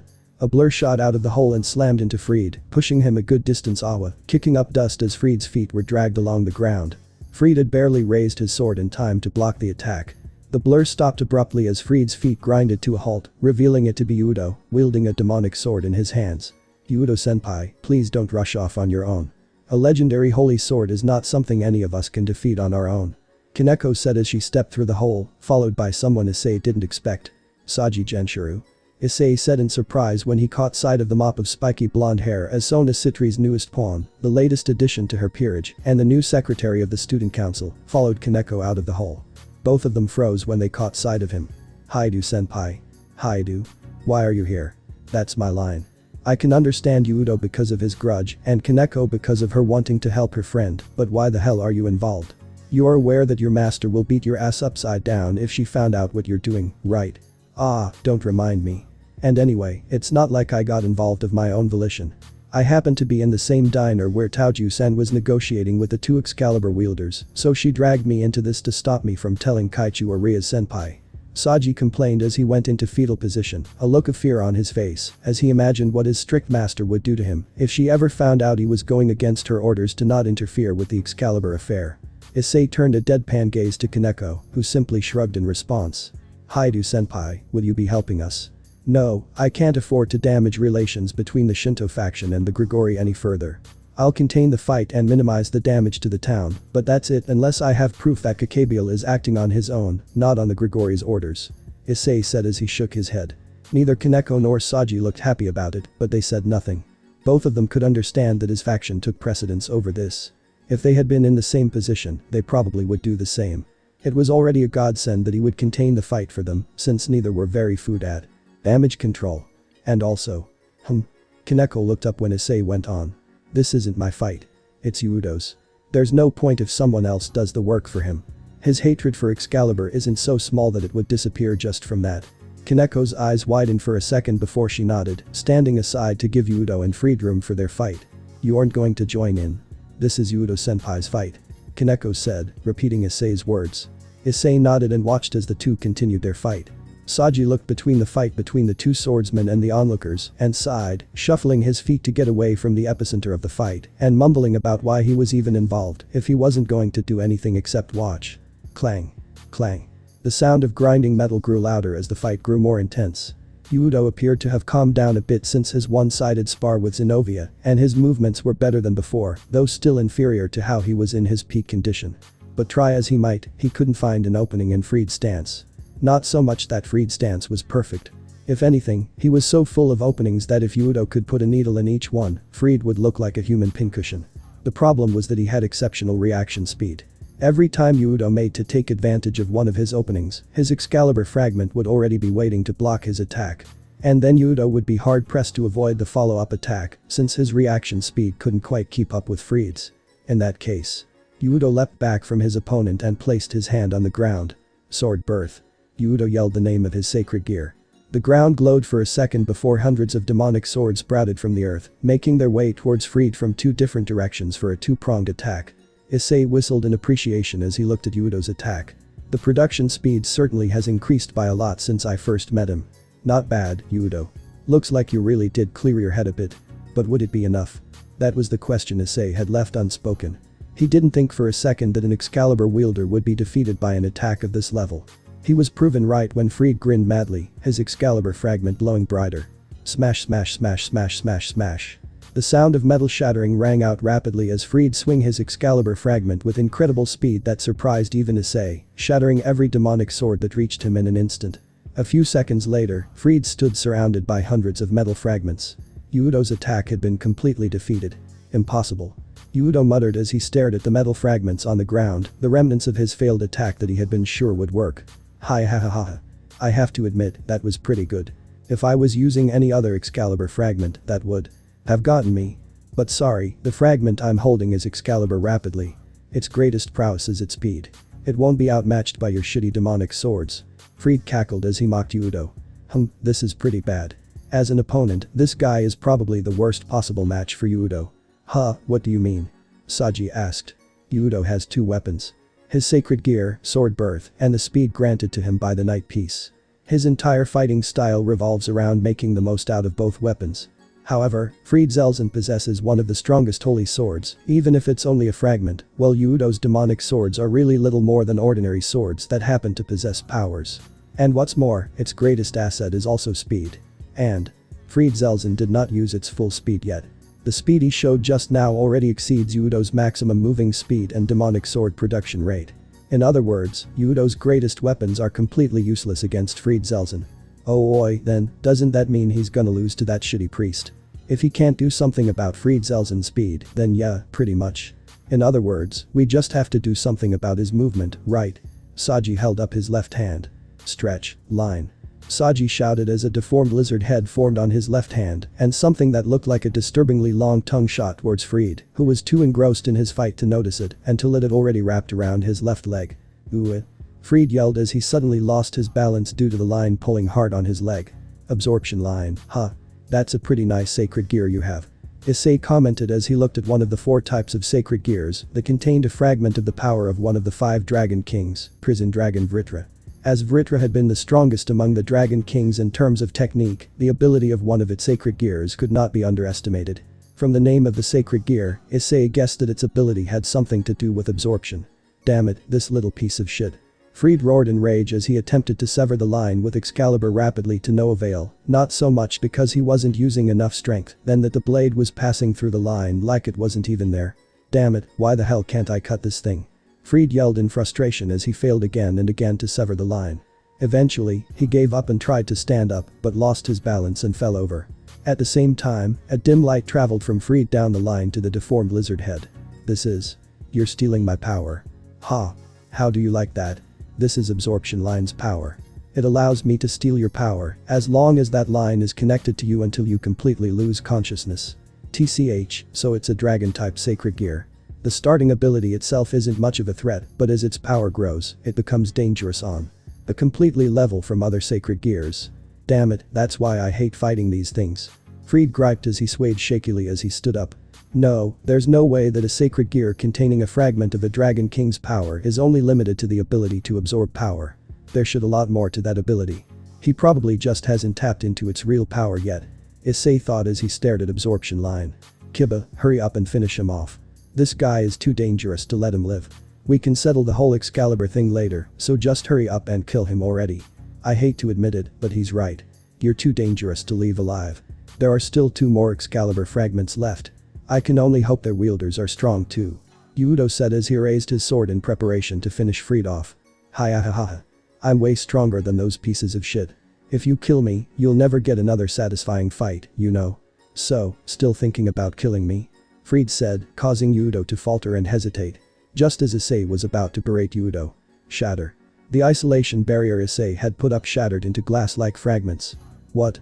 Issei couldn't contain his shock as he watched the fragments of his barrier fall to the ground and break down into energy, dissipating into the air. Who on earth could possibly possess enough power to? We came here to pick you up, Fried. An unfamiliar male voice echoed through the area. Flutter. Issei's eyes focused on a single black feather descending slowly from the sky before shooting upwards to catch sight of a young man with black hair and sharp eyes, wearing black ceremonial robes. But what really caught his attention were the 10 black feathered wigs sprouting from his back. A cadre. This must be boss. And old man Balba too. Fried exclaimed as he looked up at the cadre and then to the side. Issei followed his gaze to see a portly old man with a thin mustache dressed in priest clothes walk out from the forest. Fried, what are you doing? Old man, I can't get away because of this stupid tongue. A dragon-type sacred gear, is it? HMPH, looks like you still can't wield that Excalibur fragment perfectly. Use the holy element I gave you properly, will you? I am trying to gather valuable research data from that. Gather the holy element in your body to the blade. That should be able to cut it. Oh yeah. Fried exclaimed as though he had just remembered how to do whatever it was the old man was telling him to do. Excalibur rapidly glowed a brilliant gold as Fried held it above his head and swung it down on the line wrapped around his leg. The line was severed at the point of impact and retracted back to the lizard head on Saji's hand, but no one seemed to notice for they were too busy staring at the old man. Fried called him Balba. This man must be Balba Galilei. Hyoudou growled with a voice filled to the brim with hatred after staring blankly at the old man for a moment. Speaking. The old man replied with an amused tone, and Issei's eyes narrowed. So, this was the genocide archbishop, Balba Galilei, the mastermind behind the Holy Sword project. Then, there was no question, the one above them was Kakabiel. Issei whispered as his gaze returned to the fallen angel leader floating overhead. Fried, Balba, return to base and prepare for the ritual. Kakabiel instructed his underlings who nodded and prepared to leave, but were interrupted when someone crashed down on the spot in front of them. None of you are leaving. Zenobia yelled as she brandished Excalibur destruction. Issei noted that the crack he had made was still there. Hi, Issei-kun, fancy meeting you here. Irina waved to him as she ran past him to stand next to Zenobia, Excalibur mimic in the form of a katana, held in a sword stance. Fried Zelzen, Balba Galilei, Kakabiel. In the name of the Lord, we will now pass judgment onto you. Don't say the name of the god I hate, you damn bitch. Fried sneered as he prepared to take on the two exorcists, but a small wave of power from Kakabiel that caused everyone but Issei, who narrowed his eyes, to freeze stopped him. I said return to base. I'll deal with these trash. Kakabiel repeated, now sounding a bit displeased. Yeah, if the boss says so. Well then, Alliance of the Church, Devils and whatever the hell you are. Fried said while pointing Excalibur rapidly at Issei before taking something out of his pocket. See you later. Fried threw whatever was in his hand on the ground, causing Issei to cover his eyes with his arm, just in time to avoid being blinded by a bright flash of light. Issei lowered his arm when the flash faded to find that both Fried and Balba had disappeared. Everyone's attention turned to Kakabiel, who was folding his arms as he looked down at Zenobia and Irina with disdain in his eyes. So this is all Michael sends to stop me? Two little whelps who are still wet behind the ears. He must really be underestimating me, or he doesn't care much for the Excalibur fragments. Kakabiel said, his voice dripping with venom. We're more than enough for the likes of you, fallen angel. Irina proclaimed and leapt to Kakabiel. Wait, Irina. Zenobia tried to stop her partner, but it was too late. Kakabiel held a hand out towards Irina and released a massive burst of energy. Kaya. Irina screamed as she was struck by the attack and dropped Excalibur mimic, unconscious and heavily wounded. Zenobia caught Irina's unconscious body, but was unable to get to Excalibur mimic in time before Kakabiel grabbed it and returned it back to its ribbon form. HMPH, the more Excalibur fragments, the better. I'd like to take destruction too, but then there wouldn't be any fun in that. So, I'll simply depart with this message. Ria's Gremory. Sona Citri. Kakabiel called out. Two magic circles, one red with the symbol of the Gremory clan, the other blue with the symbol of the Citri clan, appeared on the ground, and from them, the two high-class devils and their respective queens appeared. Both looked up at Kakabiel with displeased expressions. Kakabiel, just what are you intending to do? Riaz asked one of her race's nemesis. I'm glad you asked. Riaz Gremory, Sona Citri and Excalibur wielder of the church, send this message to your leaders. I will start the next great war right here and right now, and by the end of it, it will be proven that the fallen angels are superior to the angels and the devils. And I will begin by rampaging around in your base of operations, Kuo Academy. If the devils and the church wish to stop me, then come to Kuo Academy tonight. I will gladly entertain you. Kakabiel declared and then made to leave, but then he stopped and turned his head back. By the way, which one of you was the one who created the barrier surrounding this area? He asked. That would be me. Issei said, and Kakabiel's eyes shifted to him. Two flashes of light filled everyone else's vision in the next instant. One a wave of holy energy from Kakabiel and the other a bolt of lightning Issei brought down to negate the former. Kakabiel grinned as he watched his attack being intercepted so easily. I'm impressed. I actually had to get serious to break that barrier. And your reaction speed is quite fast as well. But, who are you? You don't smell like a devil, nor do you seem to be from the church. Kakabiel asked. I'm Hyoudou Issei of the Shinto faction. I just happen to live in this town as well. The Shinto faction. Interesting. You must be the one who killed the weaklings that were dispatched here a few weeks ago. Are you going to fight me as well? Sorry, but I'm not interested in the squabbles between the three factions. I only act in the interest of the Shinto faction. I see. How disappointing. You seem to be the only one here who can give me a decent challenge. Oh well, whether you like it or not, I'm sure we will fight sooner or later.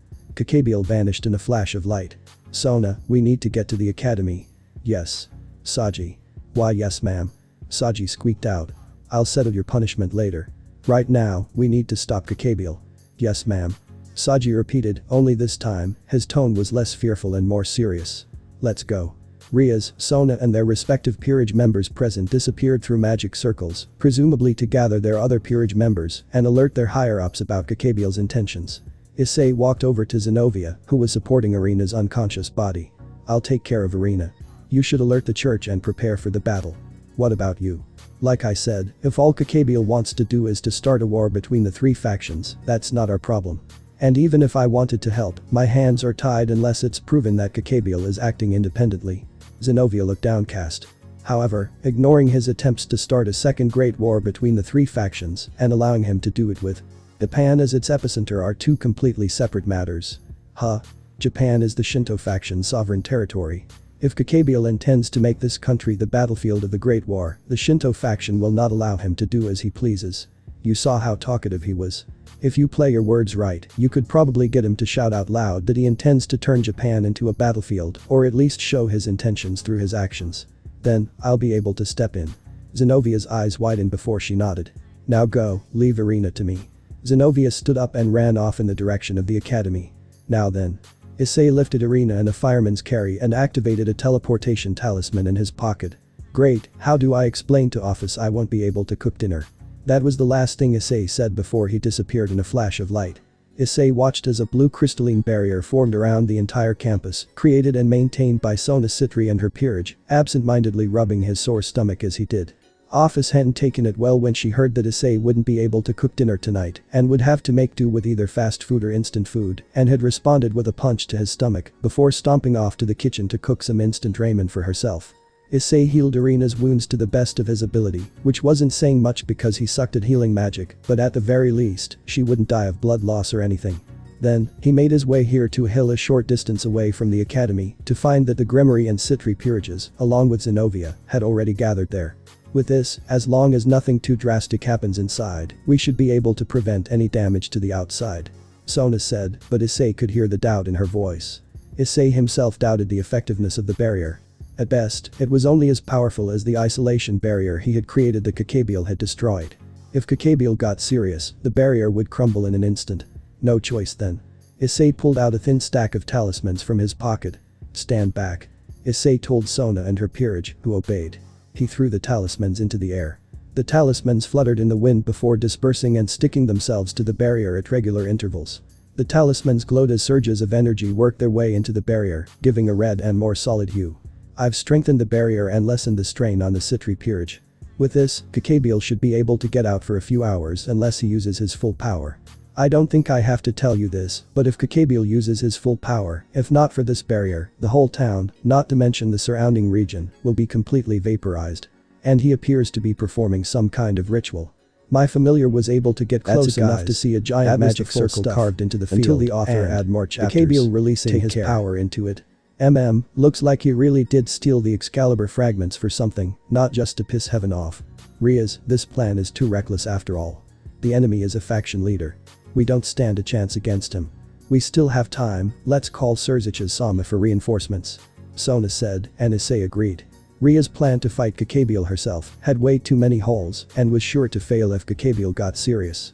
You didn't call your One Sama either. Riaz rebuked as she shook her head. My One Sama is. Your Ani Sama loves you, I'm sure he'll do something. There's no need.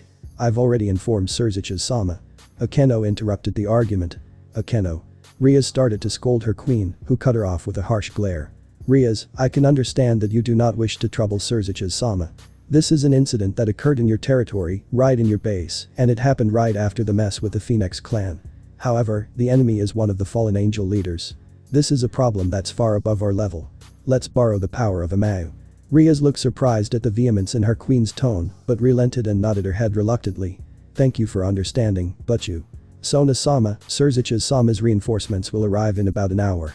Akeno said with a smile, a sharp contrast to her expression from just a second ago. An hour. That's way too long. Kakabiel doesn't strike me as the patient type.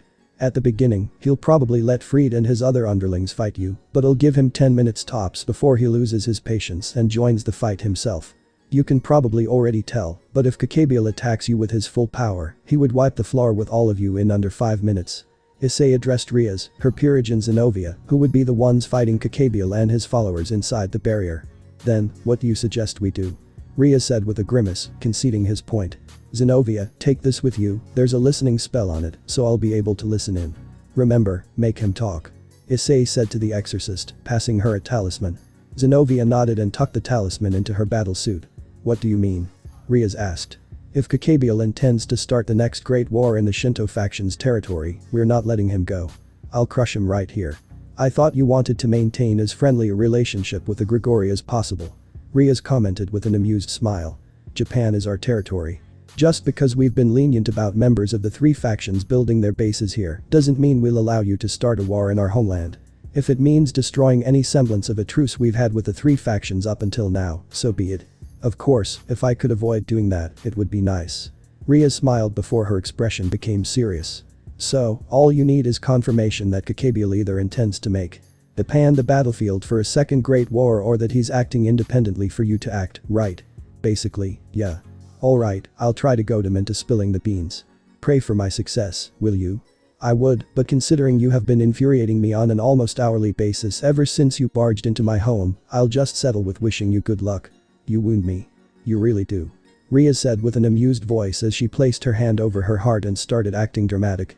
Whatever, just go in already. You don't want to wear down Kakabiel's patience any more than you already have. Riaz nodded and turned to her peerage. Now, my cute servants, we'll be going on the offensive. We will enter the barrier and draw Kakabiel's attention.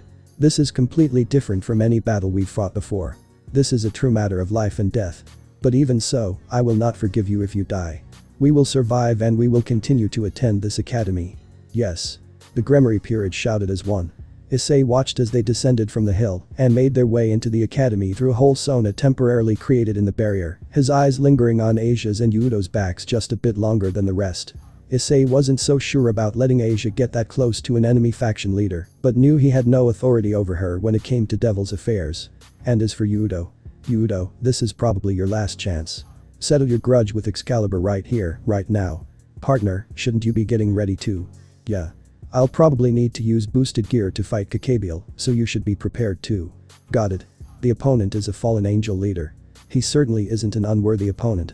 The conversation between Issei and Drake ended and the former began to mentally prepare himself for his first serious fight in a long time. Hyoudou held the crystal that contained the holy factors that had been extracted from his comrades with great care, afraid it would hit the ground and shatter should it slip out of his grip. The past few minutes had just been one revelation after another. The Gremory peerage plus Zenobia entered the academy and found Kakabiel, Fried and Balba in the field. Well, Fried and Balba were in the field. Kakabiel was seated atop a floating throne in the sky. Fried and Balba were standing within the giant magic circle carved into the field. In the center of the magic circle were the now 4 stolen Excalibur fragments, releasing incredible levels of holy power that slowly converged with each other. Balba revealed that this was a ritual to fuse the 4 Excalibur fragments together into a single sword. Kakabiel asked whether it would be Serzich's Lucifer or Seraphol Leviathan who would come to fight him, and when Riaz said that they would be fighting in their place, Kakabiel responded by casually tossing a spear of light at the gymnasium and erasing it from existence, proclaiming his boredom and. Then before Riaz could get him to talk about his intentions, he proceeded to take a short cat nap after summoning 3 Cerberuses, the guard dogs of Hades, to fight them instead. With some difficulty, since a Cerberus was still a dangerous opponent even if they were mindless beasts, the Gremory group and Zenobia managed to kill the 3 guard dogs. Then, Riaz shot a ball of power of destruction at Kakabiel, who lazily opened one eye and flicked it away with a finger. Then, Balba completed the ritual and fused the 4 Excalibur fragments into a bastardized incomplete Excalibur that possessed the abilities of Mimic, Rapidly, Nightmare and Transparency, using the energy produced from the fusion to activate the true spell carved into the magic circle, an Earth Shatter spell that would destroy the entire town and all of its residents in 20 minutes unless Kakabiel was defeated. Kakabiel commanded Freed to wield the bastardized Excalibur and fight them, and the stray priest gladly complied. Hyoudou declared his identity as the sole survivor of the Holy Sword project to Balba, who simply laughed and revealed that the Holy Sword had not failed. In fact, it had succeeded and Balba was able to produce artificial Excalibur wielders. Then, he revealed how. In order to wield Excalibur fragments, a certain level of holy factors was needed. So, the church had collected several children who had holy factors in them. However, none of them possessed enough holy factors to be able to wield the fragments, so Balba researched a way to extract the holy factors from their bodies and accumulate them. And he succeeded. The real reason he and his comrades were due to be killed was not because the project failed. Rather, it was because it had succeeded and Balba was going to kill them so that he could extract the holy factors from their body. The church expelled him on grounds of heresy, but continued to use the same method to produce more artificial Excalibur wielders, though they spared the ones they extracted the holy factors from, something that barely made them more humane than Balba. Balba then produced the crystal that Hyoudou was currently holding, the product of accumulating the holy factors into a single physical form. He revealed he had created 4 of them from the holy factors in his comrades, and 3 had already been used on Freed, who cackled and mentioned that the other 2 wielders just a while ago, because their bodies couldn't accept the holy factors. Balba then proceeded to carelessly toss the crystal to the ground, saying he didn't need it anymore because he could mass produce them without having to extract holy factors from someone else. Hyoudou reached down to pick it up, which was why he was cradling it to his chest. Everyone. Hyoudou whispered in a cracked, anguished voice as a tear slipped from his eyes down his cheek. Then, Hyoudou frowned when the orb started glowing, and odd white wisps appeared within the dim light, slowly solidifying into white figures. Figures that Hyoudou recognized and almost cried when he saw them. Everyone. Around him stood specters of his late comrades, all staring at him with a mournful expression. I've always wondered. Why was I the only one who survived? There were those who wished to live more than me, those who deserved to live more than me, so why was I the only one who was given a second chance? Hyoudou wondered aloud, barely loud enough for the specters of his comrades to hear him. One of the specters, a young boy who looked no older than 12, smiled sadly and started to speak. Don't worry about us. At least you were able to live. Hyoudou's eyes widened as he heard the unexpected. No, the truth that he had already known deep down, but had refused to acknowledge. But, hearing it straight from them had really driven it home. Then, all of them opened their mouths and began to sing a familiar song. How could Hyoudou not know it? After all, back when the Holy Sword project was still active, Hyoudou and his comrades had sung the sacred hymn daily in the hopes that God would save them. But, it had been to no avail, and the only thing that Hyoudou felt for that song was pure contempt. And yet, when he heard that nostalgic song he had grown to hate, he couldn't help but smile and sing along, as well as tears flowed down his face. The specters began to glow bright blue and circled Hyoudou. We were no good alone. We did not have enough factors to wield Excalibur. But, it's fine if we do it together. Hyoudou's heart was filled with warmth as he listened to his comrades' words. Normally, the sacred hymn would cause damage to devils, but Hyoudou felt no pain, only the growing warmth of his comrades. You must accept the Holy Sword. It's not scary. Even if God isn't watching over us. Our hearts are always one. The specters flew up into the sky and descended on Hyoudou as a beam of light. As it died down, Hyoudou felt an incredible power well up within his body and calmed his heart. I simply wanted to live. Hyoudou thought to himself as he remembered the night he had fled with the help of his comrades from the church and was found and saved by Riaz. What is it that you desire? The then little girl had asked as she held his dying body in her arms. Help. Was the only thing he could mumble with the strength he had left in his poisoned body.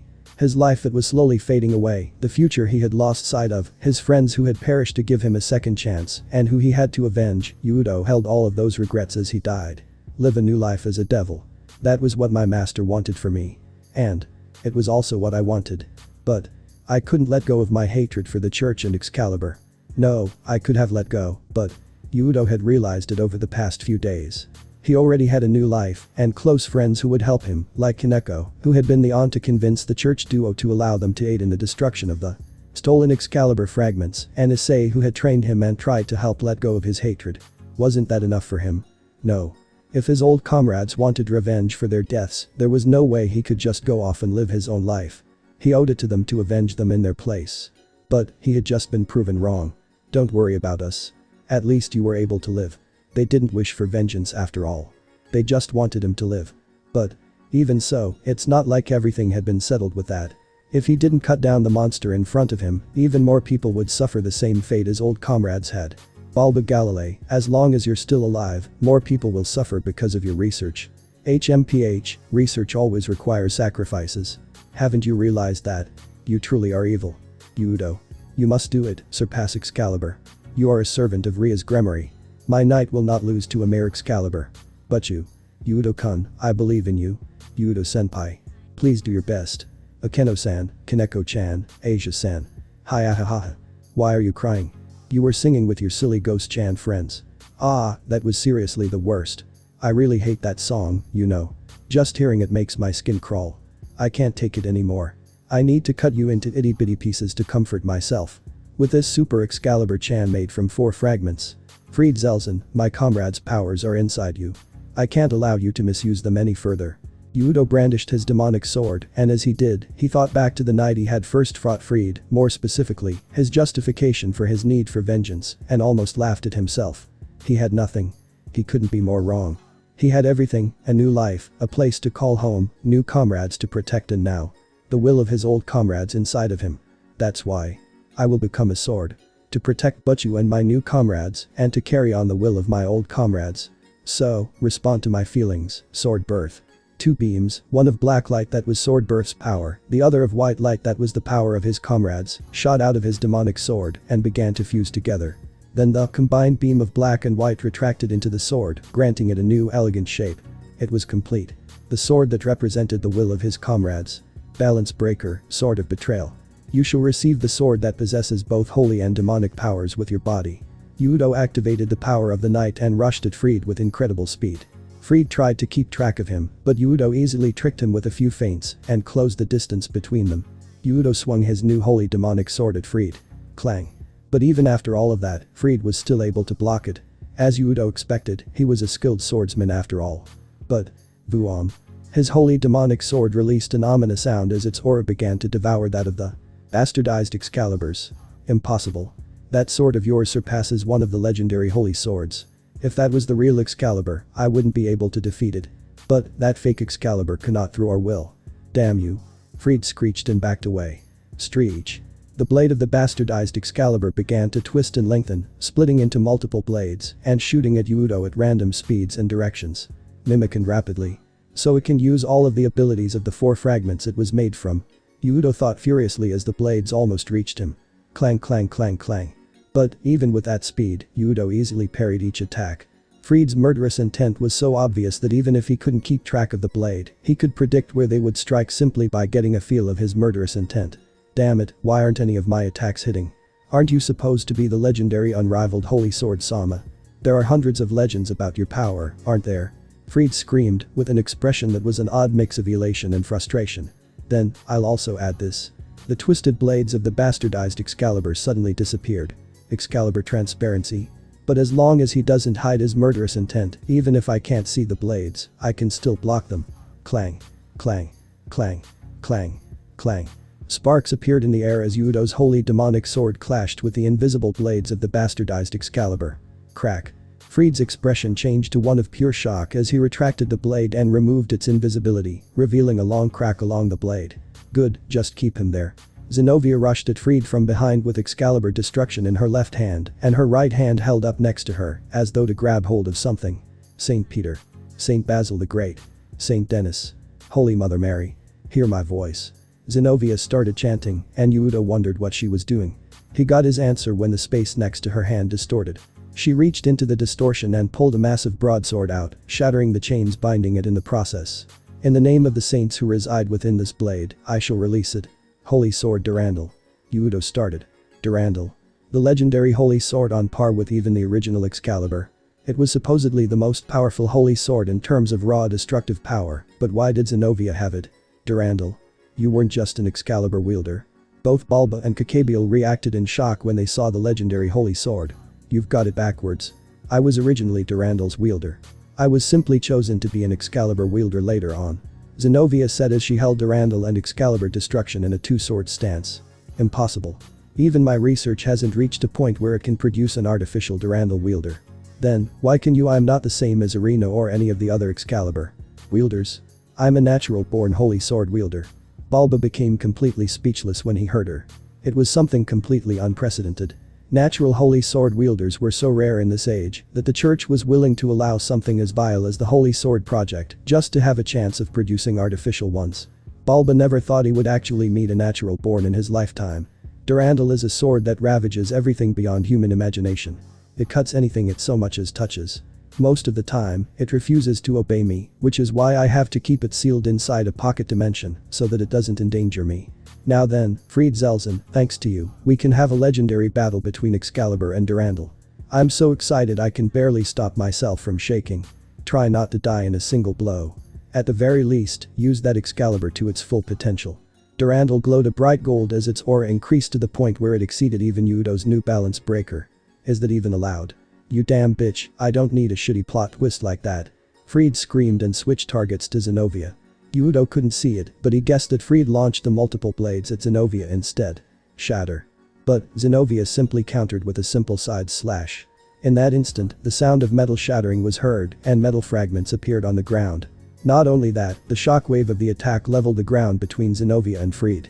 Fried retracted his blade and made it visible only to find that the top half of the blade was completely destroyed. So, in the end, it's just a heretic sword after all. It can't compare to my Durandal. Zenobia sighed with an expression of boredom on her face. Everyone was shocked. Excalibur Destruction's power had been nothing compared to that. But, Hyoudou knew that as dangerous as Durandal was, its power still didn't hold a candle to the power of Issei's Futsu no Mitama, only a small part of which he had experienced firsthand. Seriously? Seriously? My Super Excalibur-chan is broken. This is really horrible. Was it wrong to use something that was broken from the start? The shallowness of humans, the church's foolishness and hypocrisy, is it because I grew up with those that I ended up like this? Fried seemed to lose his will to fight, and Hyoudou took the opportunity to charge at him. Fried turned to Hyoudou and used Mimic's ability to throw more blades at Hyoudou, but… shatter. Hyoudou tore through the remnants of the bastardized Excalibur, all the way down to the hilt, completely obliterating it and lacerating Fried along his stomach. Did you see? Our power has finally surpassed Excalibur. Hyoudou whispered to his holy demonic sword as Fried fell to the ground. It was done.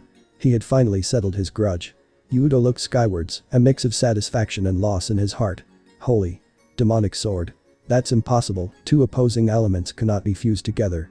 Hyoudou turned to the source of the voice to find Balba with a confused and fearful expression on his face. Ah, that's right, this isn't over just yet. As long as Balba Galilei existed, there would only be more victims in the future.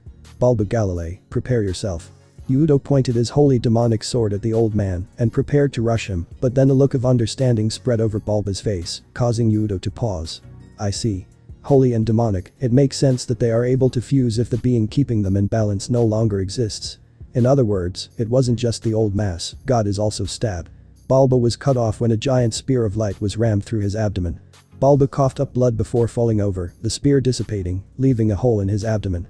Hyoudou went up to him to check his pulse, though it was fairly obvious he was already dead. Balba, you truly were remarkable. The fact that you managed to reach that conclusion proves your genius. But, it doesn't really matter to me whether or not you help me. I should have just done this myself from the beginning. Kakabiel sneered down at them from his airborne throne. He stood up from his throne and jumped down to the ground. Ha ha ha ha. Kahahahaha. Kakabiel laughed insanely, releasing a terrible aura that sent everyone to their knees in an instant. All of you, come at me at the same time with your full power. Kakabiel ordered them confidently, causing Ria's face to redden in anger. Are you giving us a chance? Stop messing around. The ones messing around are you trash. Do you honestly believe you can actually defeat me on your own? Kakabiel stared down at them with his cold eyes, causing them to stiffen with fear. Hyoudou's palms were getting sweaty, causing him to almost lose his grip on his holy demonic sword until he had squeezed his hands around the handle, trying to stay calm. This was completely unlike anything he had ever felt. No enemy had ever managed to instill this much fear into him before. Riaz was right. This was a real fight to the death. If he didn't prepare himself, he would be killed. Take all the time you need. But I advise you to hurry up. There's only 15 minutes left until the Earth Shatter spell activates. Kakabiel taunted them and crossed his arms, apparently intending to wait until they were ready to attack. Wait until my signal to attack. We'll be killed if we charged in recklessly. Riaz said with a shaky voice as she held up her hand and began to focus her power into her palm.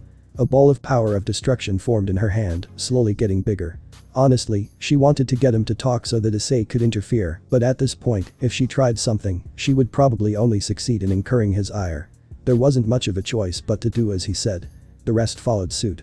Akeno charged up a bolt of lightning in her hand. Kaneko got into a fighting stance and waited for her master's signal to attack.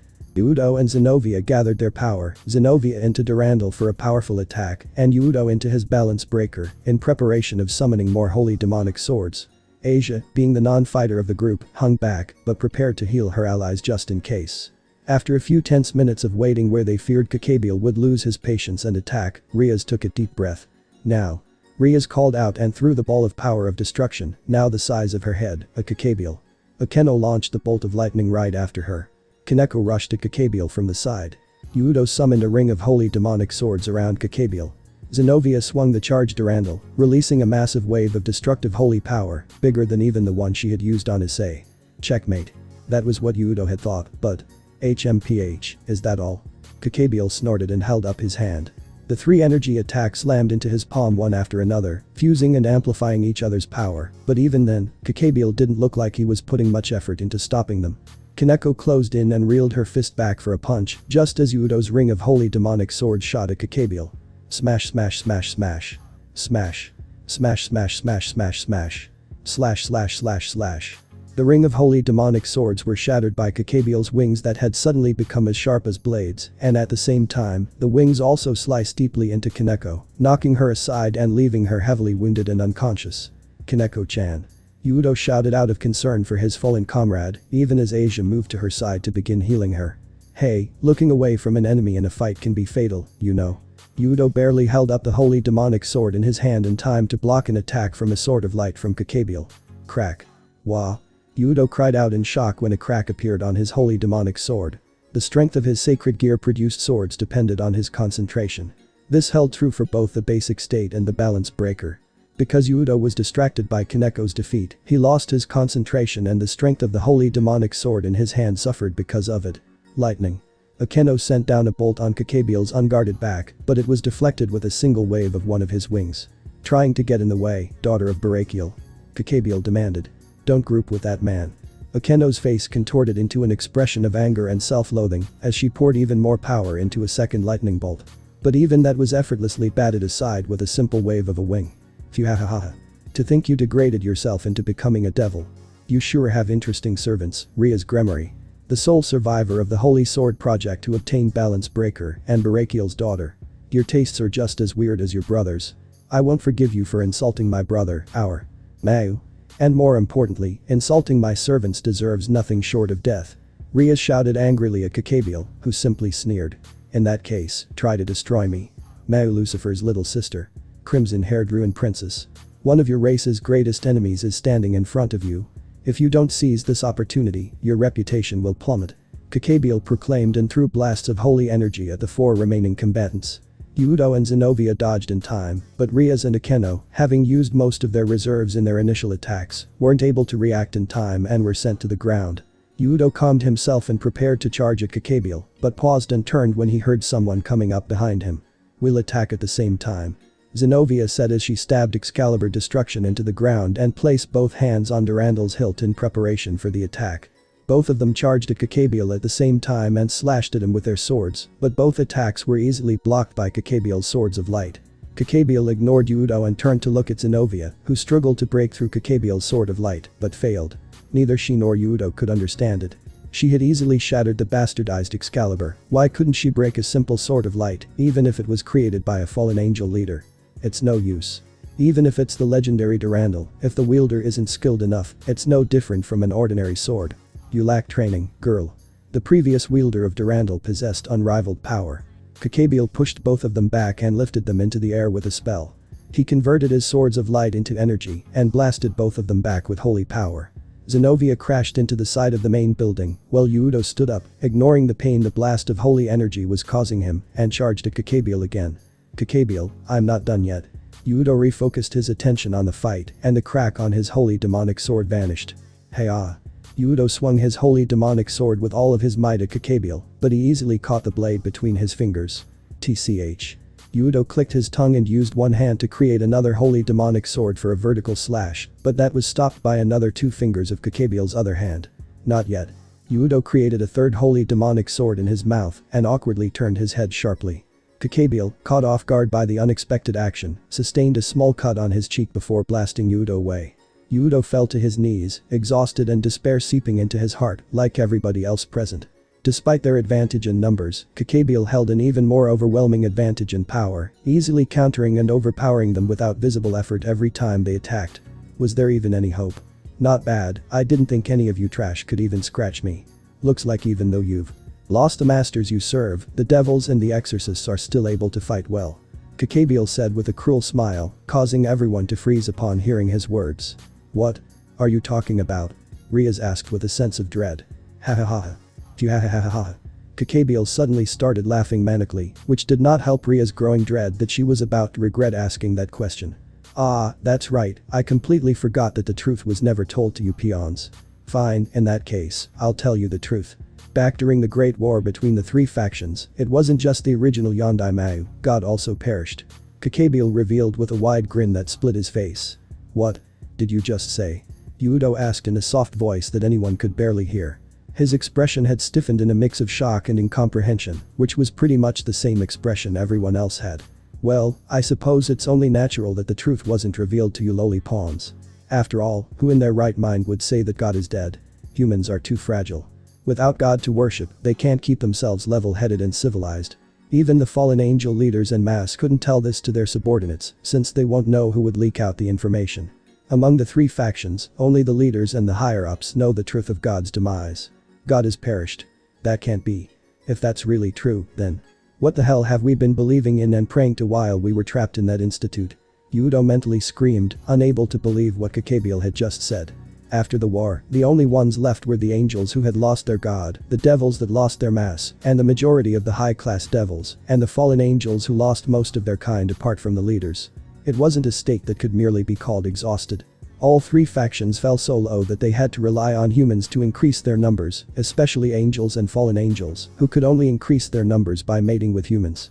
Well, fallen angels can increase if angels fell, but pure-blooded angels can't increase their numbers after losing God. Even pure-blooded devils are rare these days, right? It's a lie. It has to be a lie. Zenobia whispered from her spot on the ground, close to where Hyoudou was. She had an expression of terror and despair that none of the Gremory group could bear to look at. It couldn't be helped, if her object of her faith, her sole reason for living no longer existed, it was natural that she would end up in that despondent state. Even Hyoudou, who had turned his back on God and his followers after the Holy Sword Project, cringed when he thought of what his life before he became a devil meant. In truth, a second Great War will never happen unless someone purposely fans the flames of animosity. It's because all of 3 factions suffered massive losses in the previous war. Everyone decided that continuing the war was pointless, now that the ones who had instigated the war in the first place, God and the original Yondai Mayu, were dead. Even that damn bastard Azazel declared that there won't be a second war after losing most of our men. Do you have any idea how hard that was to bear? Lowering your gun after you've already shot it. Don't fuck around with me. If the war had gone on, the fallen angels would have won. And despite that damn bastard. What point is there to our existence if the only thing we do is invite sacred gear holding humans to increase our ranks? Kakabiel spat out with incredible venom, expressing his dissatisfaction with how things were now. The Lord no longer exists. The Lord is dead. Then, the love he granted us is. Asia said with a despondent look on her face, causing Kakabiel to burst out laughing. Yeah, that's right. There is no more love or divine protection from God. After all, he's long dead. Well, Michael is certainly doing well. He took God's place and is watching over the angels and the members of the church. Well, even if God is gone, as long as heaven's system is still operating, prayers, blessings and exorcisms will still work to some extent. But if you compare it to the time when God was still around, the effects are obviously much weaker. The holy demonic sword brat was able to obtain a balance breaker like that because God isn't around to maintain the balance between holy and darkness anymore. Normally, there's no way that two opposing elements would ever be able to fuse, but if you take away the ones keeping them in balance, many strange things will occur as a result. Thud. Asia's unconscious body made a dull sound as it struck the ground after the revelation of God's death became too much for Asia and caused her to faint. Asia, get a hold of yourself. Rhea shouted to her bishop in vain. Right here and now, I will start the Second Great War by taking all of your heads and sending them to Serziches and Michael. Even if it's only me, I will prove that the fallen angels are the strongest. Hyoudou finally realized the futility of this fight. Their opponent was someone who possessed enough power that he would confidently declare war on the angels and devils by himself. There was no way they had any chance of defeating from the beginning. So, you're saying that you are doing this by yourself without the Grigori support and you intend to turn this country into the battlefield of the Second Great War? Rhea suddenly asked, seemingly for clarification. Yeah, that's right. Azazel is too much of a coward to do anything and everyone else follows him blindly. That's why I'll do this myself, and I'll start with this town where the Little Sisters of Tumas reside. I see. Did you hear all of that? Rhea's called out, confusing Kakabiel. Yeah, I heard it loud and clear. A male voice reverberated throughout the campus, and Kakabiel raised an arm to cover his eyes when a gigantic bolt of white lightning crashed down in front of him. Good work getting him to talk. I made sure to record all of that. Well, I wasn't expecting to hear that the biblical god was dead, but with this, the Grigori can no longer complain about the Shinto faction interfering in their affairs. Take a rest and leave this to me. Issei said as he cracked his neck and silently apologized to the deceased biblical god for thinking badly of him. Oh, so it's the Shinto boy this time. Interesting. But there's only 10 minutes left before the Earth Shatter spell activates. Do you really think you can defeat before then? Who knows? Why don't we test that right now? Ha ha ha. Well said. It'd be too boring if I killed you instantly, so I'll allow you to make the first move. Finish whatever preparations you need before you attack. Kakabiel declared, so confident in his victory that he was willing to grant Issei the same handicap he had granted the others. Well, I suppose I should thank you for that. Well, just don't come crying to me when I turn out to be stronger than you think. Issei raised his hand. Descend, divine storm of the storm god. Dark clouds appeared overhead at Issei's command as usual, but instead of sending down a single bolt of lightning like the Grimoire group was used to seeing, multiple bolts of white lightning struck, creating a white flash that blinded everyone else. The light died down, revealing Issei clad in lightning armor. But it wasn't the same as before. Instead of the usual lightning wrapped around parts of his body as a crude armor, this time, it was an intricate Asian full-body armor crafted from white lightning, releasing sparks of lighting every now and then. Raijin no Yoroi, level 2. Bayu no Shogun, lit. Lightning God's armor, level 2. Warlord of Valor. It's been a while since I used this. Issei said as he held up a lightning armor-clad hand and created a spear of white lightning. Gahahaha. What incredible mastery over lightning. It might exceed even Barakiel's power. Interesting. This is too interesting. Let's have a good fight to the death, Shinto boy. Kakabiel cackled and leapt at Issei, who simply swept his spear, creating a wave of lightning that intercepted Kakabiel and exploded. Kakabiel shot upwards into the air, his clothes covered in burnt blackened patches, but still maintaining a manic grin, and created dozens of spears of light. While they weren't as powerful as the ones he usually used, they made for quality and quantity. With a wave of his hand, Kakabiel rained down the dozens of light spears on Issei, who spun his spear like a windmill, using the rotation to shatter the spears. As the last spear shattered into tiny glass-like fragments, Issei caught sight of a gigantic double-ended spear of light forming above Kakabiel. He couldn't take that one head-on. In that case. Issei held up his spear and pumped energy into it. The spear crackled with sparks of white lightning as it glowed brighter and the blade grew sharper. Kakabiel tossed the gigantic spear of light at Issei, who responded by tossing his own charged spear of lightning. The tips of both spears met and in the next instant destroyed each other, creating an explosion, though not as big as the ones that would have been formed if either attack were allowed to fully detonate, that generated a huge column of smoke that reached all the way to the top of the barrier. Without wasting time, Issei leapt through the smoke column towards where he had last seen Kakabiel floating. Caught off guard when Issei suddenly burst through the smoke column, Kakabiel wasn't able to react in time when Issei cut him with his lightning-coated hands, creating an X-shaped gash on his chest. TCH. Kakabiel clicked his tongue as blood poured from the gash and punched at the still airborne Issei, who barely brought up his lightning armored arms in time to block the brunt of the attack. Even then, the force of the attack sent him crashing into the ground, creating a sizable crater upon impact. Issei picked himself up and rubbed his slightly sore forearms. Even with the lightning armor active, Kakabiel's punch still stung. Then again, since Kakabiel's fist had come into contact with the armor, he should have been injured as well, no matter how light it was. He was proven right when Kakabiel landed on the ground, rubbing his burnt fist. Using a direct physical attack on someone using lightning armor was a bit stupid of me. But, whatever. It's been a long time since I had a fun fight.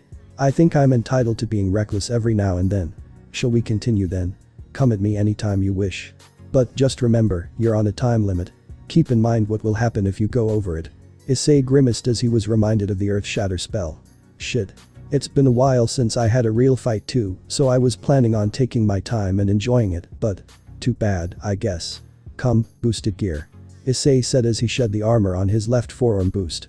A deep male voice echoed throughout the campus as a metallic red spiked and clawed gauntlet with two green jewels, one at the back of the hand and the other at the elbow, appeared and replaced the lighting gauntlet on his left forearm. Kakabiel, as well as everyone else, recoiled in shock when they saw the red gauntlet that was one of the legendary Longinus gears. A Longinus. And boosted gear of all things. Kakabiel muttered as he stared at the sacred gear that contained the soul of Drag, one of the two heavenly dragons whose power rivaled or even exceeded God's. What's wrong? Lost your nerve already? Issei taunted his opponent. Ha ha ha ha. Just the opposite. I've never been more excited. Boy, you said your name is Hyoudou Issei, correct? Boost. That's right. I am Hyoudou Issei, grandson of Susanoo and Amaterasu, a Shinto demigod. Issei answered as the second boost activated. Ha ha ha ha. A demigod. Even better. Very well, Hyoudou Issei, I acknowledge you as a worthy opponent. Let's have a good fight that both of us can enjoy. Kakabiel grinned maniacally as a powerful golden aura burst forth from his body, crushing everyone except Issei down to their knees, unable to move. Issei lowered his head and scratched the back of his head. Ah geez, if you say that kind of thing to me. Issei suddenly raised his head back up, revealing an equally manic grin, as a familiar red haze settled over his vision, and a red and black aura emerged from his body, increasing the pressure that the Gremory group and Zenobia already felt, causing to drop to all fours in an effort to stay up. I won't be able to stop myself from getting carried away. Boost. Issei launched himself at Kakabiel with incredible speed far exceeding even Hyoudou's maximum. Kakabiel grinned in response and held a hand up. A massive wave of holy energy shot from it and raced towards Issei, who simply laughed and swung his right hand, releasing a series of claw-like crescent energy waves that slashed through his opponent's attack. As Issei reached Kakabiel, he reeled his hand, balled into a lightning armored fist, back and punched at Kakabiel's head. Kakabiel snorted and moved his head to the side to avoid the punch, only to bend over sharply when Issei's knee rammed into his gut, knocking the air out of his lungs. But instead of being sent flying, Kakabiel held firm and grabbed Issei's face, the only part of his body that was not covered in lighting armor. Got you. Issei barely had time to make a sound of shock before he realized Kakabiel's intention to hit point blank with another holy blast. Kazuchi. Issei called out in a muffled voice, and a bolt of white lightning descended from the sky and struck them both. Issei was mostly immune to electric shocks, even ones enhanced by divine power, due to his divine blood. No. But the same could not be said for Kakabiel, who took the full brunt of the attack and was forced to let go of Issei and retreat lest he take any more damage. But Issei had no intention of letting him escape. He started chasing Kakabiel almost immediately. But as he caught up, he hesitated when he saw a triumphant smirk on his opponent's face. Issei's advance was abruptly halted when Kakabiel's wings sharpened and started slashing at him. Thanks to his armor, he wasn't actually being wounded, but the endless assault was enough to keep him in place long enough for Kakabiel to create another massive spear of light and toss it at him. Issei was unable to react as the massive spear struck his armored chest and exploded, searing his body even through the armor. Boost. As the explosion died down, the fourth boost activated, though Issei paid little attention to it as his bloodlust began to skyrocket, partly due to anger and partly due to his enjoyment of his first real fight in a while. Burn, divine flames of the sun goddess. Black flames burst to life in Issei's hands, but did not turn into claws like they did in the spar with Zenobia. Instead, Issei focused his energy to mold them into the familiar ring of black flaming Magatomas. But this time, instead a single ring of 3 Magatomas, they had turned into 2 rings of 6 Magatomas. Ringoku Magatama. Issei tossed the 2 rings of magatomas that spun in the air like a shuriken on an erratic path towards Kakabiel, who immediately attempted to shoot them down before they reached him, but was unable to even get close before they both slammed into him and ignited into a giant column of black flames. I. Kakabiel screamed so loudly in pain that it caused the Gremory group and Zenobia to flinch and shiver. Issei on the other hand was completely undeterred and held his hands up together, such that the shape of the space between them became spherical. The moment he made the hand gesture, the giant column of black flames distorted and remolded itself into a giant black flaming sphere with Kakabiel trapped in the center. Crush him. Issei muttered as he clasped his hands together, closing the space between them. The black flaming sphere immediately began to shrink rapidly, intending to forcefully compress Kakabiel's body along with it. But, once the sphere shrunk to a certain size, it began to vibrate violently and then exploded in the next instant, sending countless sparks of black flames flying. He extinguished my flames. No, he used a burst of energy to blow them away. Kakabiel floated unsteadily in midair, a good part of his clothes burned to a crisp and the rest blackened and burnt. Under his ruined clothes, the exposed parts of his body, including his hair, were in a similar state, burnt and blackened. And yet, despite all of that damage, Kakabiel was still grinning manically, his cracked charred lips making it look even more disturbing. Boost. Kakabiel ignored the 5th boost when it activated and simply held his hand up, causing Issei to grow weary and focus his attention on Kakabiel. But it was because of that he didn't notice where the attack was coming from until it was already too late. 5 columns of holy energy suddenly shot up from magic circles on the ground, surrounding him and slamming into the barrier, causing it to creak and groan, but still hold firm. The columns of holy energy were so close to each other and to him that he had no way of escaping as they began to close in on him. HMPH, is this all? Bracing himself, Issei slammed at full speed into the ground, shattering it and disrupting the magic circles producing the columns of holy energy. That was the weakness of the magic used by the 3 factions. If the magic circle producing the spell was destroyed, the spell itself was interrupted. Well, the same could be said about Onmujutsu, since it could also be interrupted by destroying the talismans. The 5 columns dissipated and Issei dropped his guard, only to look up and find Kakabiel already in front of him with a warhammer of light in hand. Issei had the wind knocked out of him as the warhammer slammed into his gut, not injuring him, but managing to actually put a crack in his lightning armor. Issei careened through the air, crashing into the main building. Issei recovered and landed on the ground, stopping to look at the small crack in his armor. Now he was a bit impressed. While lightning was an element that bolstered offensive power and speed and therefore didn't boast much defensive capabilities, the Raijin no Yoroi was still an incredibly powerful set of armor. The fact that Hyoudou at his best before obtaining Balance Breaker and Zenobia with Excalibur Destruction were unable to put a dent in level 1 proved just how powerful it was. But it also showed just how powerful Kakabiel was to be able to put a crack, no matter how small, in level 2. No, it wasn't only because Kakabiel had much more power than Hyoudou or Zenobia. Issei himself was also part of the problem. Had he grown so out of practice that he couldn't manifest level 2's full power? Issei grinned. That didn't really matter. This was just too damn fun. Futsu no Mitama. In a flash of light, the sheathed divine sword appeared in his hand. Again. Who's the opponent this time?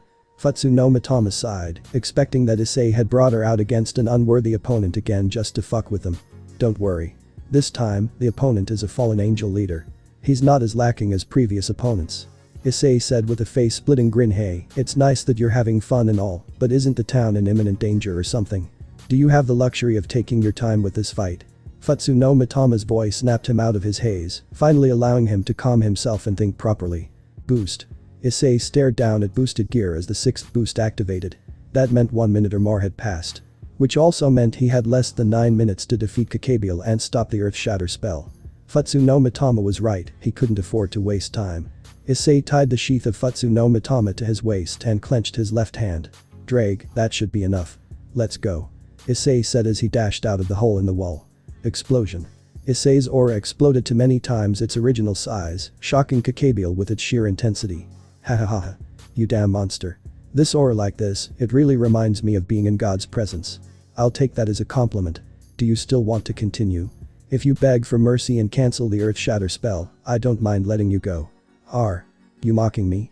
I already said it, even if it's just me, I will start the Second Great War and crush Michael and Surziches. No one, not even the current Sekiryu, will stop my ambitions. Kakabiel shouted angrily, his aura becoming wilder. Issei shrugged. Your funeral. Kakabiel lost sight of Issei in an instant and then had his field of vision filled up when Issei suddenly appeared in front of them in the next instant. Then, he was sent flying by a fist to his face, though it felt more like he was being hit by a boulder. Kakabiel felt some of the bones in his face shattering. Kakabiel forced himself to stop as he went spinning through the air like a discus, breathing erratically as blood leaked from his mouth. Rip. I. Kakabiel screamed when he felt his topmost wings being torn off. Blood spurted out of the stumps as he reeled from the shock of 2 wings. Kakabiel turned to see Issei holding his torn wings in his hands before they burst into black flames and turned to ashes. Won't you just give up already? Now that I'm using boosted gear, you no longer have any hope of winning. I'm not into bullying my opponents unless they really piss me off. Issei sighed and shook his head, looking at Kakabiel with an expression reminiscent of the condescendingly contemplative look a human would have when they're in the midst of deciding whether or not to squish an ant on the ground. I am a proud fallen angel leader. I will prove that fallen angels are the superior race. Kakabiel shouted, the veins in his temples now becoming visible and pulsing. Kakabiel flew up into the air and held both hands up. Immediately, a giant spear of light formed in the air above, rapidly expanding as Kakabiel poured all of his power into it. Eventually, it grew so big that it cast a shadow over a good part of the campus. There was no doubt in anyone's minds that if a spear that big detonated, the barrier the Citri group was maintaining would be shattered, even with Issei's talismans reinforcing them. Most likely, the entire town would be vaporized even before the Earth Shatter spell activated. While the Grimoire group started panicking, Issei remained completely calm. If anything, he looked bored as he stared at the giant spear of light towering over him. Ha. Guess I just have to crush that. Issei held a hand over Futsu no Mitama's handle and got into a drawing stance, pumping energy into the divine sword.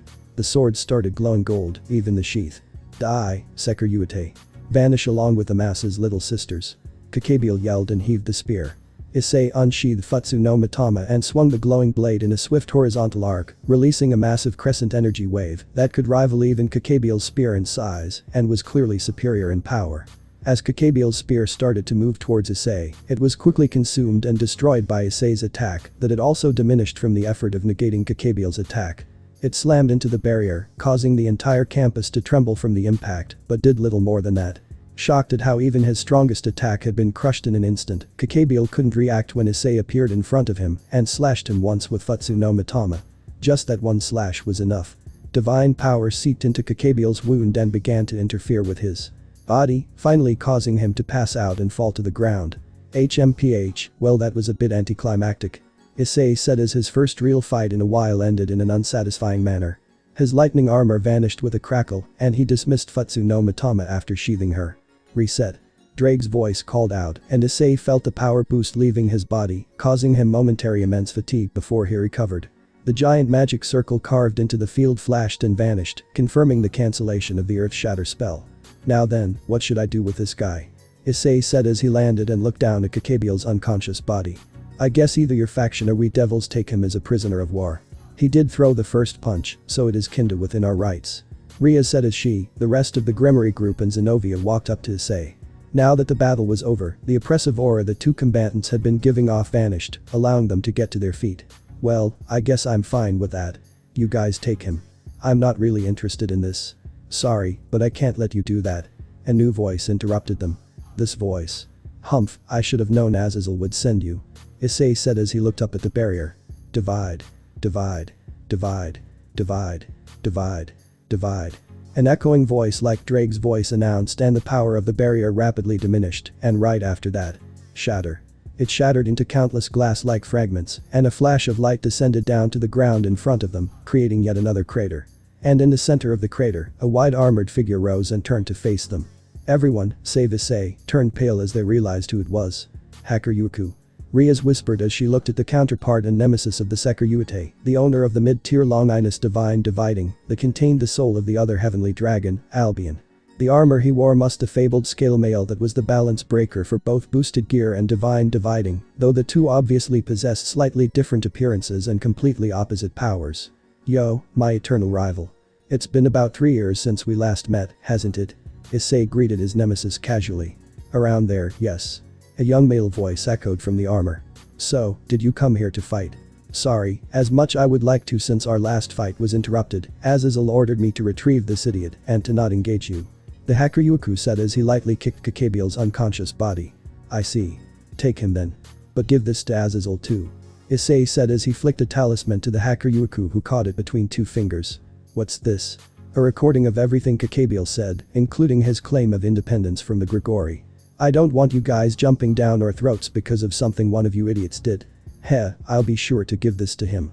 Too bad though, as unlikely as it is, if the Grigori declared war on the Shinto faction, we could settle our fight. Don't worry. Even without a war between our factions, we will fight one day. It is our fate to clash over and over until one of us falls after all. Issei declared. True. Well then, we'll be parting ways here. I'll see you some other time, my eternal rival. Hefting Kakabiel over his shoulder, the Hakuryuku took to the skies and vanished soon after. Issei, you've fought him before? Rias asked after a moment of silence. Yeah, 3 years ago, we happened upon each other and started fighting. We destroyed a good part of the surrounding area, and then my grandfather and Azazel interrupted and stopped the fight. I haven't seen him again up until now. Issei turned around. More importantly. Bam ow. Hyoudou cried out in pain when Issei struck him over the head. That was for acting out on your own. What were you thinking? Your opponent was Excalibur, what if something had happened to you? Well, whatever, it ended well anyway. You've settled your grudge, and you've obtained Balance Breaker. From now on, our training is going to be a lot harder. Hyoudou let out a sound of confusion. Kiba-san, we can go back to doing clubroom activities together, right? Asia-san. Hyoudou turned to face Rias, who looked at him with a relieved and gentle expression. I'm glad you've returned. And obtaining Balance Breaker as well. I'm so proud of you. But you. Everyone. I betrayed the one who saved my life. Words cannot describe how sorry I am. You have returned. That's enough. You mustn't let your comrades down. But you, I will swear to you once more.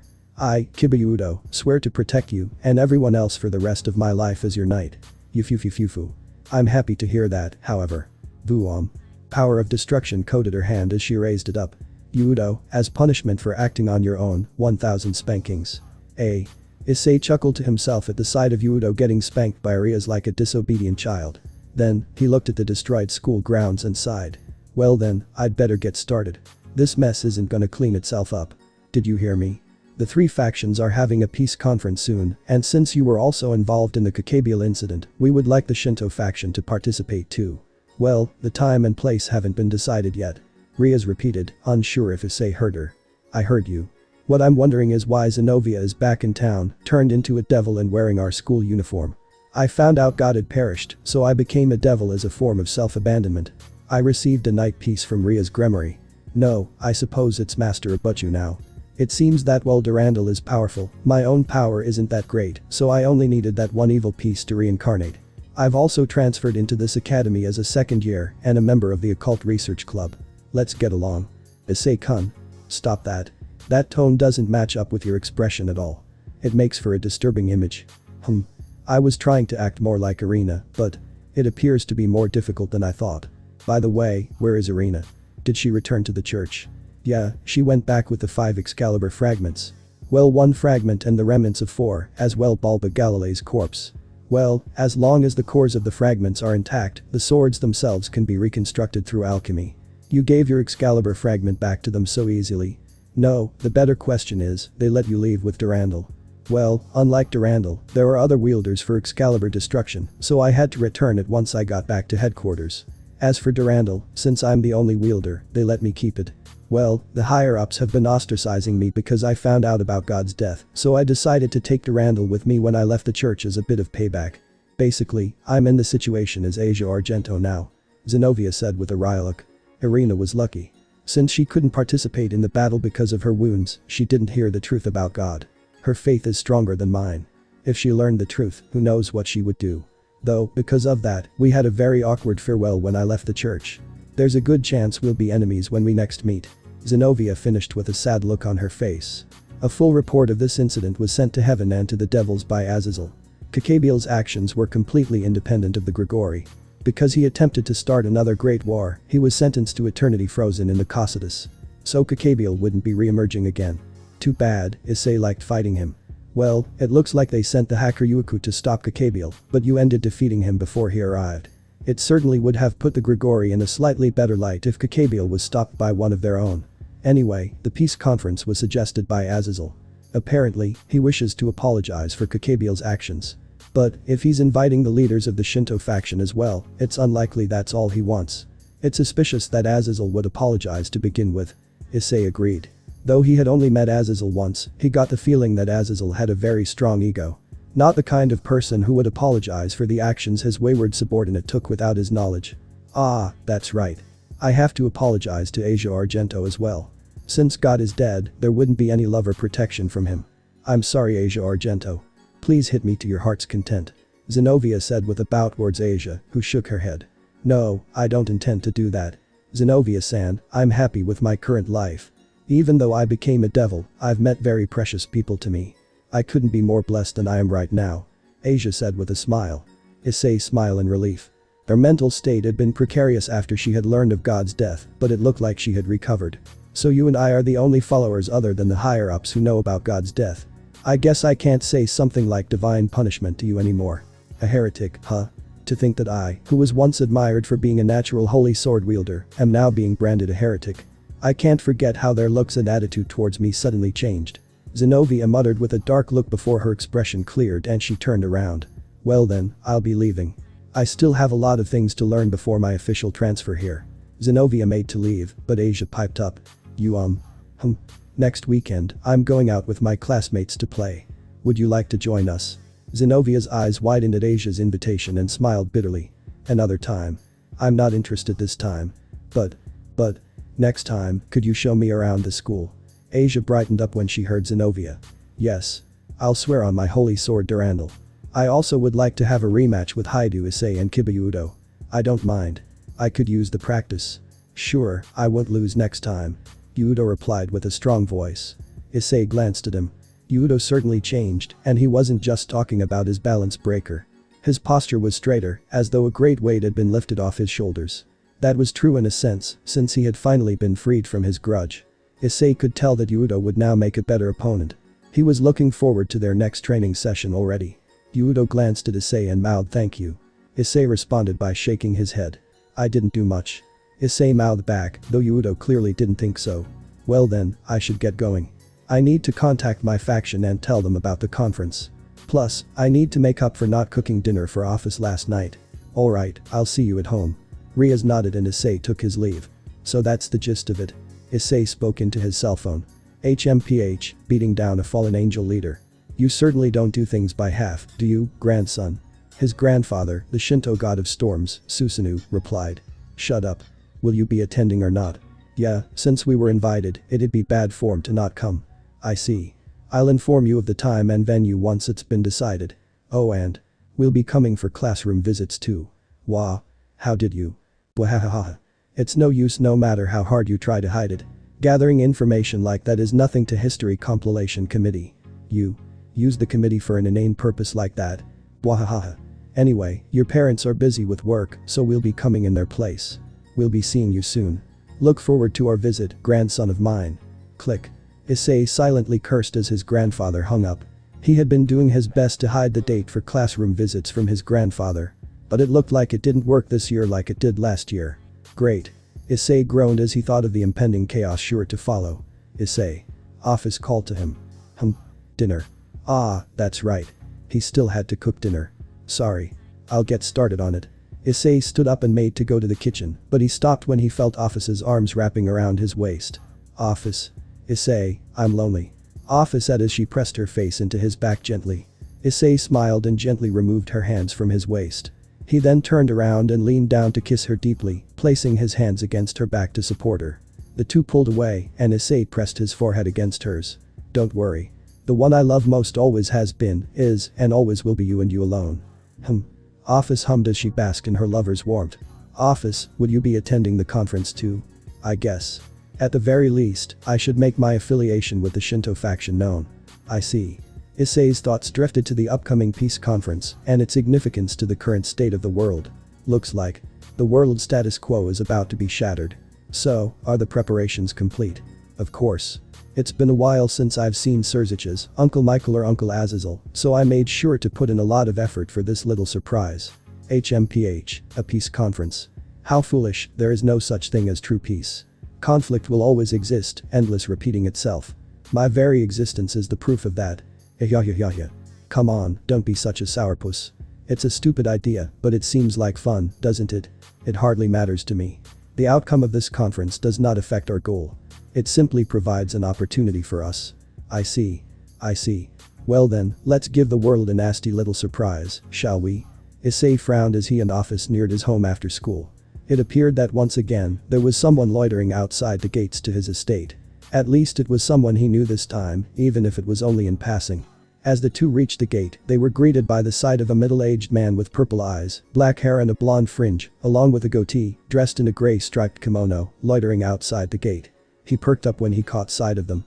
Yo, Hyoudou Issei, Ouroboros dragon, it's been a while. Azazel, if that's how you're going to address us, I'd rather you call us by name. Issei said with a sigh to the viceroy of the fallen angels. They had first met around the first time Issei and the hacker Yuku had 3 years ago.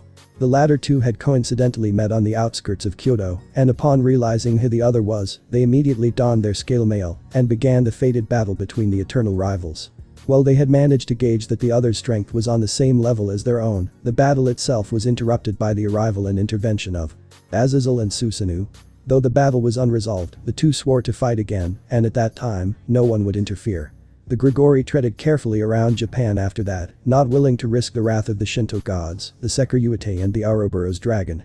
Which was why Issei had been surprised when that quartet of fallen angels from a month ago had run amok in the town. So, what are you doing here?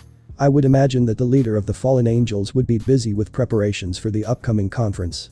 I left the hammering out of the details to Shimhaza. I'm not good with administrative stuff like that anyway, so it's safer this way.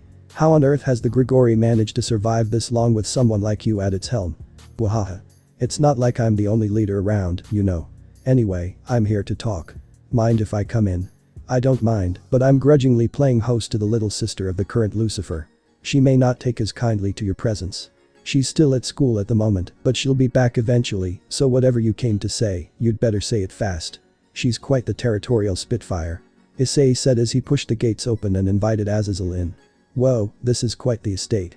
Japanese style is the best after all. Azazel said with a look of admiration directed towards Issei's home. Of course. Giant Western-style mansions don't feel anywhere near as cozy as a good old-fashioned Japanese-style home. Issei said proudly while inwardly sneering at the thought of those giant Western mansions that were far too big and empty to ever be properly called a home. Hahaha. That's for sure. Hey, you got a hot spring somewhere in here? I'd like to try it out if there is. Sure, but that'll have to wait until after dinner. Ophis doesn't like it when her food is delayed. Sounds good. A Japanese-style dinner along with a hot spring in a Japanese-style home, it's like I'm staying at an inn. Azazel mused as he slipped off his sandals and placed them neatly at the entryway. In that case, maybe I should charge you. Issei snarked as he did the same as Azazel, followed closely by Ophis. If the food's good, I don't mind paying. Then prepare to dish out a fortune. 30 minutes later, the three of them were seated around the dining table, Ophis already digging in, while Issei and Azazel were still picking out the portions of their meal. As always, Issei already sent Asia's and Ria's shares to them via the talisman. So, what was it you wanted to talk about? Issei asked as he polished off his bowl. Azazel was halfway through his second bowl of rice when he set it down and started speaking. Well, first of all, I'm here to report that Kakabiel's punishment had been decided by me and the other leaders. For trying to start a second Great War, he has been frozen for all of eternity in Cocytus. The river of lamentation that freezes everything that comes in contact with it, huh? I suppose that's a fitting punishment for that warmonger. I agree. Anyway, I'm also here to thank you for putting a stop to my idiot subordinates. Which ones? Kakabiel and his entourage, or the quartet of idiots? All of them. I guess it's partially my fault. Though it was clear that nothing had been resolved, I called a ceasefire and put an end to our battles against heaven and the devils. I should have known that there would be those who would be unsatisfied with such a result and would try to continue the conflict on their own. It's my fault that another great war almost broke out, and right here on Shinto territory too. Azazel said with a tired expression on his face. It's hardly your fault. You stood by your subordinates and made the best decision for them, even if it was one that not all of them could agree with. It was they who did not stand by you. If they cannot stand the peace of the current world, it simply means they had no place in this era. Issei said as he scooped himself his second bowl. I guess. Well, the last thing I want to talk about is the conference. I heard from the devils that the Shinto faction will be participating as well. Yeah, since we're the only ones outside of the three factions who were made aware of the biblical god's death, and since I played a role in stopping Kakabiel. HMPH, played a role, huh? Aren't you kind of underplaying your importance in that conflict? If it hadn't been for you, Ria's Gremory, Sona Citri, their peerages and the 2 exorcists from the church would have been killed by him, and Japan would have turned into a battlefield for what would possibly have been the bloodiest conflict in history yet. And despite all of the possible consequences, we still achieved the best possible outcome. It's in the past now, there's no need to keep mulling over it. What's important right now is the present and the future. Yeah. I suppose I should thank Kakabiel too. Thanks to his actions, the leaders of the 3 factions finally have an excuse to sit down and talk to each other about where we go from here. Why don't you try saying that to his face? I imagine he'll make a hilarious expression when he hears that. Issei said with a smirk on his face. Hahaha, he probably would. Well then, I'm done with my meal. Now how about that hot spring? You sure? You did just eat, you know. Don't worry about me. Fallen angels are a lot more resilient than humans are. A little indigestion won't kill me. If you say so. The hot springs are behind the main building. Use the rightmost one. The middle one is for mine and Ophis' personal use, and the one on the left was commandeered by Ria's Gremory, and she has a weird sixth sense about who's been using it without her knowledge. Issei said, point his thumb over his shoulder behind him. Got it. Well then, I'll see you later. Azazel said cheerfully as he marched towards the hot springs, whistling a jaunty tune as he did. Issei shook his head as he cleared the dishes. Were all of the leaders of the 3 factions that quirky? It had been almost 3 hours before Azazel left, mostly because he took his time in the hot springs. Thankfully, he left before Rias came home. Though his estate was Shinto territory and thus technically a neutral zone between devils and fallen angels, he doubted she would be happy to learn that the viceroy of the fallen angels was in this town that she arrogantly considered her territory. The devils had yet to cause major problems that would affect Japan as a whole, which was why the Shinto faction allowed them to continue under this little delusion of theirs. Well, that might change with the upcoming conference though. After Azazel left, Issei was left to ponder on 2 things while Ophis gorged herself on late-night snacks. The first was of course, the big briefcase full of money he was staring at. Azazel had given it to him, payment for services rendered or something along those lines. It was hardly anything compared to the wealth of the Shinto faction, but it was certainly more than any amount Issei had ever personally handled. There was more money in there than had gone into building this estate. Issei wasn't quite sure what to do with it. He could of course just do the obvious and add it to the fortune of the Shinto faction, but it was technically his own money. Oh, the things he could do with this money. He certainly had access to the seemingly limitless fortune of the Shinto faction, but he had a limit as to how much he could take at a time. The number was higher than what most salarymen would make in a year, but most of said money went into filling Ophis' bottomless pit of a stomach. Electricity, water and gas were supplied to the estate through the normal means. It wouldn't do for people to ask why such a large residence produced next to little utility bills. Combining that with Ophis' food expenses, as well as that of his own, Asia's and Ria's, Issei was left with little money of his own to spend. But with this much money, perhaps he could finally get himself a whetstone for Futsu no Mitama. Said sword was a divine sword and thus did not actually require sharpening, but Issei found the process quite relaxing and therapeutic, and Futsu no Mitama herself seemed to enjoy the feeling of being sharpened. Issei likened it to a sword's version of a manicure. Issei. Voop. Ophis said with her mouth stuffed full with sandwiches, and yet with those 2 incoherent words, Issei understood perfectly what she was trying to say. She wanted him to use the money to buy more food for her. He figured that was what would end up happening in the end anyway, but it didn't mean it was any less disappointing. Oh well. At least he now knew how to rake in cash quickly. Maybe he should start charging Rias for staying here as well. Might make her less eager to irritate him, though it was unlikely considering the Gremory clan's own impressive wealth. With the money issue settled in a way he was somewhat dissatisfied with, Issei focused on the second matter. Something Azazel mentioned before he left. About the hacker Yuaku. You should be prepared for a hell of a fight. He hasn't been slacking off for the past 3 years, you know. He could easily give me a run for my money with just the scale mail. That was what Azazel had said, and repeating those words in his head, Issei couldn't help but get excited. Azazel was a good deal stronger than Kakabiel, not necessarily due to a massive gap in their powers. In terms of raw power, Azazel wasn't that much stronger than the rebellious leader. However, factors like cunning and ingenuity also played just as big of a role as power in a fight, factors that Azazel was known to have in spades. It was due to that Azazel was unanimously considered the strongest of the fallen angel leaders. For Azazel to say that the hacker Yuaku could match him, it meant that the hacker Yuaku had power, cunning and ingenuity that could rival Azazel's. Or his power was so great that even Azazel felt that he wasn't completely confident that he could win, no matter how much he prepared beforehand. Well, Longinus gears were usually unpredictable, so that couldn't be helped. Issei could feel his lips curling into a bloodthirsty smile. Now he wanted to fight him again. Not to kill, of course. Why kill a perfectly good opponent? Let him live and grow stronger so that they could fight another day. Of course, that wasn't to say that he couldn't maim him a bit first, maybe even char him. Issei was broken out of his increasingly violent thoughts by a powerful finger flick to his forehead that left a sizable bruise.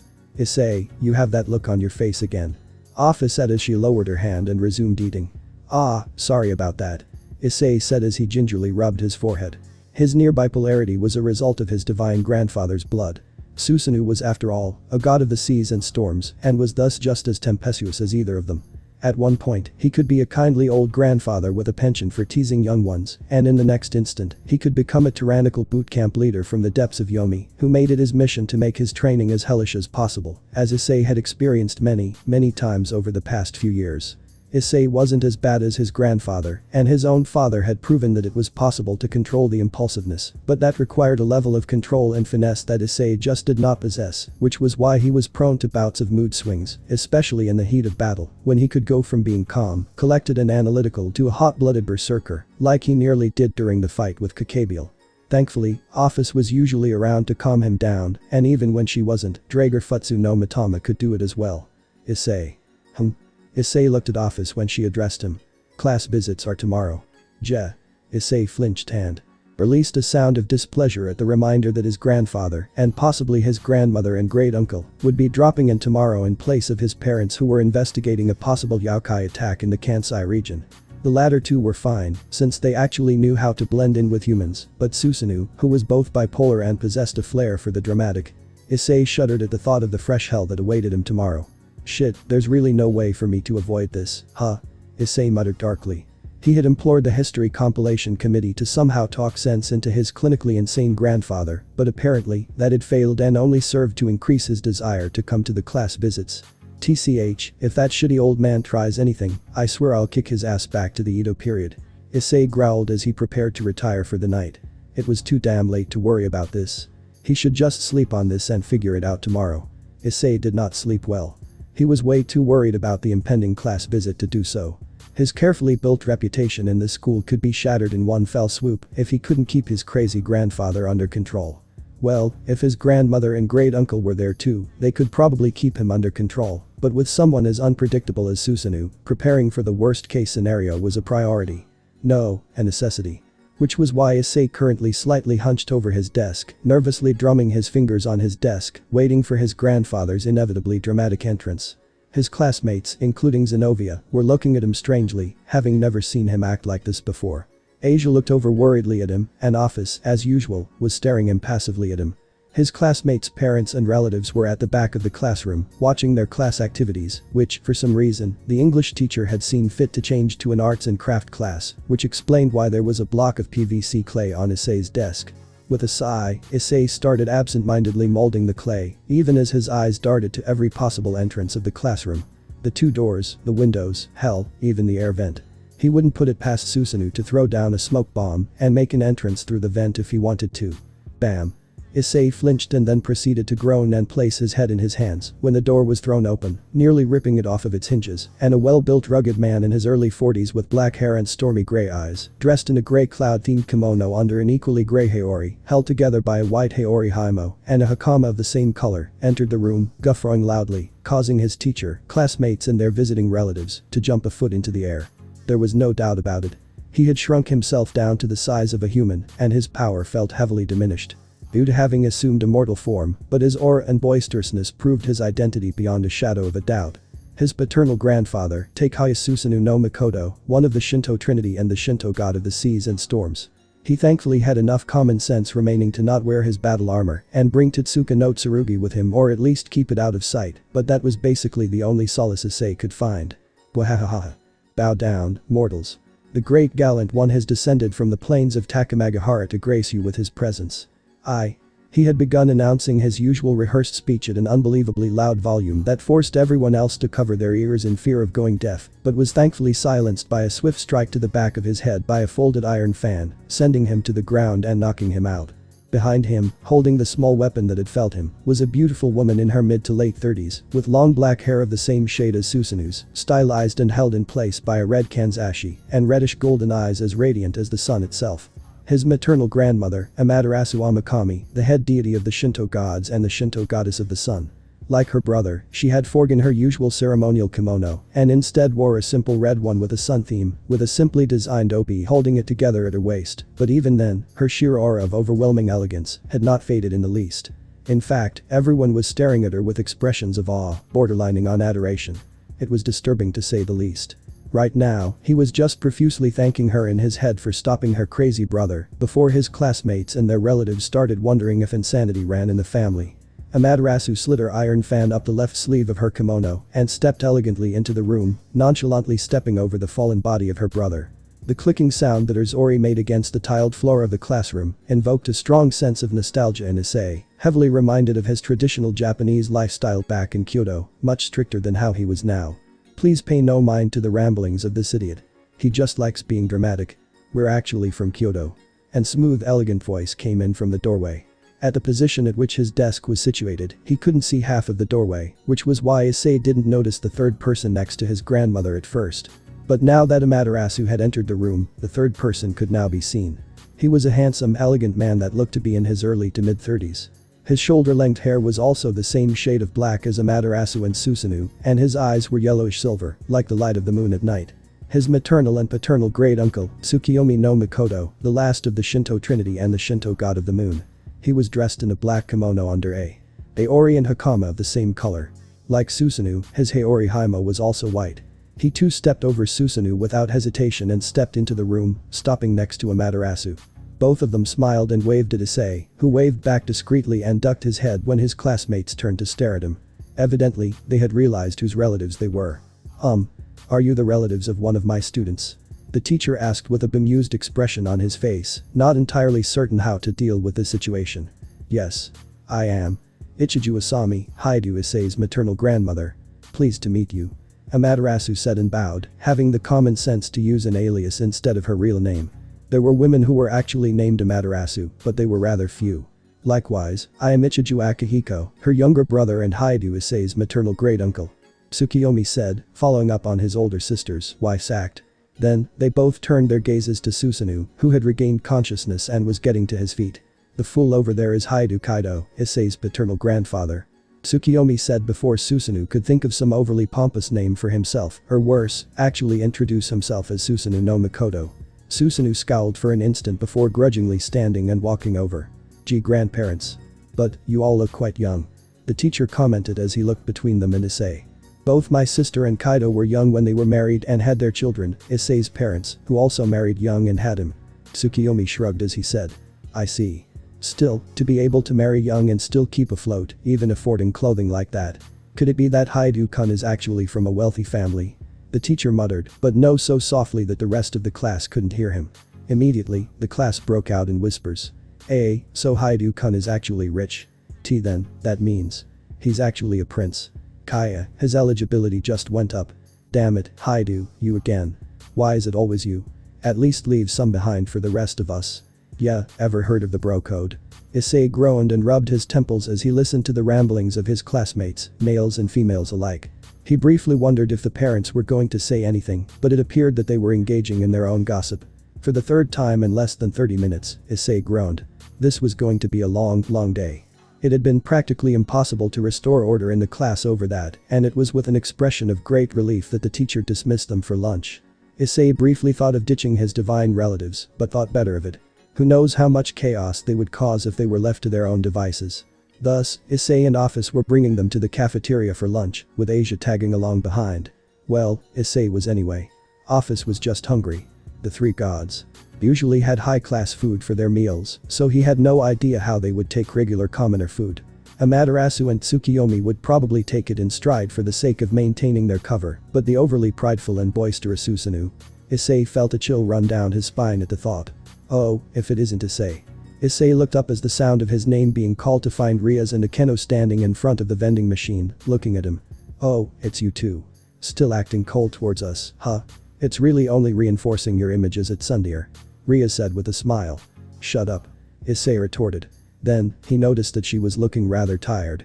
Don't tell me your family came for the class visits too. Yes, my brother and my father. They showed up out of nowhere. I made every effort to make sure they stayed ignorant of this day, but Grafia ended up telling them anyway. Yeah, I've come to learn that trying to keep anything from my crazy family is an exercise in futility. Oi, foolish grandson of mine, who are you calling crazy? Susanoo asked in a displeased tone. You. Who else in the family qualifies as crazy? Issei turned around and shouted at his grandfather, whose eyebrow started twitching. Why, you little brat. Don't forget I can still beat your ass 6 ways from Sunday. Susanoo yelled and got into a battle stance. Bring it, you old fart. Issei replied and fell into an identical stance.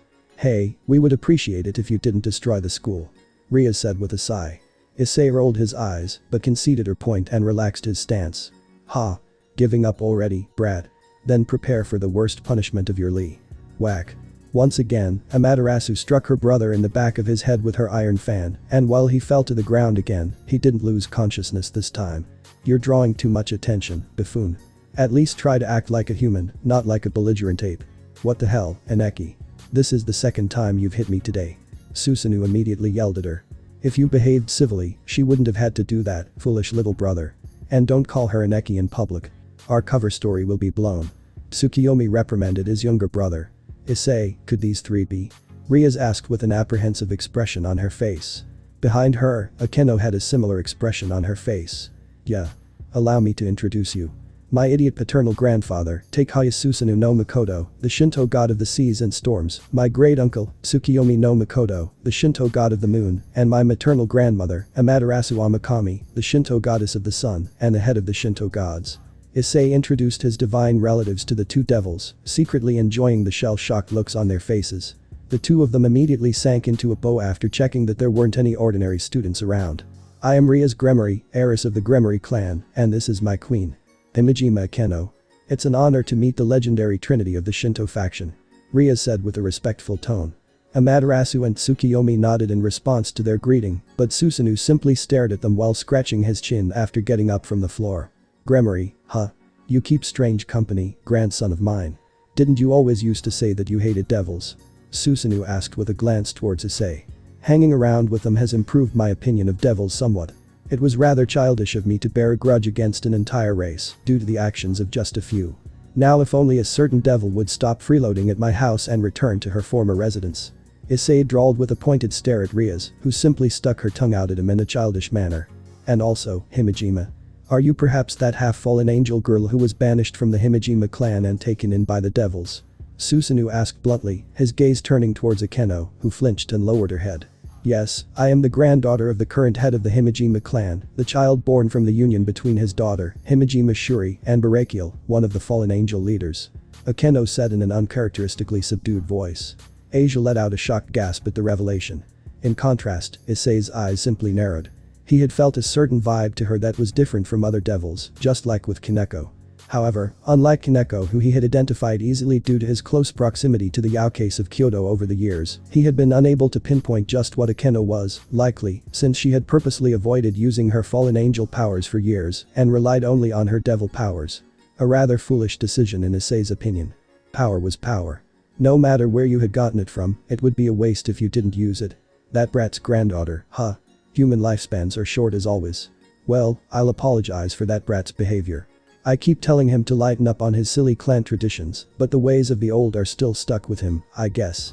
He's not as adaptable as the great Susanoo, wahahaha. Susanoo guffawed as Akeno gaped at him, stunned at his utter disrespect for either her grandfather or for tradition. It was definitely not behavior that one would expect from a millennium-old god.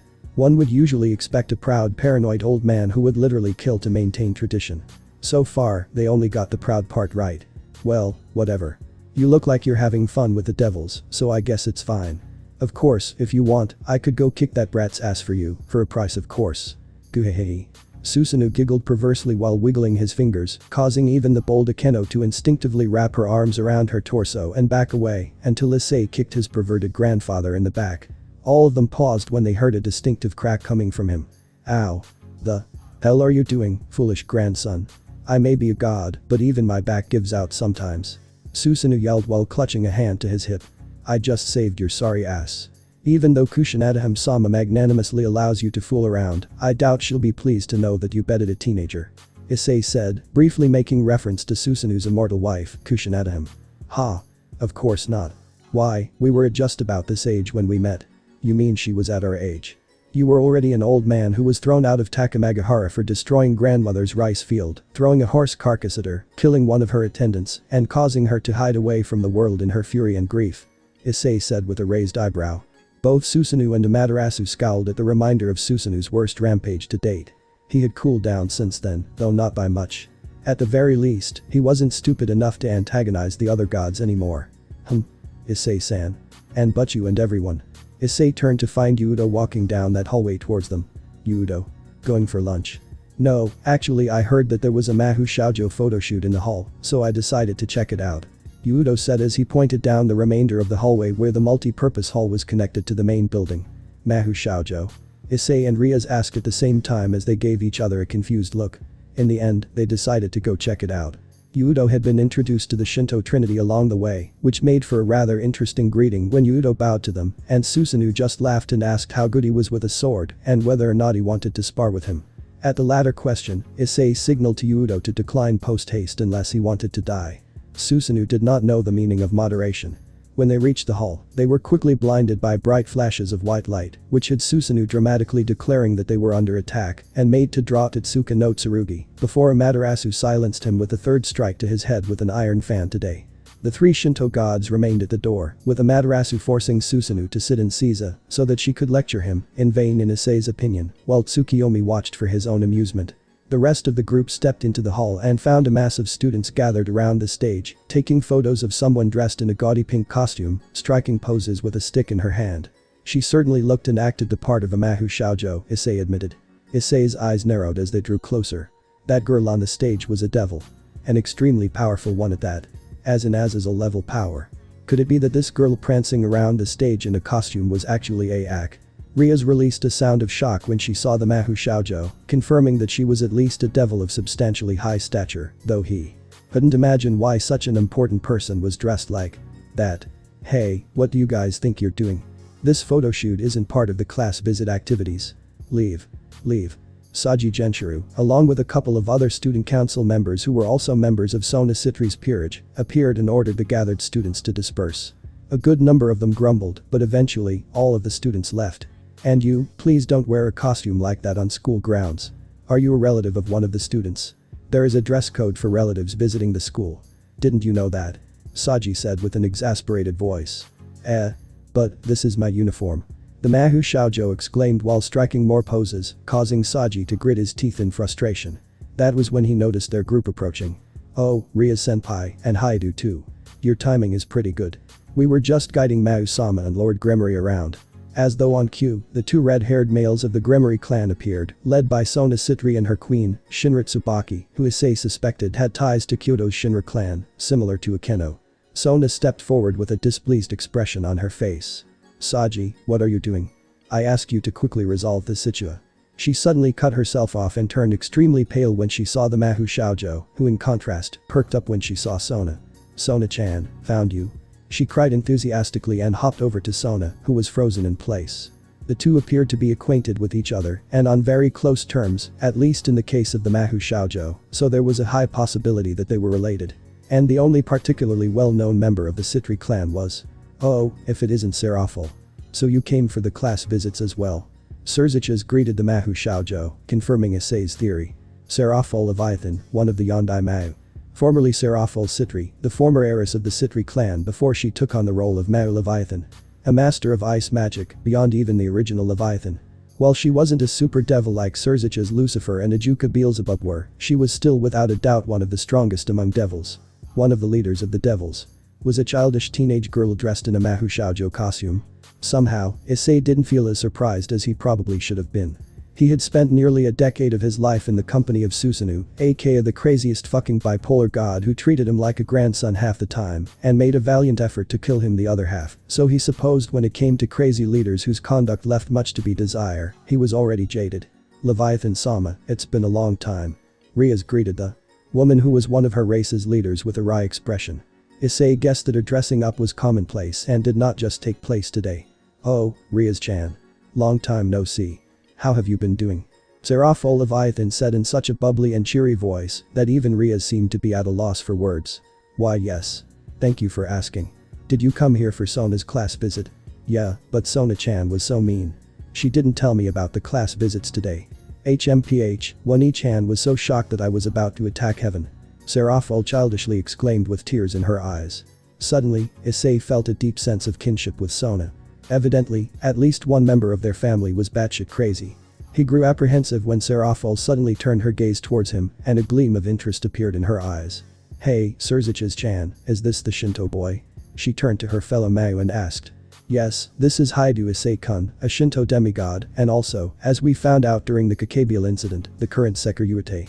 Surziches replied completely unflappable, not even batting an eye at the massively out-of-place suffix added to the end of his name. Issei's respect for the current mouse was rapidly dying and yet increasing with each passing moment. It was quite a disconcerting feeling. However, following the etiquette that he had been taught, he bowed and greeted her. It's a pleasure to make your acquaintance, Serafal Leviathan Dono.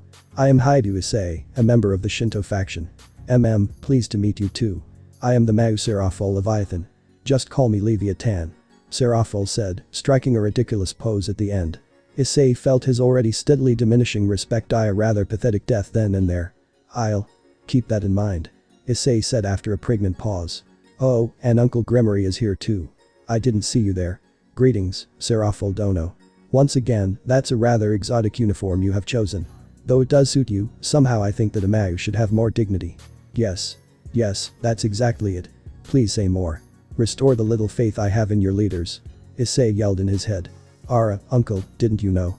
This is traditional attire in this country. Oh, I see. Forgive my ignorance then. Don't believe that so easily. Issei continued to scream in his head. Were all devils really this stupid? So far, yes, all of the evidence seemed to point towards the fact that most, if not all devils were either megalomaniacal morons like the old Mayu faction, or just plain morons, like Ria's Gremory and Serafal Leviathan. Oi, did I just hear someone insulting my kingdom? And another lunatic joins the party. Issei muttered to himself lowly as the Shinto gods walked towards them, Susanoo leading with a scowl on his face, though he couldn't tell if it was because of the lecture he had just received or the perceived insult against Japan. Oh, relatives of yours, Hyoudou Issei-kun. Surziches asked jovially, but Issei could see the guarded look in his eyes. He had realized that the three approaching them were very powerful. Issei secretly sighed in relief. At least there was one competent devil. Although he had his quirks, the pros outweighed the cons. Yes, my grandmother, Amaterasu Amakami, my great-uncle, Tsukiyomi no Mikoto, and my fool of a grandfather, Takeya Susanoo no Mikoto. The Shinto Trinity. They are in town in preparation for the conference, and also to substitute for my parents who weren't able to make it for the class visits. The ones who weren't already in the know got quite a shock, but Surziches quickly recovered and bowed. I am the current Mayu Lucifer, Surziches Lucifer, formerly bearing the name Gremory. My apologies for not greeting our esteemed guest sooner, but I was unaware that you would be coming today. Ho ho, didn't mention that little detail, grandson of mine. Mostly because I was futilely praying that someone back in Kyoto would be able to talk some sense into that thick skull of yours and stop you from crashing the class visits. In hindsight, from past experience, I should have known that once you get some inane idea in your head, no one is capable of stopping you. I suppose I should be glad that grandmother and great-uncle also came along to keep you in check. Issei said with a scowl, causing an identical once to appear on Susanoo's face. You make it sound like I'm a savage beast that needs to be kept chained. If I recall correctly, just 2 years ago, you almost destroyed all of Kobe City with a tsunami because you disguised yourself as a human and lost a poker game in a pub. You're not like a savage beast, you are a savage beast. Issei said with a glare. The devil stared at Susanoo incredulously, not quite believing that such a powerful being could be so petty. Issei was of the opposite opinion. After growing up around deities for 10 years, Issei had pretty much learned that the more powerful a being was, the pettier they were likely to be. That was their own fault. They should have known better than to humiliate a god, especially one as wonderful as me. Susanoo immediately declared. It's hardly their fault that you suck at gambling. From what I remember, when I was just 9, I kicked your stupid ass at blackjack and you retaliated by trying to throw me into an active volcano. Issei exclaimed as he delivered a swift kick to his grandfather's hindquarters. You little brat. You're asking for another beating. Susanoo growled as he rubbed his sore hips. Bring it on, old fart. I'm paying you back everything you did to me over the past decade. Issei retorted as he headbutted his grandfather, who retaliated with a punch, quickly devolving into a childish scuffle with juvenile cheek pulling and the like, and eventually they ended up on the ground, with Susanoo holding Issei in a full Nelson and Issei trying to break out by reaching backwards and trying to twist his grandfather's neck. It wasn't like that would kill him. He was a god after all. After a while, it was clear that he wouldn't get anywhere with his current course of action, so Issei changed strategies and used all of his might to lift himself up into a sitting position. Susanoo, not expecting that, was lifted up along with him. Issei then pushed with all of his might back down, making sure to exert his full weight onto Susanoo, and then slammed the back of his head into his grandfather's face. With a sickening crack, Susanoo's nose broke. In his self-assuredness, he had forgotten he and his siblings were currently in their mortal forms, not their full divine forms or even their usual divine vessel form, and were thus almost as vulnerable as any other human. Combining his forgetfulness along with his usual overconfidence in himself, needless to say, he got quite the shock when he actually felt the pain of his nose breaking, so much that he loosened his iron grip on Issei's arms, enough that he was finally able to pry himself free, get up and deliver a swift kick to his grandfather's crotch. All of the males in the vicinity, even the elegant Tsukiyomi, winced and made to protect their genitals when the toe of Issei's shoe made contact with Susanoo's nether regions. Issei ignored Susanoo writhing on the ground in pain and turned to Seraful. Seraful Dono, I'm not sure where you got your information from, but what you are wearing is most certainly not Japan's traditional attire. That is a part of Japan's deplorable pop culture that is a very great source of pain for most Japanese, including me. Issei said with a grimace. Oh, is that so? Well, it doesn't really matter to me, I love Mahou Shoujos. Seraful exclaimed in a carefree voice that made Issei's grimace grow wider. Are all of the mass like this? Issei muttered to himself, but loud enough for Riaz to hear him. It's embarrassing to say, but all of the current mass are carefree. Certainly a far cry from what you would expect from faction leaders. Riaz said with a sigh, and Issei snorted. Personally, I don't think you have the right to be criticizing them, Otaku devil. Issei deadpanned. Shut up. What's so bad about being an otaku? Riaz pouted with a blush on her face, causing Issei to roll his eyes. That was when he noticed that Sona had seemed to unfreeze and was now shaking on the spot with a bright red face. Sona-chan, what's wrong? Your face is really red. Since it's your long-awaited reunion with your One-sama, I think you should be a bit happier. Like running towards each other and embracing in a Yuri way while crying each other's names. Seraful said in an increasingly cheerful and affectionate voice, and Issei finally realized why Sona did not want her to come. Seraful was a hardcore siskin.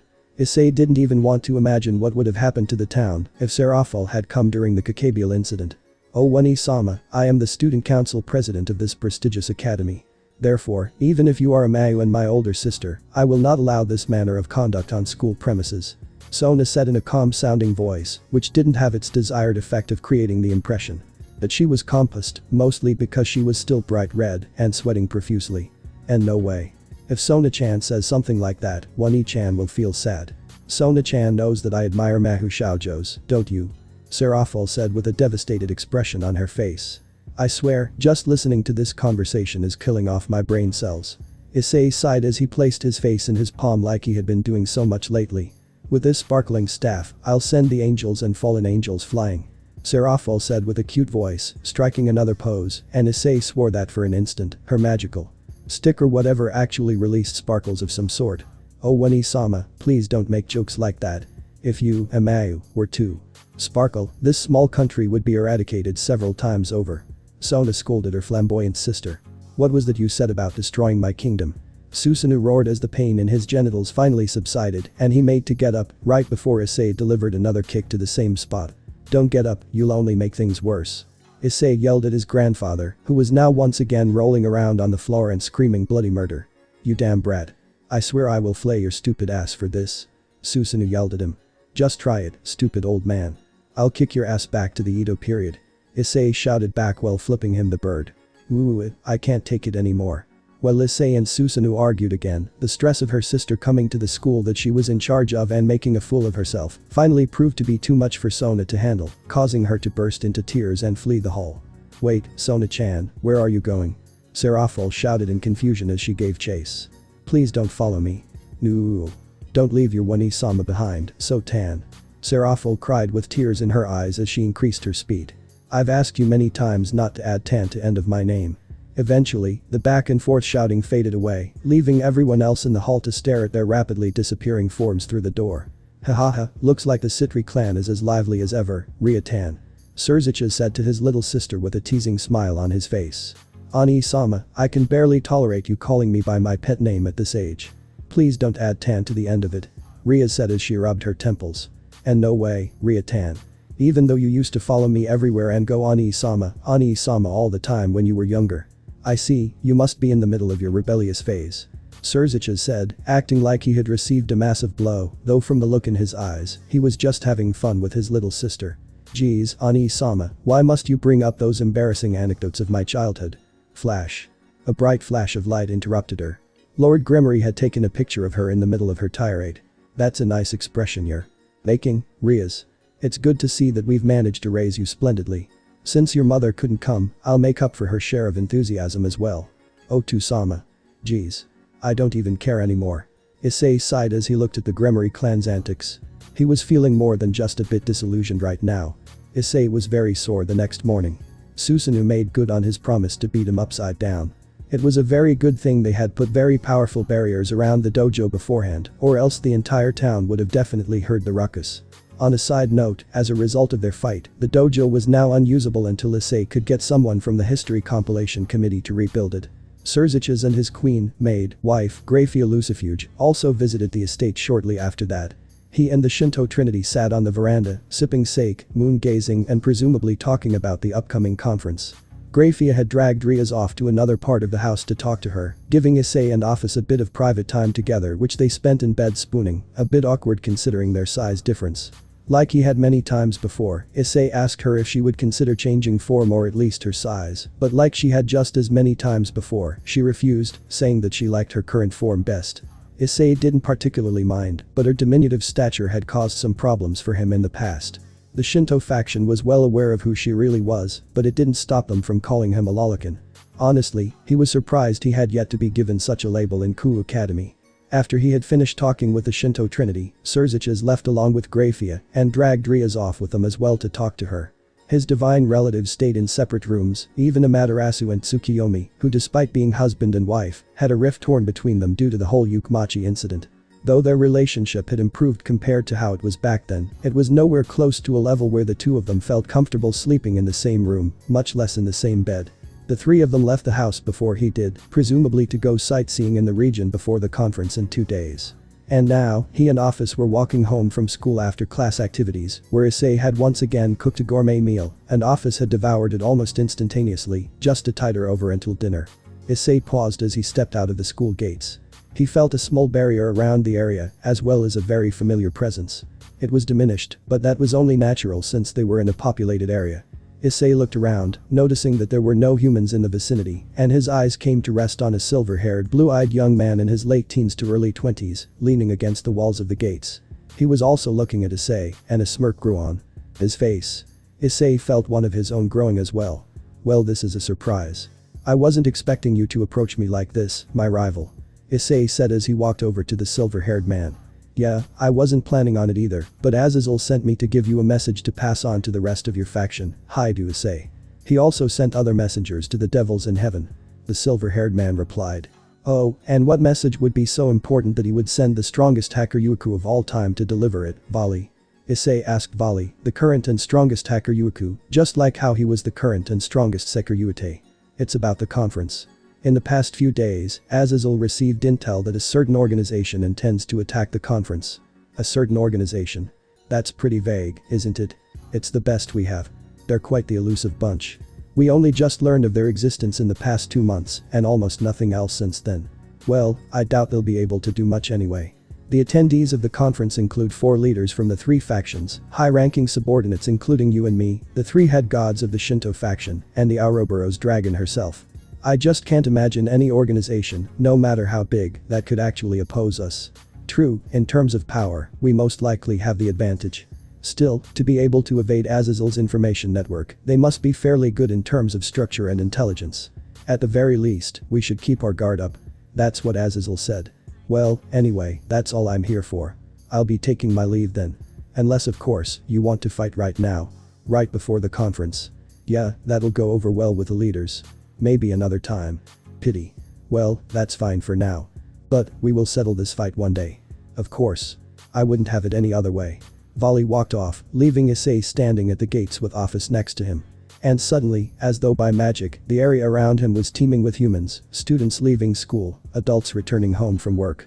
The barrier that Vali had erected had been removed. In the wake of his close proximity to his destined enemy, the person he wished to fight most, Issei's blood was once again boiling, his smirk becoming bloodthirsty until Ophis elbowed him in the side and gave him that look. Issei shook his head, calming himself down, and thought about the information that Vali had given him. An organization capable to avoiding Azazel's eye until now when it had decided to attack possibly one of the biggest events of the age. They sounded like a bunch to be wary of. Even a pawn was capable of defeating a king after all. Issei turned to find Ria's Gremory, Sona Sitri and their respective queens standing at the gates. The latter three were looking around while Ria's was looking at him. You sensed the barrier that had been erected here just now, I take it. At first, we were looking for you to pass on a message. Archangel Michael wishes to meet you in 1 hour at the abandoned shrine atop the hill just outside of town. The current leader of heaven. I see. My thanks for passing on the message. You're welcome. Now, about the barrier. Was that your doing? No, it was the hacker Yuku. Azazel sent him to pass on a message. A message? From the Viceroy of the Fallen Angels. That's right, he said that messengers had also been sent to your side in heaven as well, so I don't see any harm in telling you. In an hour, Issei was ascending the stairs that led to one of the only 2 shrines in town, which was also the only abandoned one. He had Ria's take Ophis back to the house and cook dinner for her. He couldn't imagine that she would have been happy about her dinner being delayed, which seemed to be happening a lot lately. By the way, why are you following me? Issei asked as he turned his head back and looked at Akeno, who was climbing the stairs right behind him. Yufufufu, it's only natural for me to return to my residence after school, isn't it? You live in the shrine. Yes, Ria's helped me to secure the deed to the property after the previous owner, the head priest of the shrine, died. Good grief, yet another one of our hallowed grounds desecrated by outsiders. So why exactly is Archangel Michael looking for me? Issei asked, changing the subject. I cannot be sure, but I would hazard a guess that he wishes to give you a present. And why would you think that? He did the same last night. He gifted Ascalon to the devils, specifically to Hyoudou-kun, after modifying it so that it could be wielded by devils. The dragon-slaying holy sword of St. George. Gifting a dragon-slaying holy sword to the devils, when the Sekiryuite was a member of the Shinto faction, and the hacker Yuiku was affiliated with the Grigori HMPH Archangel Michael, he's quite a bit more pragmatic than I had initially thought. Issei said with a small smile, able to appreciate the practicality of the gift. Issei stopped as he reached the top of the stairs and stared at the sight before him. It was fairly obvious even to an average onlooker that the shrine was abandoned. The buildings, whether it was the main hall that usually stored the artifact for worshipping, or the small annex building meant for storing supplies, were all dilapidated, obviously not having been properly maintained for quite some time. In the small patches of grass that grew throughout the property, there were quite a number of weeds as well. The trees that outlined the property were as luscious as one could expect them to be, but that was likely because they were much more low maintenance compared to other plants. Their branches grew out, sometimes over parts of the buildings, due to lack of pruning. Still, the property looked to be in fairly good condition, certainly better than one would expect if it had been abandoned for as long as the rumors said. It was. Akeno certainly had done a good job of maintaining the property, despite being the only one to do so. So, this is the current Sekiryuite. An unfamiliar male voice caused Issei to turn his head upwards to the sky. Immediately, he was forced to cover his eyes when a bright golden light filled his vision. The light faded, allowing Issei to partially open his eyes. He caught sight of a male silhouette of average height, with 12 feathered wings sprouting from his back, bathed and cloaked in shimmering golden light. The light faded completely, allowing Issei to take a good look at who it was in the sky above. He was a handsome fellow, Issei acknowledged that. He was about the same height as Issei, maybe a bit shorter, and he was of a leaner build than Issei, who was of a slightly stockier than average size. He had shoulder-length golden blonde hair and gentle green eyes, not unlike Asia's. He was dressed in ceremonial robes and armor, somewhat resembling the one that Serziches wore when Issei first met him. Most striking of all were without a doubt the golden halo floating above his head and the 12 golden feathered wings, proving his identity beyond a shadow of a doubt. It's a pleasure to finally meet you, current Sekiryuite and Shinto demigod, Hyoudou Issei-kun. Likewise, Archangel Michael Dono, leader of heaven. Issei took a sip of the tea that Akeno had brought for him and Michael as they sat in the main hall and sighed contentedly. As always, few things could calm him down, as well as a good cup of sweet yet bitter green tea. The tea is delicious. Issei said to Akeno, who smiled and nodded her thanks for the indirect compliment. Now then, getting back on track, what business does the current leader of heaven have with me? Yes, the truth is, heaven would like to present a gift to you, the representative of the Shinto faction. Or rather, we are returning something to you. Returning. Yes. I mean this. Michael held out his hand, palm facing upwards. Issei's eyes widened to the size of dinner plates at the sight of what was on that palm. A golden perfectly comma-shaped jewel that was releasing an incredible amount of power. That's the Yasukani no Magatama, Issei exclaimed in shock. It was only natural. The object in front of him was one of the 3 imperial regalia of Japan. The one enshrined in Kashiko Dokoro, the central shrine of the Imperial Palace of Japan, was just a fake, only used in the inauguration ceremony of the emperor. The real one had been lost, until now. Yes, we found this quite some time ago. Unfortunately for us, we never did figure out what its powers were. Now that the 3 factions are on the verge of finally making peace with each other and forming an alliance with the Shinto faction, we felt that this should be returned to its original owners. I am rather curious though, how did the Shinto faction lose possession of one of the 3 imperial regalia of Japan? It happened during the Yokai. Or near the end of the Heian period. The 3 great Yokai of Japan, the Great Tengu, Emperor Sutoku, the King of Oni Yokai, Shuten Doji and the bewitching golden-furred Kyuubi no Kitsune, Tamamo no Mei, led a massive invasion of Yokai into Japan. During that time, an army of Onyaji and benevolent Yokai, led by the leader of the Hyaki Yako, Nararian, the then leader of the Kyoto Yokai, the Kyuubi, Kazu, and the then leader of the Onyaji, Abe no Yasuchika, was mobilized to fight them.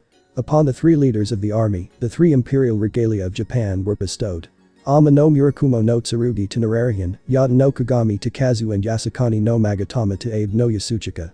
With them, the invading army was successfully repelled, and the 3 great Yokai of Japan were slain. However, during the final battle, Abe no Yasuchika met his end, and the Yasukani no Magatama was lost. May I ask, where did you find this? We found in a Cornwall. The church was performing an excavation to find several holy relics that were lost during the fall of Camelot, and we happened to find it there. All the way in England, huh? If it managed to leave the country, then the rumors of a traitor amongst the Onyaji clans are most likely. Issei begun to think to himself, but then realized he had yet to thank Michael. The Shinto faction extends our gratitude to heaven for the return of one of our most prized artifacts. Issei said as he extended a trembling hand to take the Yasukani no Magatama. The moment he closed his hand around it, Issei felt a strong resonance within himself with the comma-shaped jewel. He quickly closed his eyes which, unbeknownst to anyone but himself, had started glowing molten gold before returning to their normal brown hue. Well then, my business here is concluded. I will see you at the conference, Hyoudou Issei-kun. Michael said as he stood and made to leave. Issei briefly considered asking him about Asia's and Zenovia's exile from the church, but thought better of it. First of all, it was technically none of his business. Even if he was their friend, he wasn't a member of the 3 factions, and this was most definitely an internal incident. Michael vanished in a flash of golden light, leaving Issei and Akeno alone in the shrine. I'll be taking my leave as well. I thank you for being a gracious host. Of course. I will see you at school tomorrow, Issei-kun. Issei stood and walked to the shoji door. Issei-kun. Issei's hand stopped in the process of sliding the door open when Akeno called him. Can I ask your opinion about something? What is it? Do you think my grandfather was right to exile me from the clan? Ah, so that was what this was about. It appeared that Susanu's careless words got to her more than he thought. The Onyaji clans place a great deal of emphasis on blood purity and traditions. In their view, if those served them well in the past, they would serve just as well in the present and even the future. Thus, they felt it was necessary to exile you, a half-fallen angel, in order to protect their heritage. But, do you think they were right to do so? Akeno asked insistently. It hardly matters what I think. I'm not an Onyaji. Even if I am of a higher rank than the clans, as an outsider, I don't have the right to judge them. What really matters is what you think. Do you think that it was right for you to be exiled? Issei turned his head slightly to see Akeno with her head down, her expression uncertain. I can understand why my grandfather exiled me. But even so, this Himejima blood I inherited from my mother, I was proud of it. I was proud to be a Himejima. But, because of the blood of a fallen angel inside of me. HMPH. Blood, huh? Himejima Akeno, from what I understand, you wanted to prove to your grandfather that even with the blood of a fallen angel running through your veins, you were worthy of being a Himejima, am I correct? Akeno looked up, startled, but nodded her head uncertainly. Then, I'm afraid you've already failed to do that. Wah. The duty of an Onyaji is to do everything in your power to protect this country. No matter how much you dislike it, it's your obligation to use your full power. However, up until now, I have never seen you use the holy powers you inherited from your fallen angel father. That's not even when you were fighting Kakabiel. At that time, it wasn't the future of Japan or that of the 3 factions at stake. There was also something else, something far more personal and close to home at stake. The life of your comrades. I'm not saying you could have won with your full power, but at the very least, you would have put up a better fight. But you didn't, and by not doing so, you failed your comrades. Akeno was now completely silent, her long hair casting a shadow over her facial features, making her expression unreadable. I am not judging you, but you should probably think about what it is you should be doing. Issei stepped through the shoji door and slid it shut behind him. Almost immediately, he heard the sounds of sobbing coming from inside the room. Shaking his head, he departed. As he made his way down the stairs, something occurred to him. Akeno had basically told him her life story. Just like Hyoudou before her, and just like Asia before either of them. When the hell did I become the go-to guy for life counseling? The time between then and the conference passed by quickly, and Issei found himself dressed in a black kimono, walking down a hallway in Kuu Academy late at night, long after the students had gone home. A barrier had been placed around the entire campus, powered by the soldiers of the three factions and the onyaji of the Shinto faction. It somewhat troubled Issei that such an important task was being left to those who, while more powerful than regular humans, were little more than cannon fodder at bottom of the supernatural food chain, especially when there was a possibility of an attack by an almost completely unknown organization. But, if the leaders seemed to be okay with the idea, he supposed he couldn't complain either. Still, it seemed as though the leaders were inviting the organization to attack. Come and get us, if you have the balls, that was what he was inferring. Then again, maybe that was the whole point. To lay a trap for the organization. Beside him, holding his hand was Ophis, dressed in a child-sized black kimono. Surziches and Azazel already knew of her, but Issei was rather looking forward to seeing Michael's reaction to her. Behind him were the Shinto Trinity, all in their divine vessel forms, and dressed in their usual ceremonial clothes that practically screamed, I am superior to you. Bow down before me. To all who looked upon them. Speaking of the Shinto Trinity, the moment he got home, he presented the Asakani no Magatama to them. Or rather, he presented one of the Magatamas that was known as the Asakani no Magatama. What he had chosen not to mention to Michael, and Akeno who was listening in, was that the name Yasakani no Magatama did not refer to a single Magatama, but rather to 6, each of a different color, that were together known as one of the 3 imperial regalia of Japan. He hadn't been bullshitting about how the Asakani no Magatama was lost, but he neglected to mention that they had lost 3 out of the 6 Magatama. 2, now that one had been returned to them. The power of the Asakani no Magatama wasn't as obvious as that of the Ama no Murakumo no Tsurugi or the Yada no Kagami. Unlike the other 2 regalia, the Asakani no Magatama joined its power with that of its wielder, rather than having an ability that directly targeted the wielder's enemy. Each of the 6 Magatamas that were collectively the Asakani no Magatama granted full mastery of a single combat style that the Shinto faction prized above all others. Yukijutsu, the art of armed combat. Taijutsu, the art of unarmed combat. Senjutsu, the art of becoming one with nature. Jinjutsu, the art of illusion weaving. Onyujutsu, the art of manipulation of the elements, as well as yin and yang. And finally, Shinjutsu, the art of manipulation of divine power. Naturally, the last could only be used by gods or those with divine blood. The 3 Magatamas that were lost during the Yokai War were those that granted mastery over Senjutsu, Jinjutsu and Shinjutsu, and the latter of which was the one that had been returned to them. It was now hanging off a piece of spare string he found lying around the house, tied around his neck, tucked neatly away under his kimono. Unlike him, the Shinto Trinity, having mastered their powers long ago, had no use for it. On the other hand, he, who was just beginning to scratch the surface of his full potential, would benefit the most from its power. Issei was glad that one of the missing Magatamas had been found, but he was also worried. If one of them had managed to end up halfway across the globe, who knows where the 2 were at the moment.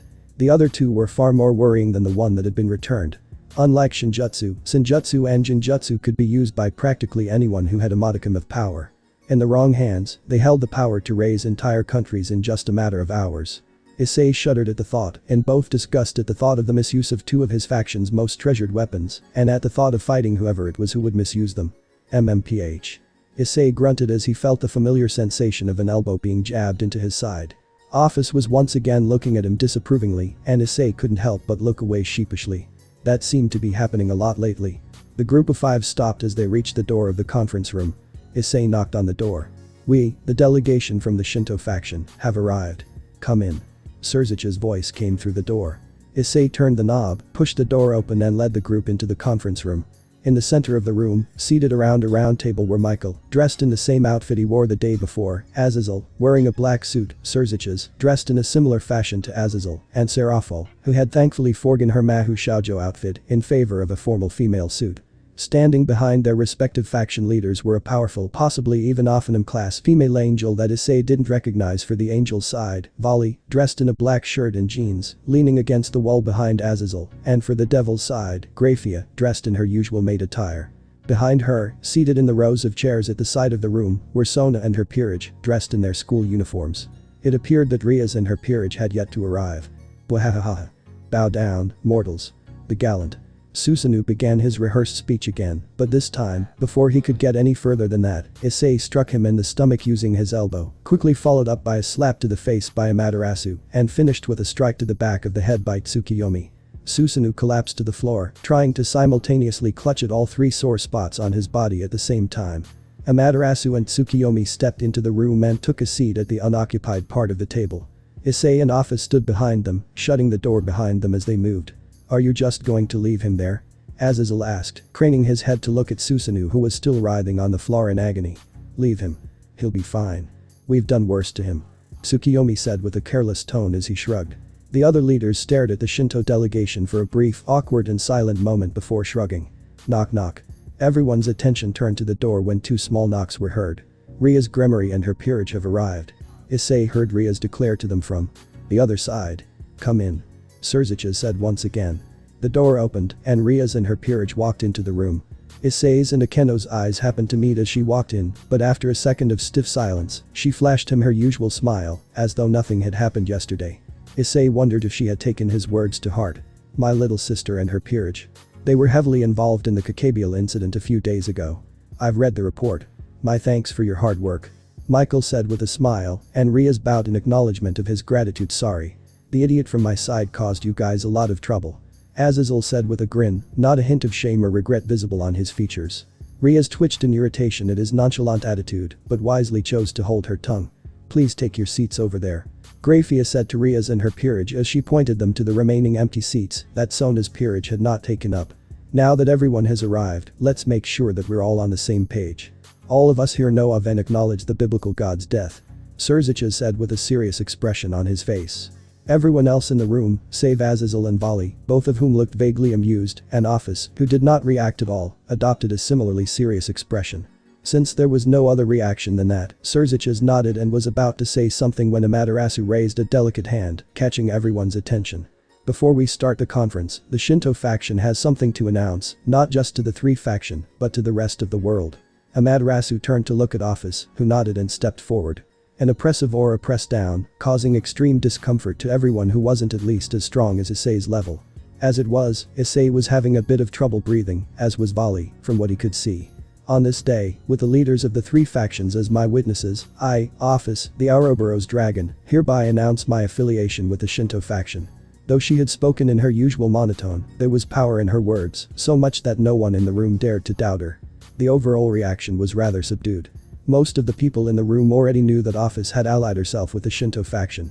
In fact, the only ones in the room who had reacted with more than just the expression of minor discomfort from the power Ophis was releasing were Michael and his angel subordinate. Both of them had a wide-eyed, gobsmacked expression on their face that did not suit their gentle features at all. Issei had expected Seraphol to have a similar reaction, but evidently, Surzicha had already told her about Ophis beforehand. I, Surzicha Lucifer, leader of the devils, bear witness and acknowledge the Ouroboros dragon's words. I, Seraphol Leviathan, leader of the devils, bear witness and acknowledge the Ouroboros dragon's words. I, Azazel, leader of the Grigori, bear witness and acknowledge the Ouroboros dragon's words. The three leaders that were already in the know before the conference announced their acknowledgement, prompting Michael to snap out of his daze. I, Michael, acting leader of heaven, bear witness and acknowledge the Ouroboros dragon's words. Michael said after a moment of silence. Alright, now that that's out of the way, shall we begin the conference proper? Surzicha said, turning his attention back to his fellow leaders of the three factions. The conference began in earnest. The delegation from the Shinto faction felt slightly out of place, since the purpose of the conference was to discuss the future of the three factions, of which they were certainly not part of. At this stage in the conference, the members of the Shinto faction present were little more than witnesses. It was not like they minded. This was rather entertaining to watch. It was also at that point that Susanoo finally got off the ground and took a seat next to his older sister. He grumbled as usual, but stayed quiet and listened to the leaders of the three factions talk, or at the very least, he was doing a good job of pretending to listen. The fair majority of the conference was mainly Michael and Surzicha taking turns to express their views, with Azazel occasionally throwing in his own 2 cents, which would cause the other factions to pause and stare at him for several awkward moments before resuming. Issei got the feeling that Azazel knew exactly how the others would react when he spoke and was thus doing it on purpose. He did appear to be the leader who was taking this conference least seriously, but Issei knew that that couldn't be further from the truth. Now then, Riaz, could you present your report about the Kakabiel incident? Surziches turned to look at his little sister, who rose from her seat with a slightly nervous expression on her face. Yes, Lucifer-sama. Riaz started speaking of the events that led up to the confrontation with Kakabiel, choosing her words carefully as she did so. Her words may decide the future of the three factions, so it was only natural that she was a bundle of nerves at the moment. My report is finished. That is all that I, Riaz Gremory, and my peerage have experienced during the incident. Riaz finished her report after describing the final confrontation against Kakabiel, Issei's own intervention and subsequent victory, as well as Vali's arrival to retrieve the defeated Kakabiel. Good work. Take your seat. Surziches nodded to her, the image of pure professionalism that Issei could appreciate. Good work, Riaz-chan. Serafol said in her bubbly voice, and the effect was ruined. Issei briefly mourned for the past moment before his attention returned to the conference. Now then, Azazel, after hearing this report, I would like to hear the response of the Viceroy of the Fallen Angels. Surziches said as he turned his gaze to the only fallen angel present in the room. Following his actions, everyone else in the room turned their attention to Azazel as well. If he was bothered at all by the sudden scrutiny, he didn't show it. Oh geez, do I really have to keep saying this? Like I said before, regarding this incident, Kakabiel acted completely on his own accord. The other leaders of the Grigori and I had nothing to do with it. Anyway, the idiot got his ass kicked by the Hyoudou and was retrieved by Vali. After that, he was judged by our internal court system and was sentenced to eternal frozen confinement in the Cocytus. He won't be coming out ever again. As for why we chose that particular punishment for him, it's all in the material I sent you before the conference. That's all I have to say. Azazel said with a hint of amusement in his voice as he spoke. The explanation leaves much to be desired, but I suppose that isn't important right now. What I want to know is whether or not the rumors that you have no intention of starting a war between the three factions are true. Michael said with a sigh. Of course. I don't have any interest in wars. In the report, Kakabiel criticized me because of that, didn't he? Issei nodded silently to himself. He had overheard Kakabiel screaming something like that right before he had interrupted. About how Azazel refused to actively fight the devils in heaven and spent most of his time researching sacred gears.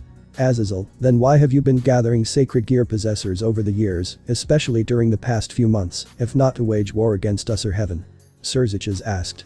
Yes, even after a long time, you never launched an attack against heaven or the devils. When I heard that you had recruited the vanishing dragon, I was particularly weary. Michael added. Oh, for the love of. That was just for the sake of my sacred gear research. If you're that skeptical, how about I send you all a full copy of all of my research? Even if I am doing research, it doesn't mean that I'm planning to wage war. I already said I don't have any interest in wars, didn't I? I'm perfectly happy with the way the world is right now. I even ordered my subordinates to not interfere in the affairs of humans. I have no interest in interfering with the churches or the devil's interactions with humans. Good grief, suspecting me just because of something like that, am I the least trustworthy one in this room? Azazel grumbled. That's true. That's right. Got it in one. Surziches, Serafol and Michael concurred at the same time. Around the room, everyone basically had an expression of agreement. Azazel clicked his tongue as he scratched his ear with his pinky. TCH, and here I was thinking that you three would be more agreeable than God or the original Mao. You guys are pretty troublesome in your own way too. Ah, whatever, let's make peace then. That was the intention of the angels and devils from the beginning, right?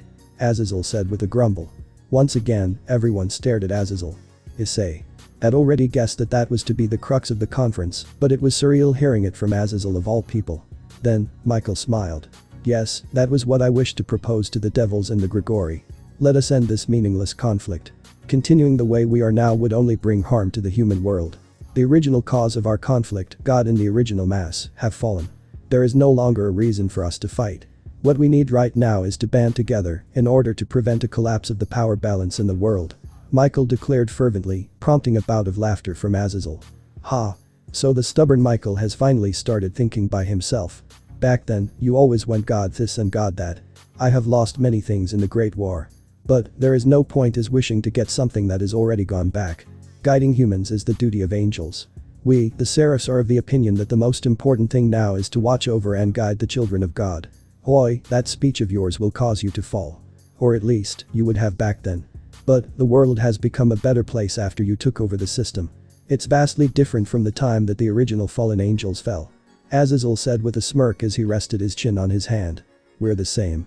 Though the original Mau have fallen, the devils must move on in order to survive. We do not desire war. Another war would only bring devastation to our kind. Surziches said. That's right. The three factions can no longer afford to continue in this meaningless Cold War. If another great conflict were to break out, it would only end in our mutual destruction. The war will doubtlessly ravage the world as well. Azazel had become serious, all hints of mirth all but gone from his face. Is a world without God wrong? Would a world without our God fall into ruin? If you think so, then look around you. The world continues even now. Not just humans, even you and I are alive and well. And then, Azazel proceeded to say the words that would stay with Issei for a very long time. The world goes on even without God. The conference had been a fairly simple affair after that. All the pieces just seemed to fall into place once it was clear that the three factions were united in one purpose. To bring an end to their internal conflict once and for all. They spent a few minutes discussing battle potential and the like before taking a break, during which Michael had addressed and apologized to Asia and Zenobia on his initiative for their exile from the church. He had explained that while the biblical God had fallen, the system he had used to grant blessings, power holy artifacts and exorcisms, and perform his many miracles still existed and was still operational. However, with his death, no other being in heaven possessed the power to keep the system running, not even the four seraphs put together. So, they resorted to powering the system.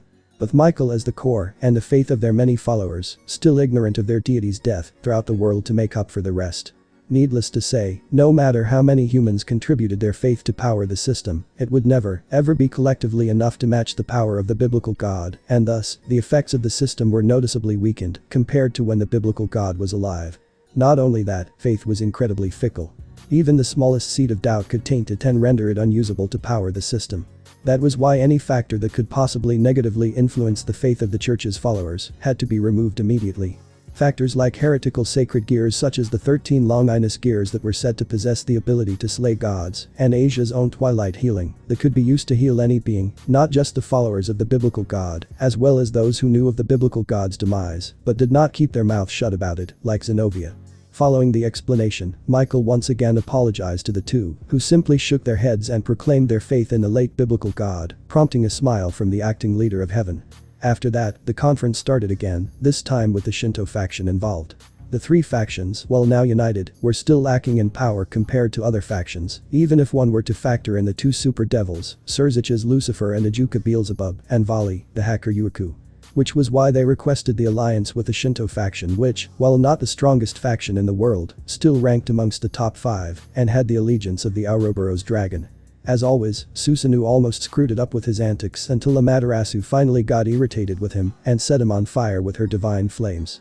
As Susanoo stopped, dropped and rolled on the ground in an effort to extinguish his sister's flames, a useless endeavor as the flames could only be extinguished by Amaterasu's will or after 7 days had passed, Amaterasu and Tsukiyomi began the task of negotiating with the three factions.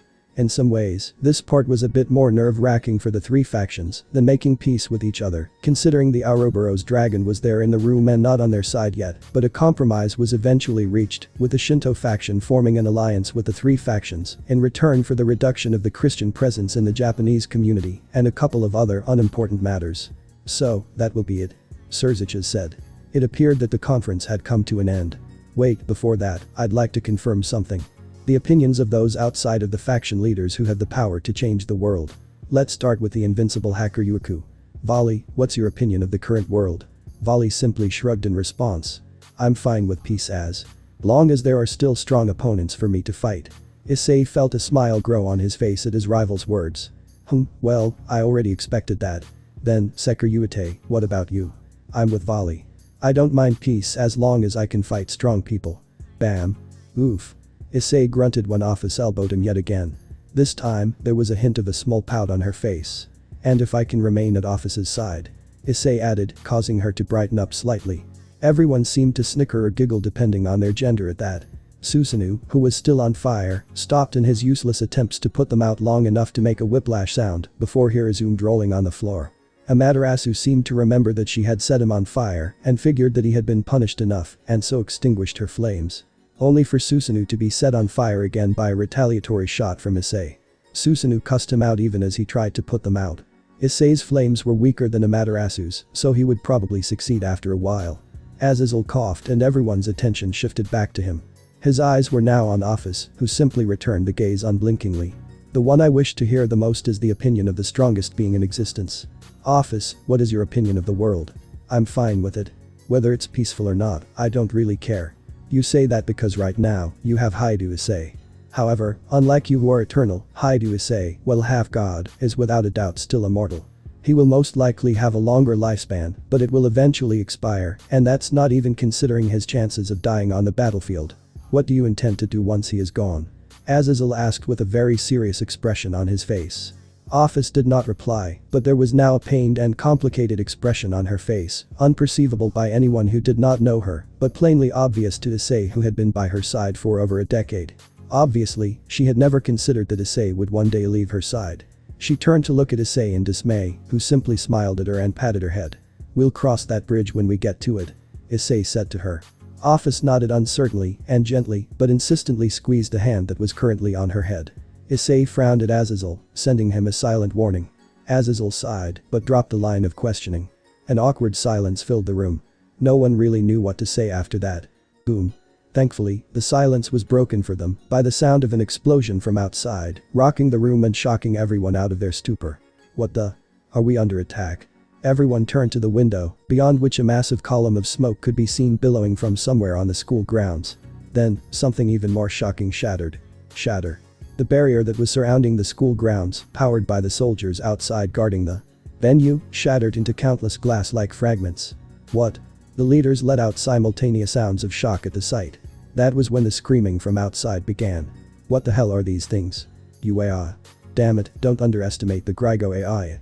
The soldiers outside started screaming in pain and fear before they were abruptly cut off, one by one, to be replaced by an incredibly loud and booming voice, filled with sadistic glee and malice. Ha ha ha. What's wrong, you little peons? Come on, come on, come on. Put up a better fight. What the hell is going on out there? Everyone rose from their seats and moved to the window. Shock was not a strong enough word to describe their reaction when they saw the chaos outside. Somehow, without them noticing, an entire army had congregated in the town and infiltrated the school. Well, perhaps infiltrated was not the appropriate word.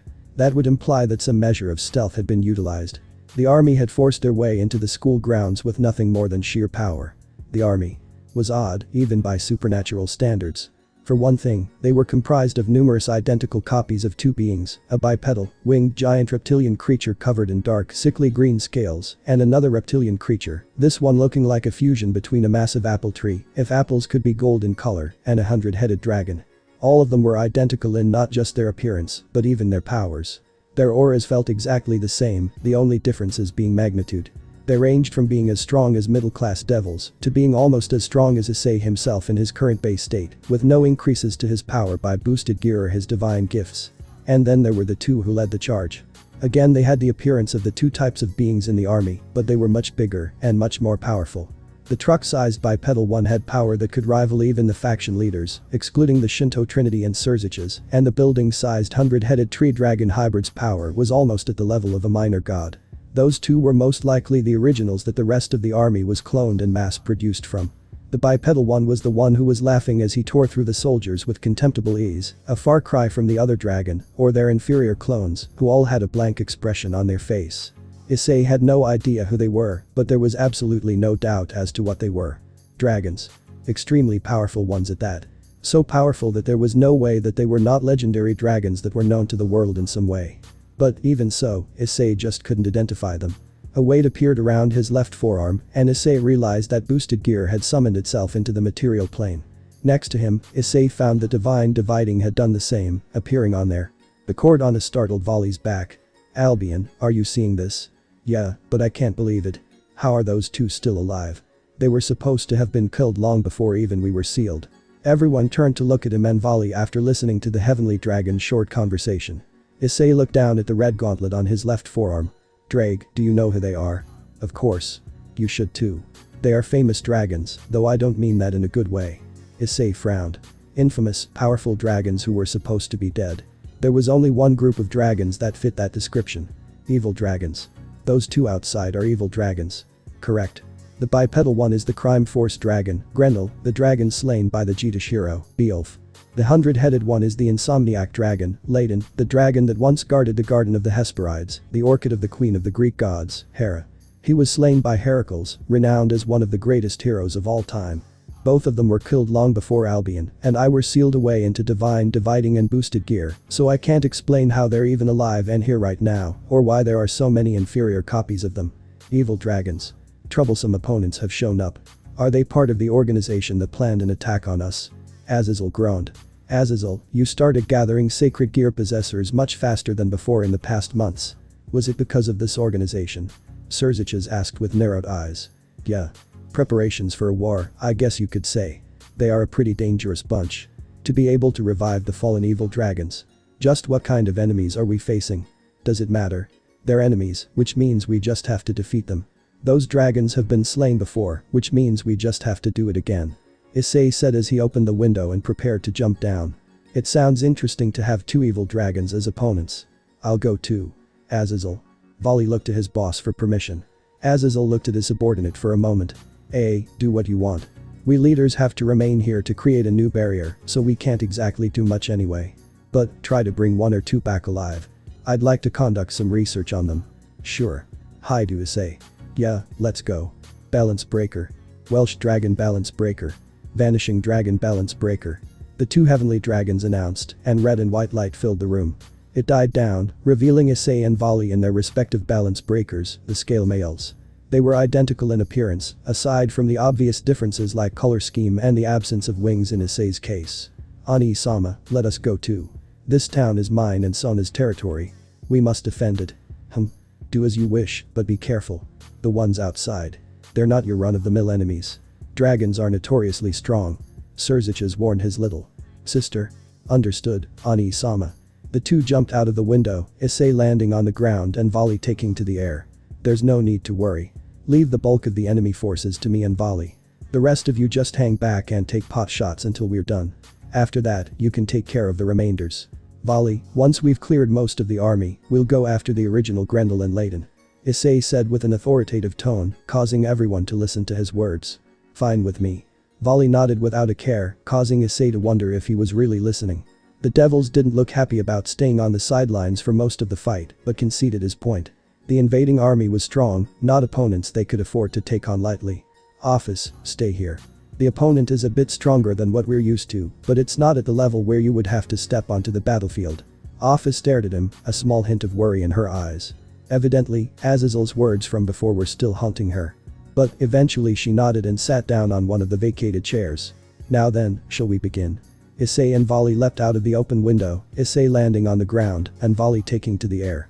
Almost immediately, as though sensing that much greater threats had appeared on the battlefield, the Grendel and Layton clones turned their attention away from the soldiers and to the two heavenly dragons. The Grendel clones flew up to confront Volley, while the Layton clones bum-rushed Issei. At the same time, Issei and Volley waved their arms. Black flames consumed the battlefield, immediately igniting the Layton clones that led the charge and preventing the others from approaching carelessly. Above in the air, countless bullets of light rained down on the Grendel clones in a merciless barrage, courtesy of Volley. The bodies of both dead and dying Grendel clones crashed back down to the ground, hitting the Layton clones and sending the whole army into disarray. The hell, these guys aren't really much of a challenge. Issei declared in a bored voice. Well, we can only expect so much from mere clones. I would like to think that the originals are more entertaining. Volley said as he continued to bombard the seemingly endless number of Grendel clones chasing him. Let's hope so. Issei raised his hand again.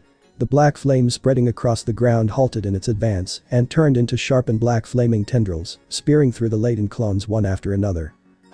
Issei let out a sound when he saw some of the Layton clones throw up barriers in an attempt to block the flames.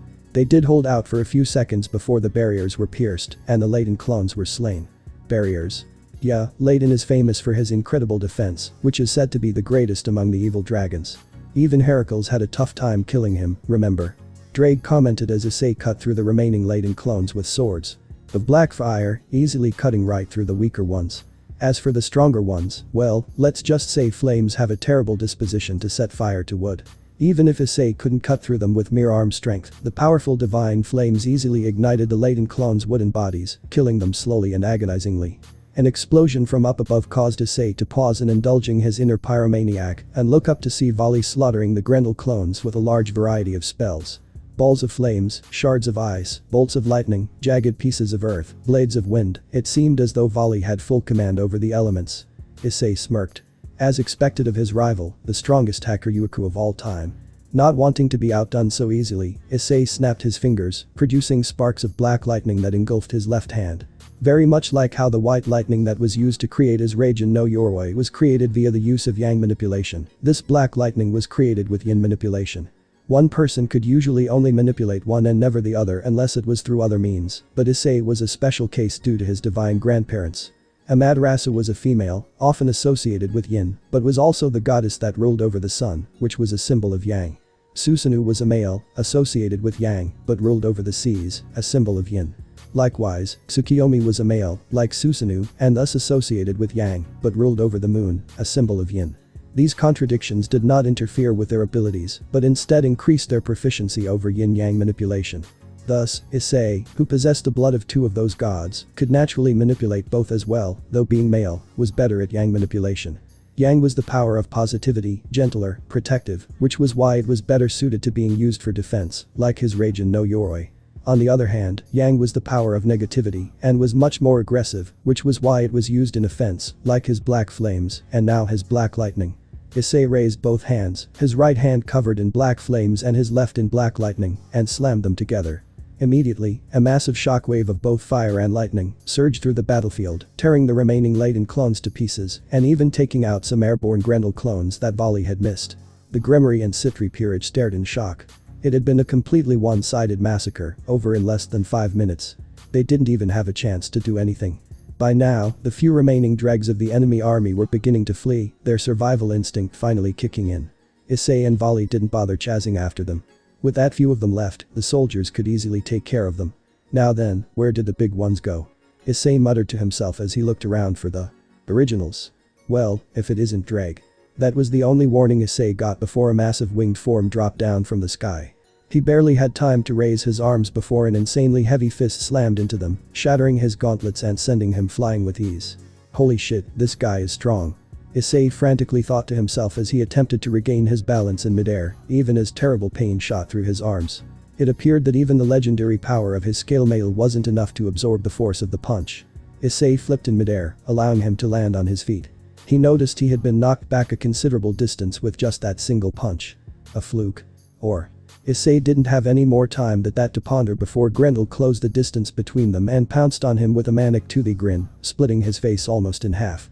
Pouring more energy into his right arm to quickly regenerate his gauntlet, Issei intercepted Grendel's second punch with one of his own, and immediately regretted it when the gauntlet shattered again like it was made of glass, and felt the bones in his right arm shatter under the force. Erg. Issei grunted as Grendel closed his hand around his injured fist and squeezed hard, forcing him down to his knees from the sheer pain. It appeared that it was no fluke. Grendel really was that fucking strong. But, something was up. From he had sensed from the window earlier, Grendel was only at the level of a Mao. Issei's current strength, compounded by the power of the scale mail, should have already exceeded that, even if the margin was smaller than he would have liked. But somehow, he was still being overpowered. Badly. Ha ha ha ha ha. What's wrong, Dreg? You're even weaker than before. Man, you're pathetic. Getting yourself sealed by some upstart god and becoming a tool of humans, I seriously can't believe you're the same dragon who defeated me before. Grendel laughed maniacally, an insane gleam in his yellow, slitted eyes as he towered over Issei. Bam. A white gauntlet slammed into the side of Grendel's face. His head had been forcefully turned by the impact, but other than that, there was no indication that the attack had any effect. However, the surprise from the attack caused him to loosen his grip enough for Issei to get away and throw a ball of black flames at him.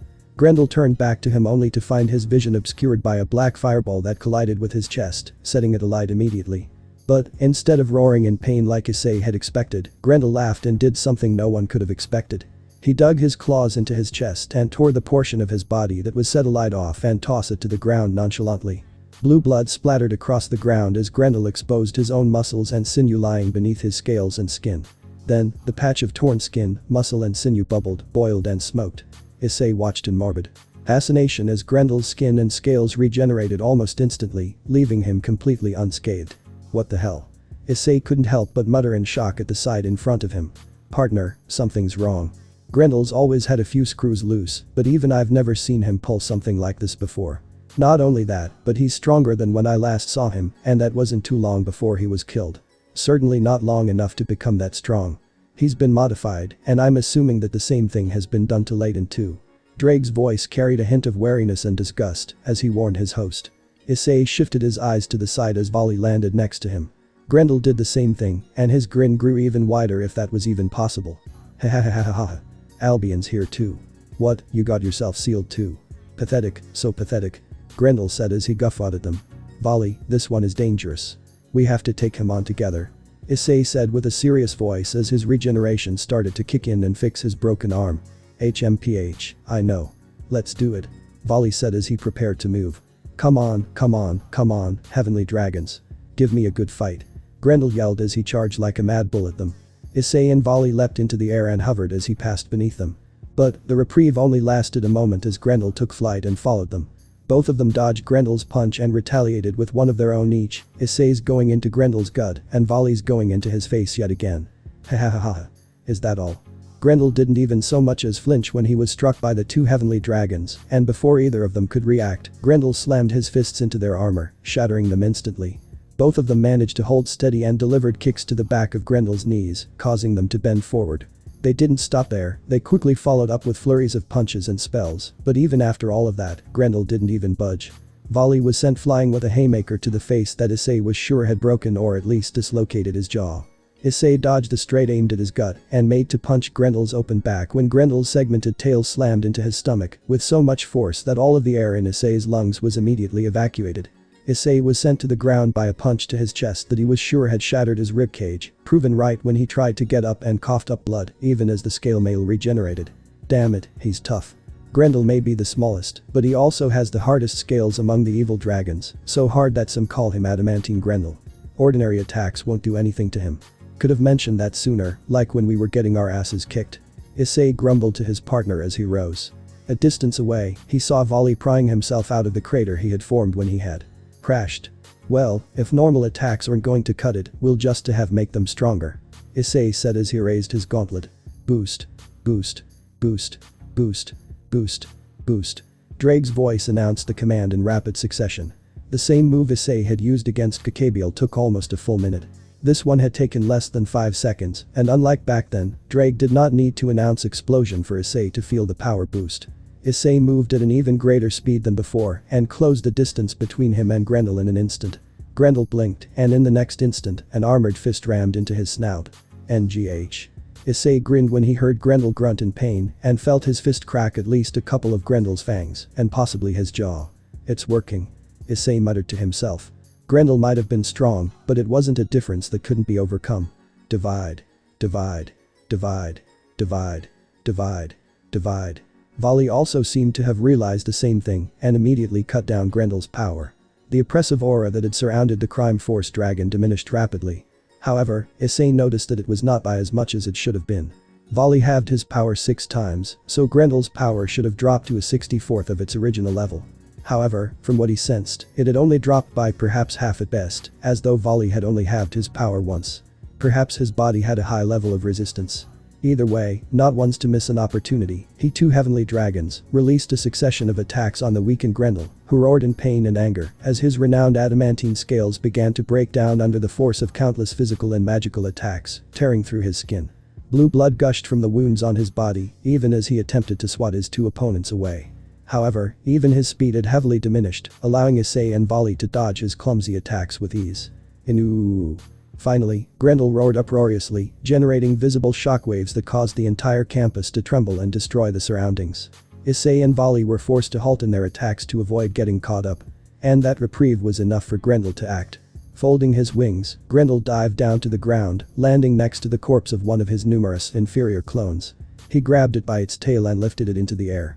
Issei briefly wondered if he was perhaps planning on using the corpse as a weapon when he did something even more unexpected.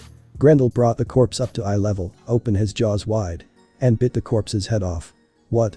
Issei, Volley and everyone else watching exclaimed in shock, transfixed by the macabre sight, even as Grendel swallowed his clone's head with a great gulp. The two heavenly dragons landed on the ground and were promptly buffeted by Grendel's aura, which was suddenly increasing rapidly. It wasn't back to its original level yet, but it was getting there. What just happened? Ha ha ha. I let you two in on something good. These weakling clones of me and Layden, they weren't just created to be foot soldiers. Their main function is to increase mine and Layden's power exponentially and heal our wounds when we eat them.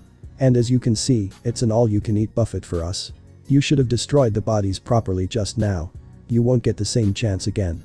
Grendel said as he guffawed even as he continued to chew on the remainder of the corpse, his malicious aura increasing with every bite. Grendel swallowed the last part of his clone and let out a loud belch. Just as he said, all of the wounds that Issei and Volley had inflicted on him were gone, and the power Volley had stolen from him had been restored and even increased. It was now almost at the same level as Layden, who was silently watching a distance away.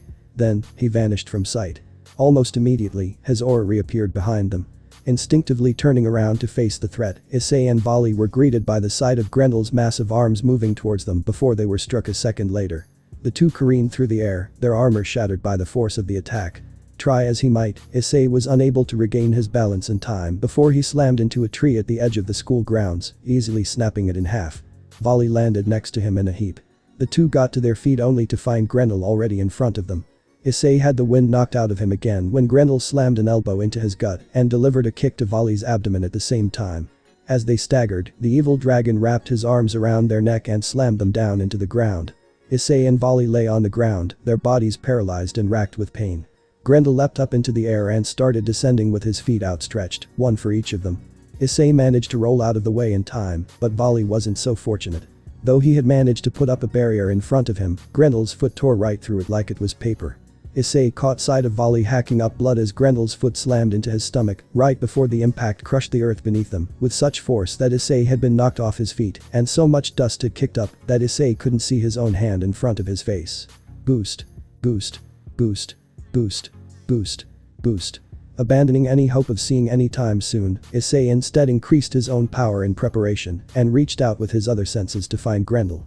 After a while, enough time for his scale mail to regenerate, the hairs on the back of his neck tingled and Issei immediately turned around with his arms raised defensively, just in time to block Grendel's haymaker. Now that his power had further increased, he was able to withstand the attack and hold his ground. The shockwave of the clash dispersed the smoke, allowing Issei to see the devastation Grendel's attack had wrought. The ground around them had shattered, there was no other way to put it. A massive crater marred the school grounds, marking the spot where Grendel had crashed into Volley in the earth beneath, and the ground surrounding the crater was covered in cracks.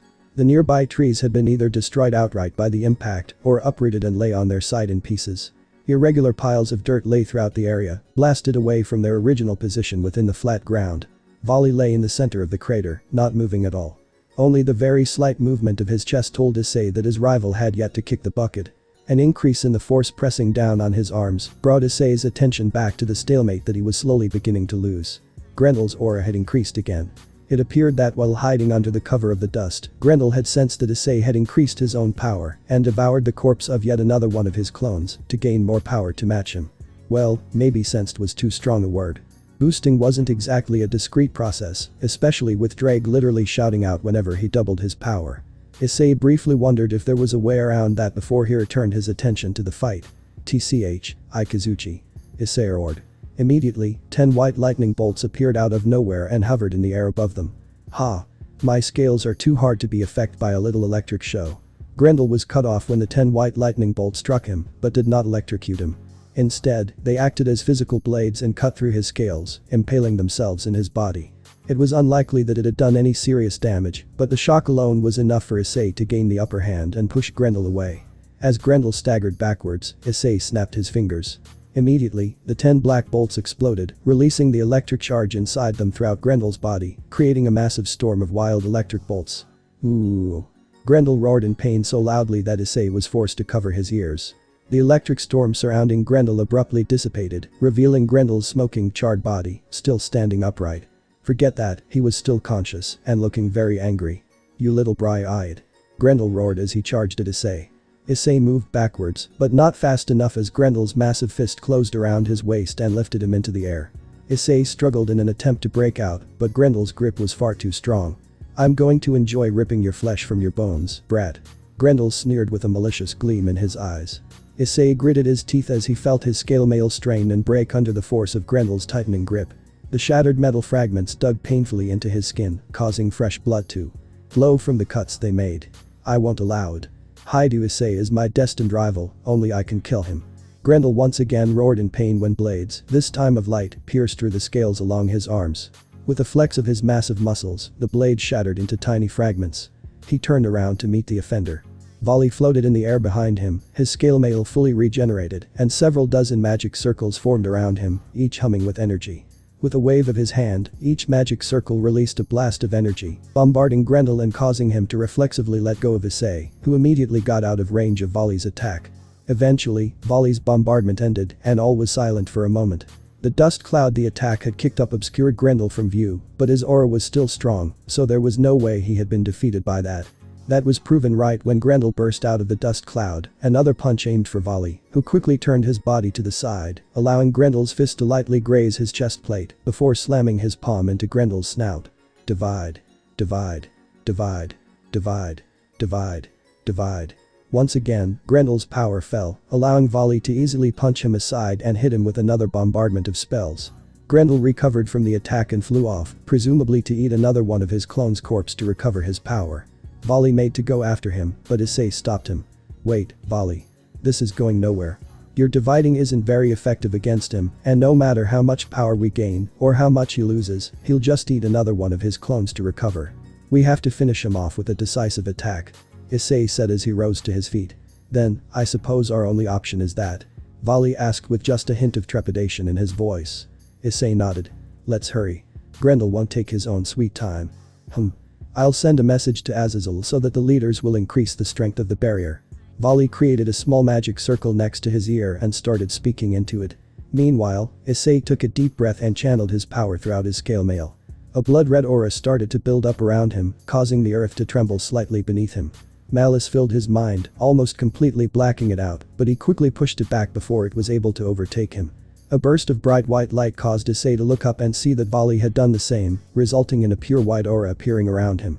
The trembling of the earth grew stronger with the addition of Volley's power. Shall we begin then? Let's. I, who am about to awaken. It has begun. Yes, it has certainly begun. I, who am about to awaken. They'll be blasted away. Yes, they'll certainly be blasted away. Issei and Volley recited identical verses. Immediately, the jewels set in their respective scale mails started flashing, and voices not belonging to them started chanting in malicious tones of excitement. The malicious auras around them begun to grow thicker and stronger as the past Seker Yuete and Hacker Yuku voiced their resentments. Once again, Issei pushed the malice away, though it did take a bit more effort this time.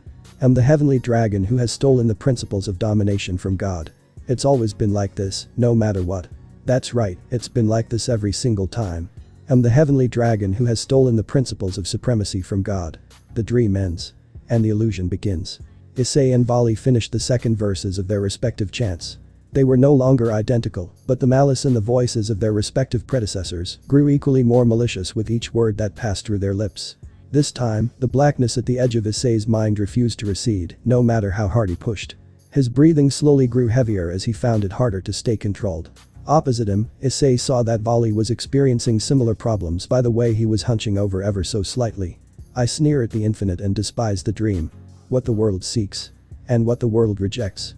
I envy the infinite and pursue the dream. Everything. Yes, give us everything. Unlike Volley who had recited the third verse of his incantation perfectly and fluently, Issei gritted out the third verse of his own incantation through his teeth. It wasn't because the malice of his predecessors was adversely affecting his mental faculties. It certainly was a bit of a problem, but not one he wasn't able to handle. He had trouble saying because he hated that particular verse of the incantation. Sneer at the infinite gods, he hated that part. Even just thinking about it made feel like he needed brain bleach. The infinite. It was an obvious reference to Ophis, the infinite dragon god, and the one Issei loved most in the world. To dare to say that he would sneer at her, that he would even think ill of her, it honestly made him want to summon Futsu no Mitama and crudely lobotomize the treacherous section of his brain that dared to think of such blasphemy. The very first time he had used this incantation, back during his training, the look of hurt that flashed across Ophis' face. That had pained him more anything else he had experienced before or after. Not even the hell Susanoo put him through that he called training could compare. That very same day, he had gotten down on his knees and begged for her forgiveness. Being the usually magnanimous dragon god that she was, she had forgiven him, but he also vowed to never use this power again until he found a way to change the incantation. And now, he was breaking that oath. But, he pushed back his disgust and self-loathing. He needed this power. He would apologize and beg for forgiveness later, right now, he needed to win. I will become the red dragon of domination. It was always power. It was. Always love. I will become the white dragon of supremacy. No matter how much time passes. or how the world changes. All of you always choose destruction in the end. As Issei and Vali finished the second last verse of their incantations, their predecessors, both Hyoudou and Hyoudou, shouted in maddened elation. And I will drag you into the depths of a blood-red abyss. And I will bring you to the limits of a white paradise. Issei and Vali shouted the last verse in unison with their predecessors. Juggernaut drive. Juggernaut drive. The instant the last verse was finished, Drake and Albion announced identical commands. In the next instant, both of their auras exploded outwards in massive flashes of red and white light that brightly illuminated everything within the boundaries of the barrier around the school. Everyone nearby felt an immensely heavy pressure pressing down on them, as well as a terrible sense of foreboding. The scale mails began to transform themselves, growing and sharpening in various places. The helmet of the scale mails elongated upwards, forming horns and fangs, appeared near the mouthpiece of the helmet, which had become jagged in shape. Massive wings appeared, or in Vali's case, simply grew bigger, on their backs.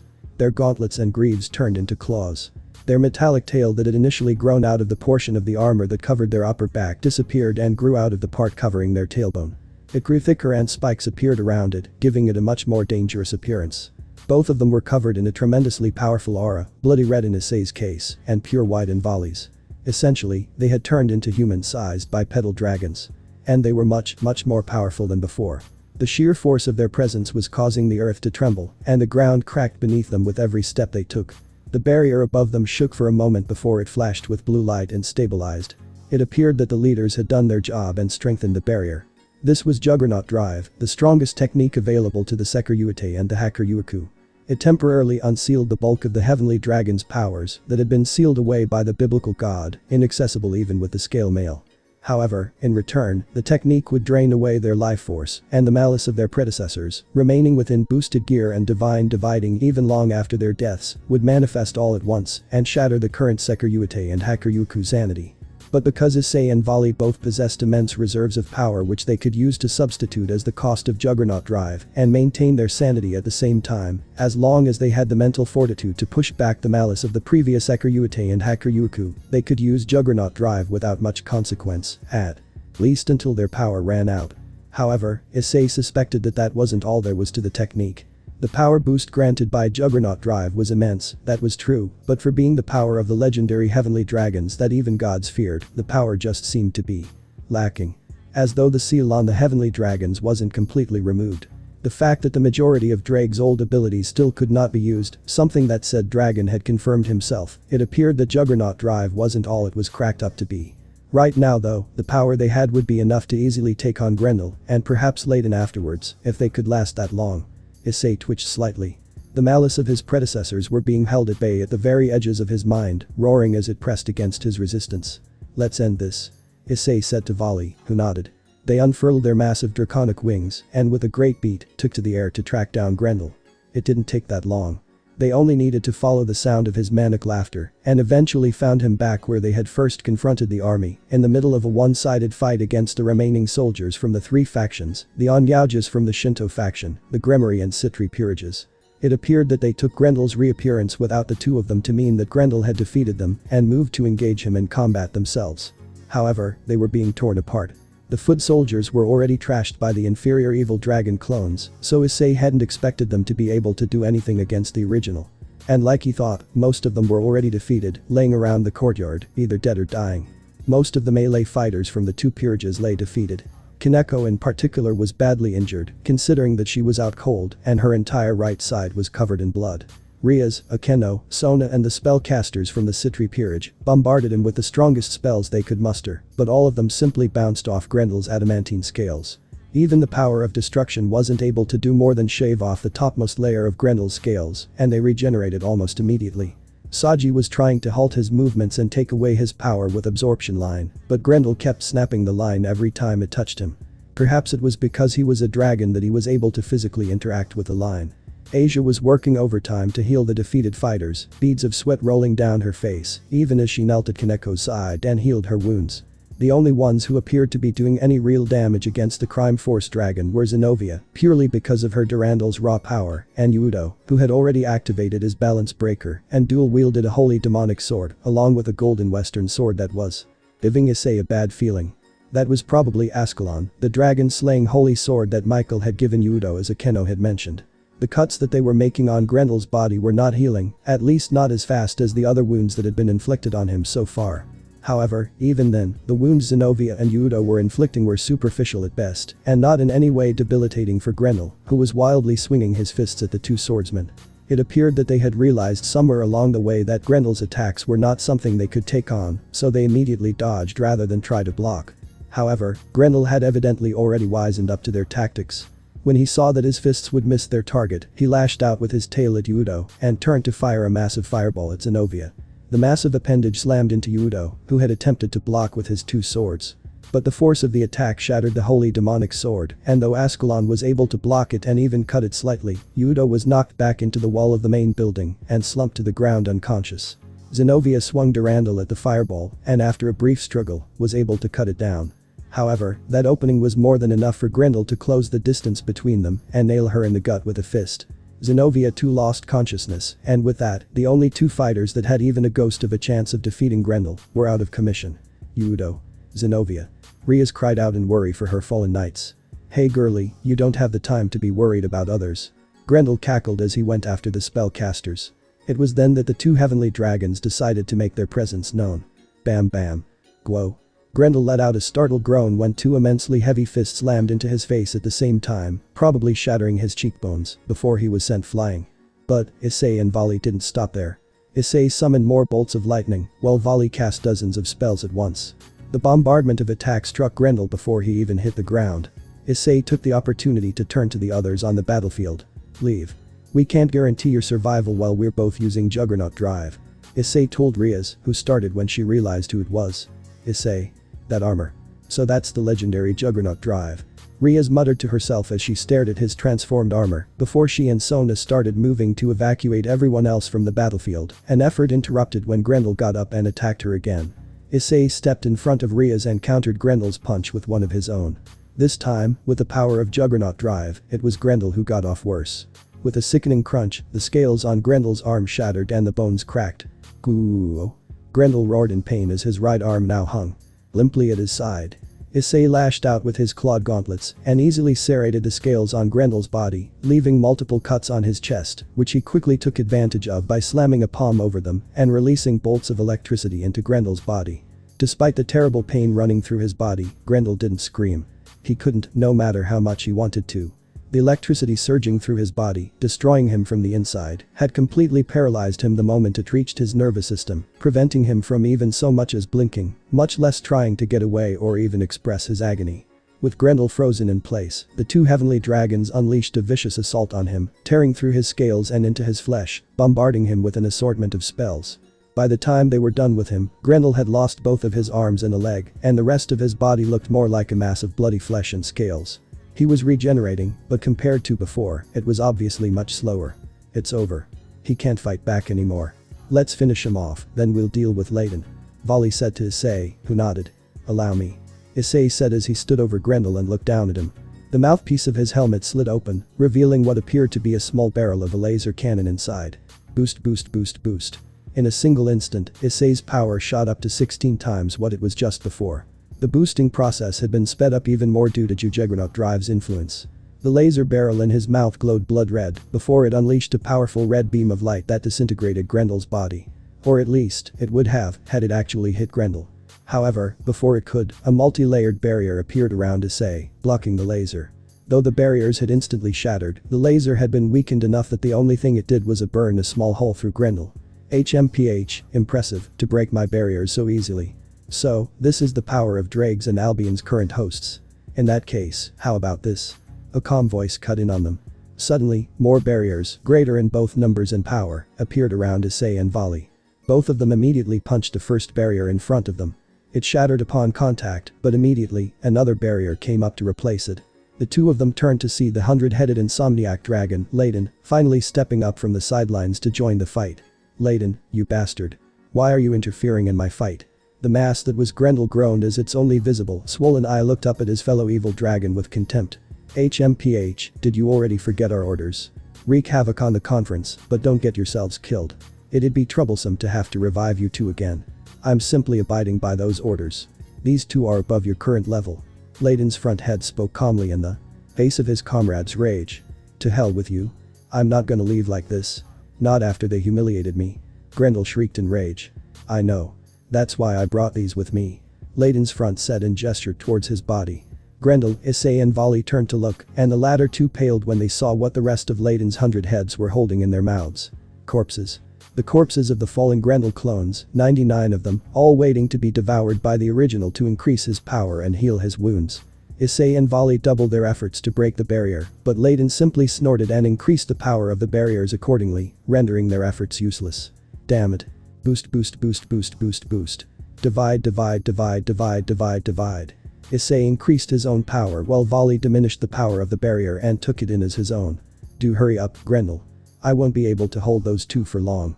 Layden said as he focused his attention on the two heavenly dragons, who actually were giving him a challenge to keep them contained. His other 99 heads dropped the dead Grendel clones in their mouths near the original, who immediately sank his fangs into the nearest one. Issei and Volley watched in horror, even as they pounded away at Layden's barriers, as Grendel's body was slowly restored to its former state. With his body restored to its former condition, he was able to eat even faster, going through the corpses at an insane speed.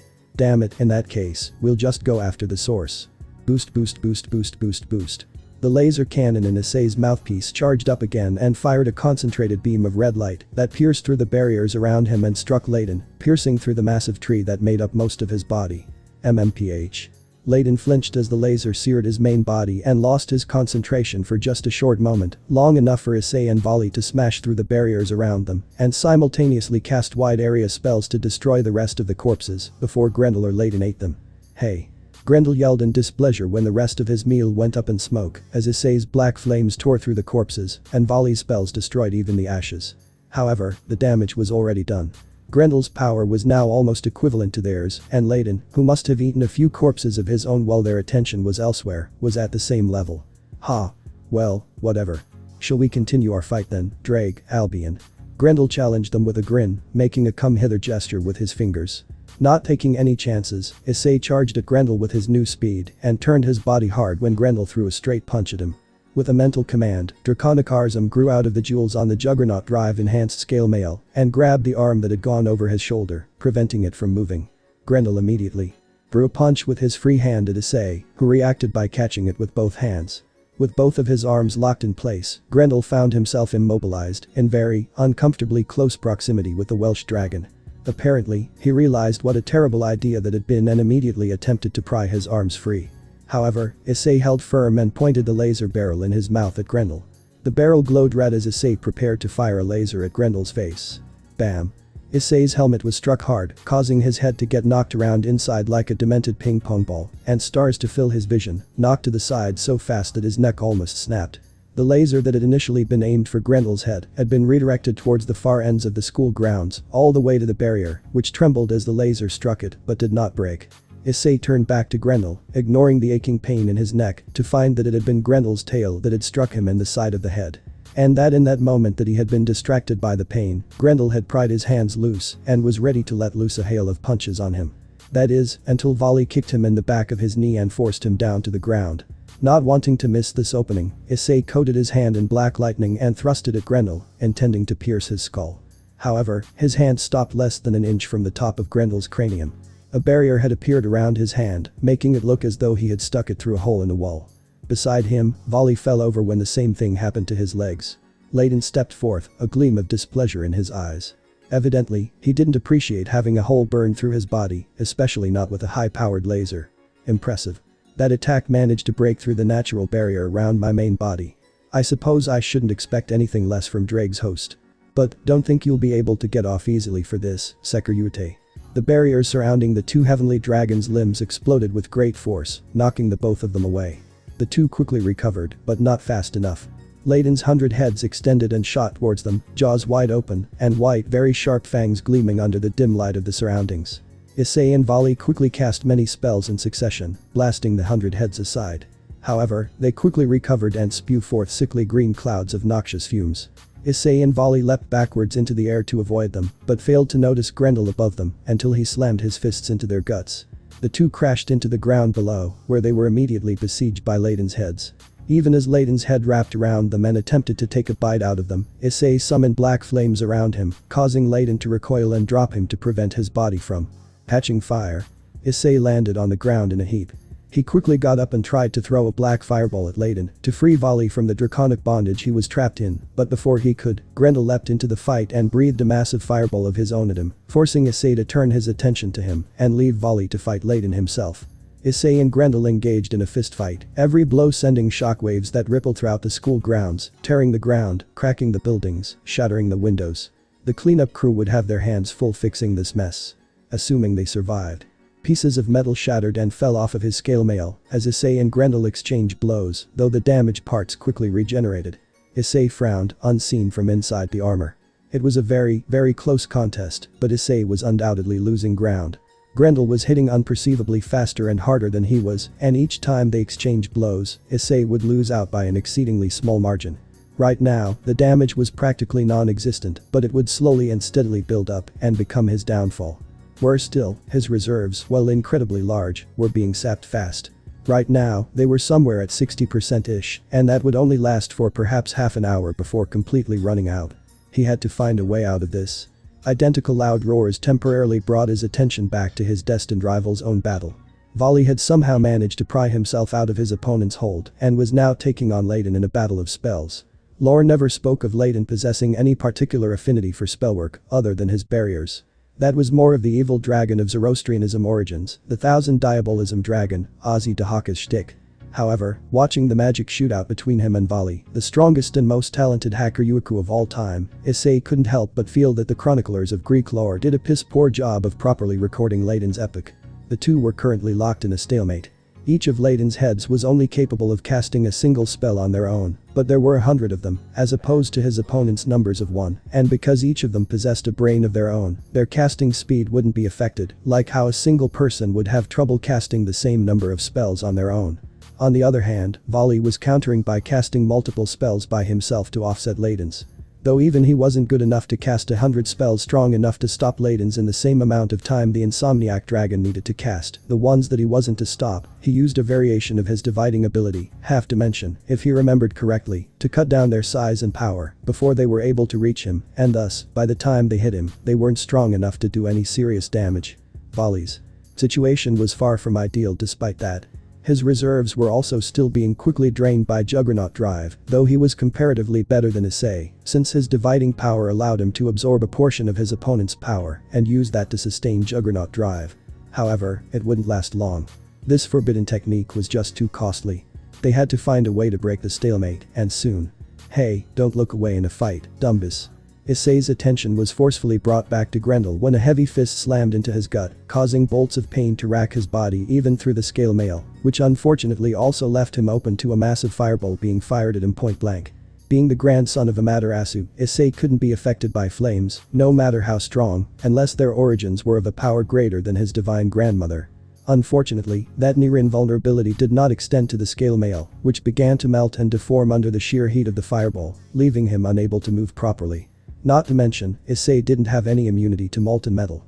He didn't feel the heat, but it was uncomfortable as hell to have liquid metal dripping onto his skin. Grendel ended with a vicious haymaker straight into Issei's face, exposed due to the deformation of the scale mail. A broken nose was the least of Issei's problems, as the punch shattered almost all of the bones in his head and almost turned his softer parts, namely his eyes and his brain, into goo. Issei landed on the ground, blood flowing from pretty every orifice on his face. The scale maul slowly began to reform around him, but it did nothing to relieve the pain he was experiencing. AI.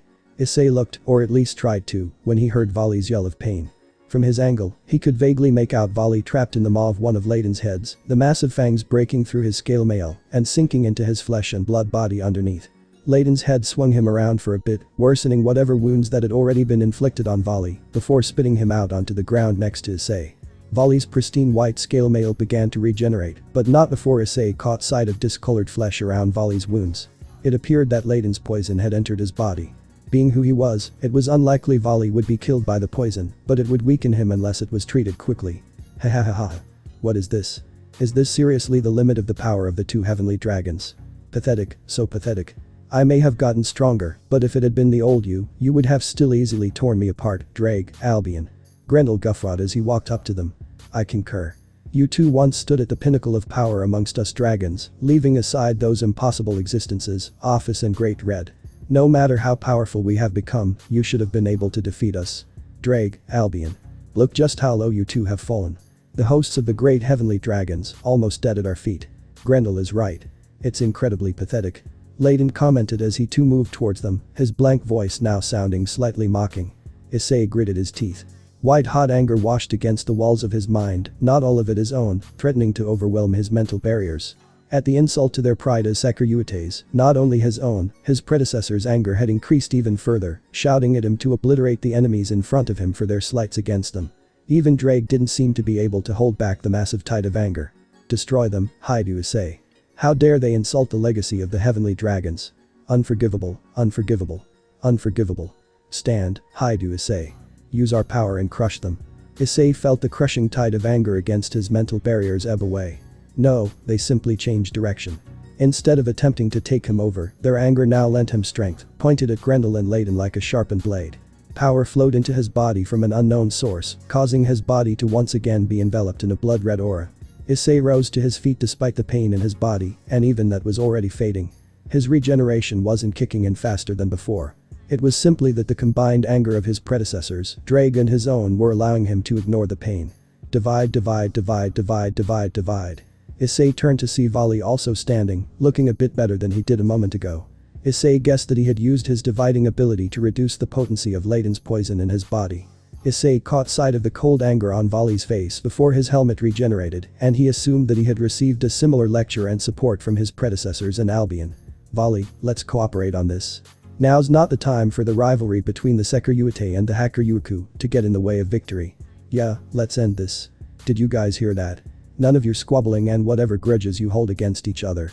If you want retribution for the insult to our pride, then it's time to work together. Issei spoke, addressing the two heavenly dragons, as well as the previous possessors of the two Longinus. HMPH, it's displeasing, but I'll cooperate for now. Took the words right out of my mouth. I don't like it, but I can't let what those two said slide either. I'll cooperate with Albion just this once. The two heavenly dragons grumbled, but consented. Issei had already expected that. While they were prideful, they knew how to set their differences aside when the situation called for it. The real problem was. Work together with the Hakuryuku. Blasphemy. We are more than enough on our own. The Hakuryukus cannot be trusted. We fight alone, Hyoudou Issei. We return those words to you, Sakuryutes. Deceit is your specialty. We will also fight alone. The previous Sakuryute and Hakuryuku immediately started squabbling amongst each other. Issei had been afraid of this. Drake and Albion were capable of swallowing their pride, but the past Sakuryute and Hakuryuku were imprints of their resentment, left behind in the sacred gear, and their greatest grudges are against each other. Getting them to work together would be a Herculean task. Issei grunted and gripped his head as he felt the hatred of his predecessors being redirected towards Volley, and turned to see that Volley appeared to be having similar problems. This was bad. At this rate, they would end up being overwhelmed and start fighting each other instead, obliterating everything within a 100-kilometer radius in the process. Oi oi, what is this? You having an argument in the middle of our fight? Grendel screeched in anger at being ignored. Wait, Grendel. This is interesting, let them finish. Who knows, perhaps they'll gain an even greater power when they're done. Layden said, stopping his partner from attacking. I think that's quite enough. A new male voice, one Issei had never heard before, sounded from one of the jewels, far more calm and tranquil than the others. Suddenly, Issei felt the hatred of his predecessors being suppressed, if only by a fairly small margin. That voice. Is that you, Belzerd? I thought you and Elsha had departed to the deepest depths of boosted gear. We did, and we initially didn't have any intentions of re-emerging until we saw something rather interesting. The current Sakuryute and the current Hakuryuku working together against common enemies. We honestly never thought we would ever see the day. This time, it was a female voice that had answered Drake. Issei immediately recognized the names. Belzerd and Elsha, known as the strongest and the second strongest Sakuryute respectively before him. The former had defeated two Hakuryukus in his lifetime, and the latter was the strongest female Sakuryute. Drake had spoken highly of both of them, and Issei had looked forward to meeting their imprints in Boosted Gear's core, but they, fully sentient and not just swallowed by their lifetime's worth of hatred and grudges, had left for the deepest parts of said sacred gear, long before his time to escape the squabbling and resentment of their fellow Sakuryutes. Why were they? My fellow Sakuryutes. I understand your reservations. All we have known all of our lives was that the Hakuryuku was our sworn enemy, and that we were destined to fight to the death with them. We have killed countless Hakuryukus, and they have killed just as many of us. Belzerd proclaimed loudly so that the imprints of the other Sekiryuite could hear him loud and clear. That's right. The Hakuryuku is our enemy. Our lives were destroyed because of them. Destroy them. Destroy them. Destroy them. For the sake of our pride, as Sekiryuite. In response to Belzerd's words, the other Sekiryuites started shouting in outrage and hatred. Issei groaned as their hatred grew stronger before it was suppressed again. Yes, that's it. Pride. That's what all of this has been about. For the sake of our pride as the Sekiryuite. And they do the same for the sake of their pride as the Hakuryuku. However, right now, that pride is being challenged by these evil dragons. Not just our individual prides as the Sekiryuite and the Hakuryuku, but also our collective pride as the hosts of the two heavenly dragons. For the first time, we, the Sekiryuite and the Hakuryuku are united in purpose. That's why it's time for us to put our differences aside and defend our pride. Belzerd proclaimed, trying to get the two sides to work together, and for an instant, Issei felt the hatred of his predecessors decline before it returned in full force. Belzerd's words were getting through, but it would take a lot more than that to convince them. Ha! Impossible. We will never work together with you. Don't go off making decisions on your own, damn Sekiryuite. The previous Hakuryuku interjected, angry at Belzerd. Vali struggled to remain standing as the hatred of his predecessors began to overwhelm him. Is that really true? Another new male voice interrupted, this time coming from Vali's scale male. Vali started breathing heavily, taking in huge gulps of air as he managed to recover. You? One of Issei's predecessors growled at the sound of the voice. It must have been a previous Hakuryuku that he had fought and most likely lost to. Oh, is it you, Roden? It's been a while since I last heard from you. Albion asked with a tone of inquiry. Hey Albion. I took a leaf out of those two's books and decided to separate myself from the others. But I decided to return. Belzerd and Elsha, was it? I agree with you too. These two are interesting. Doing what none of us have been able to do and crush down the hatred of the heavenly dragons with sheer will. Perhaps they hold the answer we had been desperate for all of our lives. You intend to betray us. Betray our pride. The other Hakuryukas directed their anger towards the rebel, who snorted. And what exactly has that misguided pride, born out of hatred, done for us? Where did the path of hatred and destruction that we followed lead us? Our loved ones perished, our lives were destroyed, we were devoured by our resentment, we became drunk on our own power, ultimately leading to our deaths, and even now, we are bound by that hatred. The rebelling Hakuryuku, Roden, retorted heatedly and bitterly. Once again, Issei felt the anger of his predecessors wane, affected by the words of one of their sworn enemies. Exactly. This pride of ours only led us to ruin. It's time for a new pride, not born of hatred, but born of hope. Elsha said, agreeing with Roden. Hope? Is that not what we have been holding on to our entire lives? Hope that we would be free from this curse. Hope that we would be able to live a long life. We return your words to you, Hakuryuku. What has hope done for us, but bring us inevitable pain and despair? What makes these two so different from us? One of Issei's predecessors shouted. This time, his voice was not solely dominated by anger. Along with it were very strong feelings of pain and hopelessness. Have you not yet realized? These two are different from us. We allowed ourselves to be swallowed by Juggernaut Drive's power, not because we required it, but because we had given up and just wanted the pain to be over. But these two did not. They are fighting Juggernaut Drive's corruption because they want the power to live. They do not walk the same path of destruction as us. What they walk is the path that leads to a bright future. At that, the hatred of the previous Sekiryuite all but vanished. These two. They can lead us to a bright future. Only one, a previous Sekiryuite, asked this question with a faint voice, but it was painfully obvious that all of the predecessors, both Sekiryuite and Hakuryuku, wished to know the answer. It was at that point that Issei decided to speak for himself. I have no intention of dying anytime soon. I still have many things I have left to do. I will live, and I will show you a bright future, filled with hope. So, lend us your power. Issei proclaimed passionately. Next to him, Vali nodded, agreeing with Hyoudou Issei, and silently beseeching his predecessor's help. With flashes of scarlet, not blood red, light as well as that of silver, not pure white, the two Longinus gears responded to their possessor's will. Centuries of hatred between the Sekiryuites and the Hakuryukas will not vanish so easily. Even now, I cannot forgive the Hakuryukas for what they have done, and the Hakuryukas cannot forgive us Sekiryuites either. However, just this once, we will cooperate with you. Show us the path that you walk, Hyoudou Issei, and what lies at the end of it. And just like that, the hatred that threatened to break through his mental barriers completely vanished, replaced by an intense feeling of hope. Power surged through Issei's body, visibly crackling. Vali. Hyoudou Issei called out to his rival, if that was even the correct word anymore, and held his fist out towards him. Volley got the message and bumped his own fist against Issei's, the first act of reconciliation between the Sekiryuite and the Hakuryuku.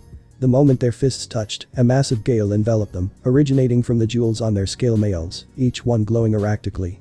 This is Albion, can you feel that? Yes. I can't believe it, but one of my original abilities, Reflect, has returned. Drake, you too. Yeah, Penetrate just returned to me. But, why? Could it be? The condition for the release of the seal on our powers is the cooperation between us. Whatever, we can figure it out later. Partner, now's the time. Defeat Grendel and Layden already. Use this new ability. You should already know what it does, right? Drake said to his partner. Issei nodded. Boosted gear had already given instinctive knowledge of how Drake's ability worked. Yeah, I got it. Issei said. The gale died down, and Issei and Volley immediately rushed at the two evil dragons, who assumed battle stances. Issei and Grendel threw fists at each other, but Issei smirked and activated Drake's new, or rather regained, ability just before the impact. Penetrate. The ability activated, and Issei's fist glowed with a scarlet aura as it hit Grendel's incoming fist.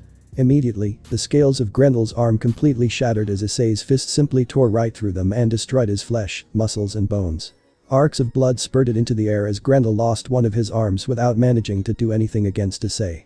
Aye. Grendel screamed in pain even as blood continued to pour from the disfigured stump that was once his arm.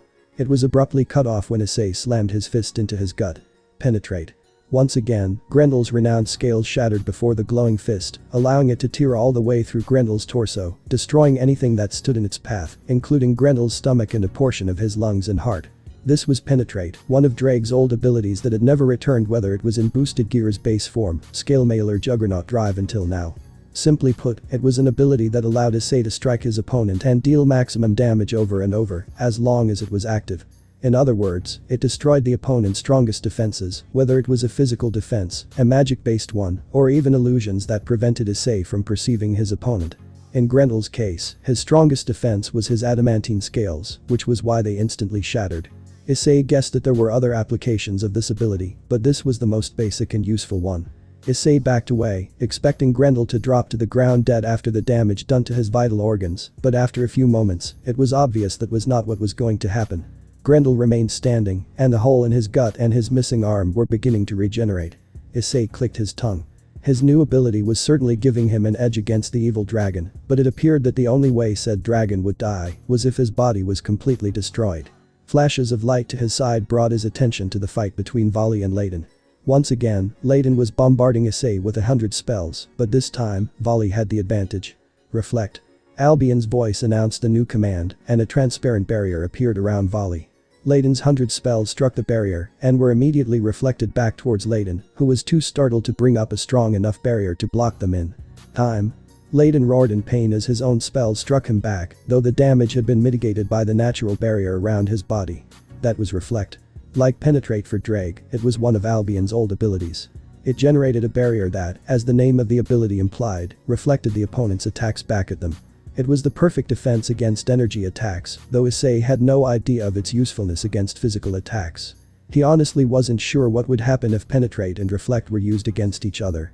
The strongest spear against the strongest shield. Considering that Drake and Albion's fights back when they still had their bodies almost always ended in stalemates, he guessed that the two abilities would cancel each other out. Sensing the opportunity, Issei took to the air and flew towards Layden, dive-bombing him from above. Penetrate. Drake once again announced the new command, and Issei's glowing fist struck the natural barrier around Layden's body, stopping less than an inch away from the trunk of the tree that made up most of Layden's body. In the next instant, with the sound of shattering glass, he broke through the barrier and struck the tree, destroying a good part of it, but not breaking all the way through. Just like Grendel had a few moments ago, Layden screeched in pain and flailed around, trying to dislodge Issei from his body. As he did, he failed to pay attention to Volley, who was rapidly approaching, surrounded by more than 100 magic circles, each preparing a spell. With his natural barrier down, and Layden himself distracted with trying to get Issei off, he wasn't able to do anything when Volley struck him with a storm of spells that engulfed him right as Issei flew off of his body. It was working. Issei and Volley now had the upper hand. It was almost like these abilities were tailor-made to fight Grendel and Layden. The situation had completely reversed. Now, it was the two evil dragons that were at the mercy of the two heavenly dragons. Dredge. Grendel roared as he charged at Issei with his fist reeled back. Volley stepped in front of Issei and held his hand out. Reflect. This time, a smaller barrier, just big enough to shield Volley from the front, appeared. Grendel's fist collided with it, and after a few moments where it seemed like the barrier would fold first, Grendel was suddenly struck with force equal to that of his own punch. However, the barrier that Volley had created was now cracked, not unscathed like it was against Layden's spells. It appeared that it was less effective against physical attacks after all. Damn you. Damn you. Damn you. Damn you. Damn you. Damn you. Damn you. Damn you. Grendel repeated over and over again with an insane gleam in his anger-filled eyes. His frustration was getting the better of him. Issei couldn't tell if the evil dragon was addressing him or Volley. Grendel opened his mouth wide and a fireball emerged from his throat. It slowly oozed out of his maw, growing bigger and bigger until it almost completely obscured Grendel from view. Issei frowned. Grendel was obviously trying to end this battle with that attack. Not that it would do any good. Issei was immune to fire. But Volley wasn't. Issei quickly realized that and stepped in front of his counterpart like he had for him just a few moments ago. Take this, brat. Grendel roared as he fired the fireball that towered several meters over Issei. It moved at a tremendously slow pace, but Issei could sense the power in it. If it hit anyone present on the school grounds, but those immune to flames like he and Amaterasu were, or immortal like his divine family and Ophis, they would be killed instantly. Not even Layden would be able to create a barrier strong enough to contain that monstrosity. Futsu no Mitama. Issei summoned his divine sword into his hand. Again. I think you've summoned me for real battles more this month than you have the past 10 years. Futsu no Mitama commented with an amused tone. What can I say? Interesting opponents keep coming one after another. Now then, shall we begin? Issei raised the divine sword over his head. Boost boost boost boost boost boost. Transfer. The power boost Issei experienced for an instant was transferred to the katana in his hand, cladding it in a golden aura. As the giant fireball loomed over him, illuminating the surroundings in reddish-orange light, Issei swung Futsu no Mitama down in a single vertical stroke. Immediately, the giant fireball was dispersed by an invisible force. No way. Grendel was struck speechless as his all-out attack was easily crushed in front of him. Then, he was silenced when the same unseen force rent him to shreds.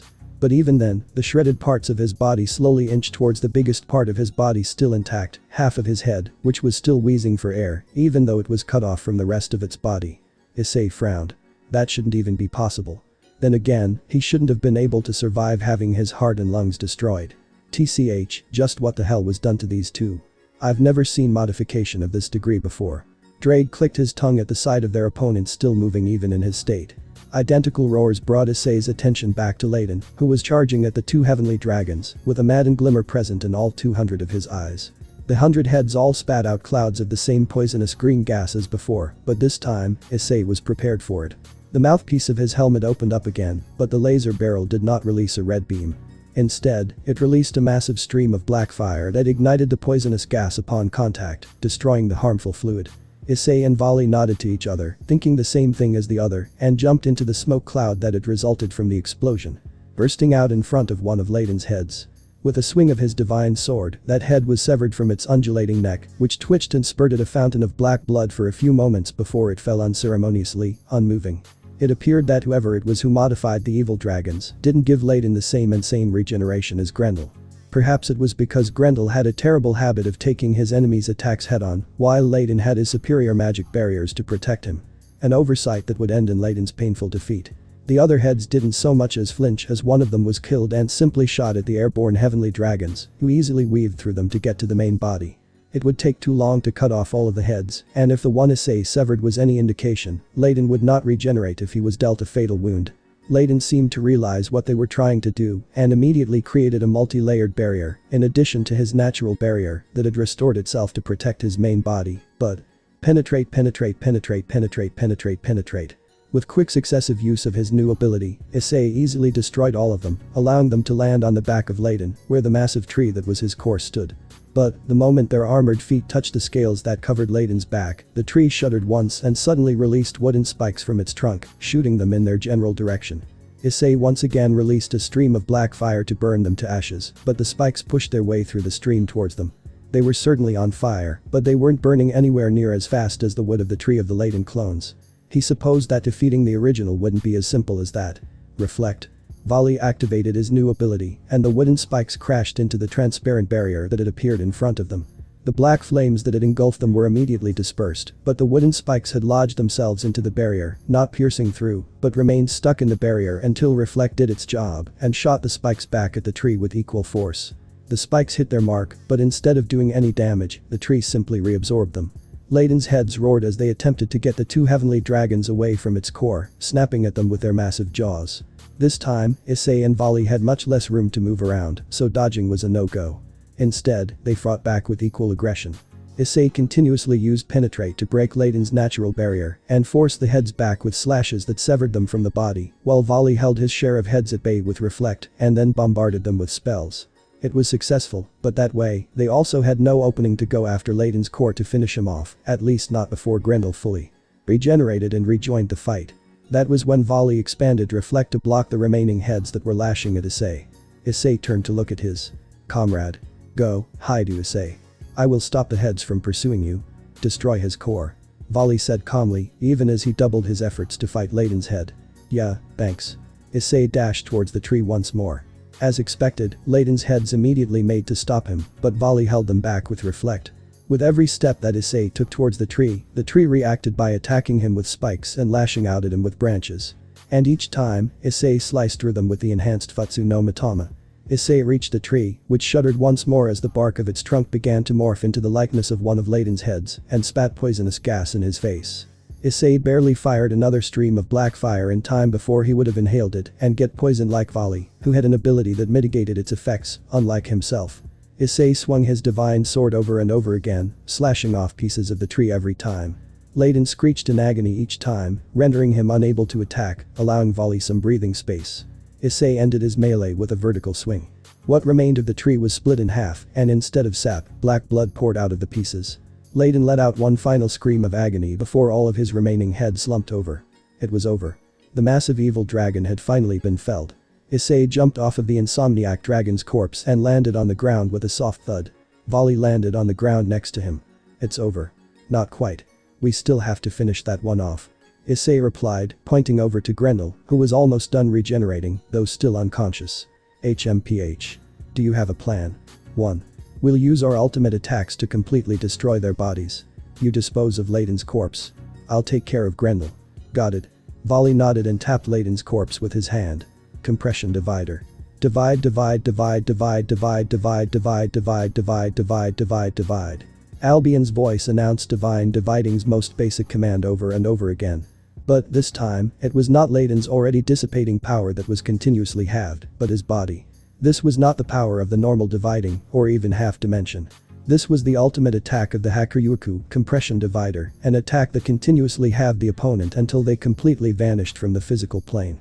Layden's body shrank down to the size of an average human, and then that of a child, and then that of a dog's, and then that of a bird's, so on, until finally, Layden's body vanished from sight. He was gone. With that, Volley ended his juggernaut drive and even dismissed the scale mail. He breathed heavily, supporting himself by placing his hands on his knees, completely exhausted from fighting like never before. His role was over.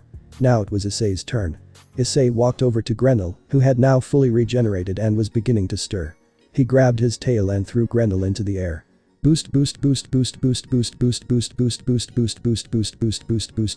Boost. Issei's power increased to an obscene degree, to the point where his presence was causing the earth to tremble violently. He wouldn't be surprised if the town could feel that, even with a barrier present to isolate the school grounds from the rest of the world. Issei's chest plate shifted and opened up, revealing a massive cannon, much bigger than the laser barrel present in the mouthpiece. A scarlet aura built up and compressed around the barrel of the cannon, so bright that it bathed the school grounds in its red light. Longinus Smasher. A massive red beam. No, torrent surged forth from the cannon and moved at Grendel with incredible speed. At that point, Grendel woke up and saw the red torrent, his end of days, coming towards him. He would not be able to dodge, he seemed to realize that. Grendel screamed out before he was completely disintegrated by the Sekiryute's strongest technique, which moved on to strike the barrier around the school, which did not even last a second before a hole was bored through it and the red torrent washed out into the real world. Issei imagined that they would have a lot of work to do to erase the memories of the humans who were woken up by a massive pillar of red light coming from the most prestigious school in their little town. Still, it was a miracle and a true testament to the power and skill of the leaders that only the portion of the barrier that was struck directly by Longinus Smasher was destroyed. A lesser barrier would have shattered the moment it was fired in their vicinity. This was Longina Smasher. Just like how Compression Divider was the strongest attack of the Hakuryuku, Longina Smasher was the strongest attack of the Sekiryuite. It was a blast of pure destructive force, only able to be used when Issei's power had been increased to a certain degree. Its power was so great that when he had first used it while training, his divine relatives had immediately forbidden him from using it in Takamagahara out of fear that he would accidentally destroy it. Finally, the red torrent dissipated and Issei dismissed his juggernaut drive and scale mail as well. It took all of his willpower not to just slump to the ground, utterly spent. It had been a long battle and there had been many casualties, but it was now well and truly over. Just as Issei had thought, cleanup was going to be hard. The school had been utterly ravaged. Most of the grounds were destroyed, the main building had sustained some damage, not to mention the hundreds of corpses of the fallen soldiers. Still, they were making progress.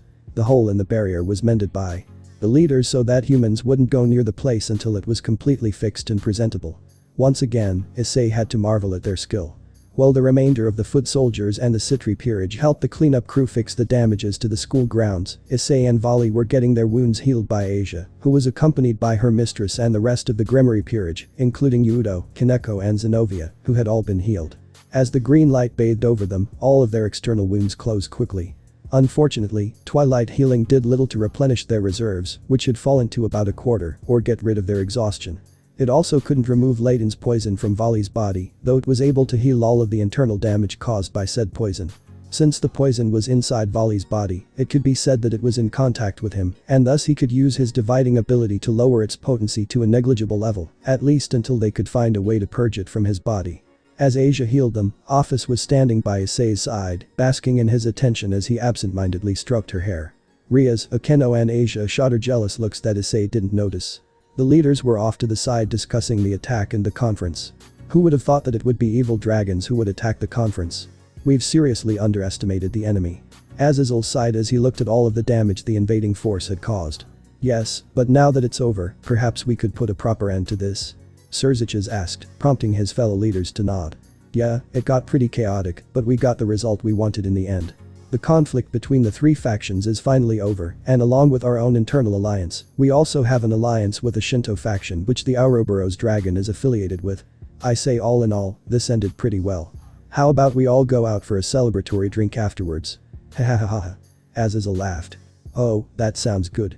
I'll magnanimously treat all of you to the best sake in Japan. Bwahahaha.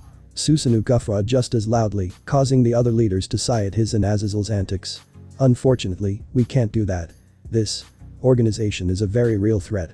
If they could revive two evil dragons, I think it's a safe assumption to say that the other 5 have been revived or unsealed as well. Crescent Circle Dragon, Krom Kruch. Thousand Diabolism Dragon, Ozzy Dahaka. Eclipse Dragon, Apophis. Abyssal Rage Dragon, Nidhugger. Venom Blood Dragon, Yamada no Arachi. Though the Crime Force Dragon and the Insomniac Dragon have been slain, these 5 still make for a very formidable force. We must prepare for another attack. Surziches said with a grim expression on his face. I agree, we should return to our territories and organize our forces. Michael said. Michael Dono, before that, may I ask one favor of you? Issei interrupted before Michael could leave. All of the leaders turned to look at Issei, who barely acknowledged the sudden attention. What is it, Hyoudou Issei-kun? If it's within my power, then I shall grant it. Since you've acknowledged that Asia and Zenobia were wrongfully exiled from the church, would you allow them to at least pray? At that, it wasn't just 1 or 2 people who blinked at him. I've caught those 2 praying or reading the Bible on numerous occasions, even though their mistress should have already warned them of the repercussions. Since they're still that devout even after being wronged, won't you make an exception for those 2? Michael blinked once more, and then he smiled. I see. Yes, if it's just 2 devils, I'm sure I can modify heaven's system to allow it. Interesting, to have 2 devils pray to God. Asia, Zenobia, allow me to ask you. The Lord is already dead. Even so, will you still pray? Michael asked, turning to the 2 in question. Yes, even if the Lord is no more, I still wish to pray. Me too. I wish to give thanks to the Lord and to Michael-sama. Very well. I'll modify the system as soon as I return to heaven. Michael said. Issei-san.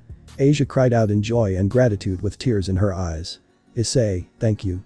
Zenobia also thanked him, though she was much more subdued than Asia. You 2 can pray without reservations now. Issei acknowledged their thanks with a nod of his head. Michael Dono, about the matter we discussed, I trust you to keep your word. Hyoudou spoke up, addressing Michael. Of course, Kiba Hyoudou-kun.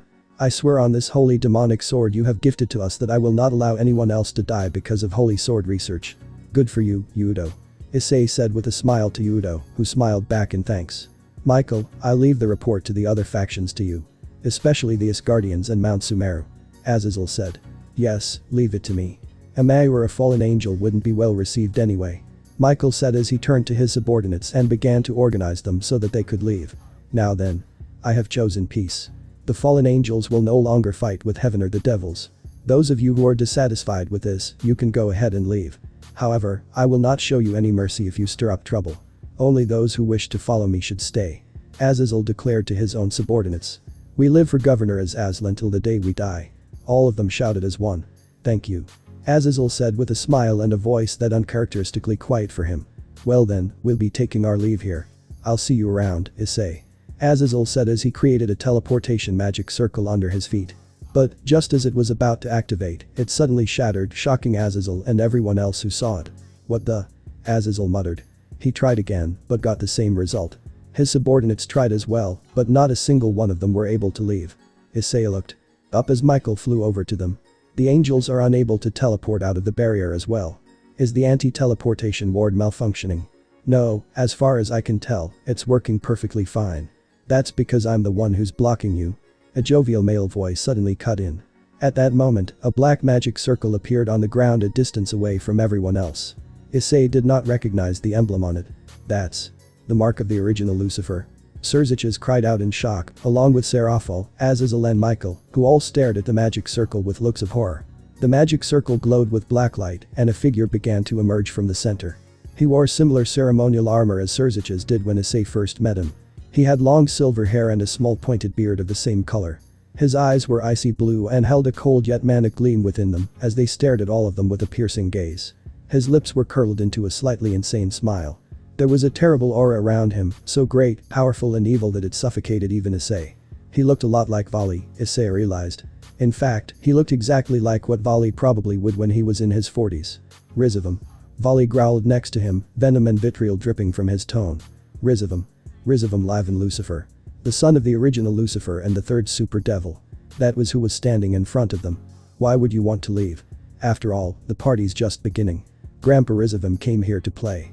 Rizavum Livan Lucifer said in a childish voice. In the next instant, hundreds of magic circles appeared around him, each emblazoned with a variety of emblems. Hundreds of people. No, devils emerged from within them, all glaring at the conference attendees with hatred in their eyes. The invasion had only just begun. That's it guys. Thanks for watching and supporting us. See you in the next part.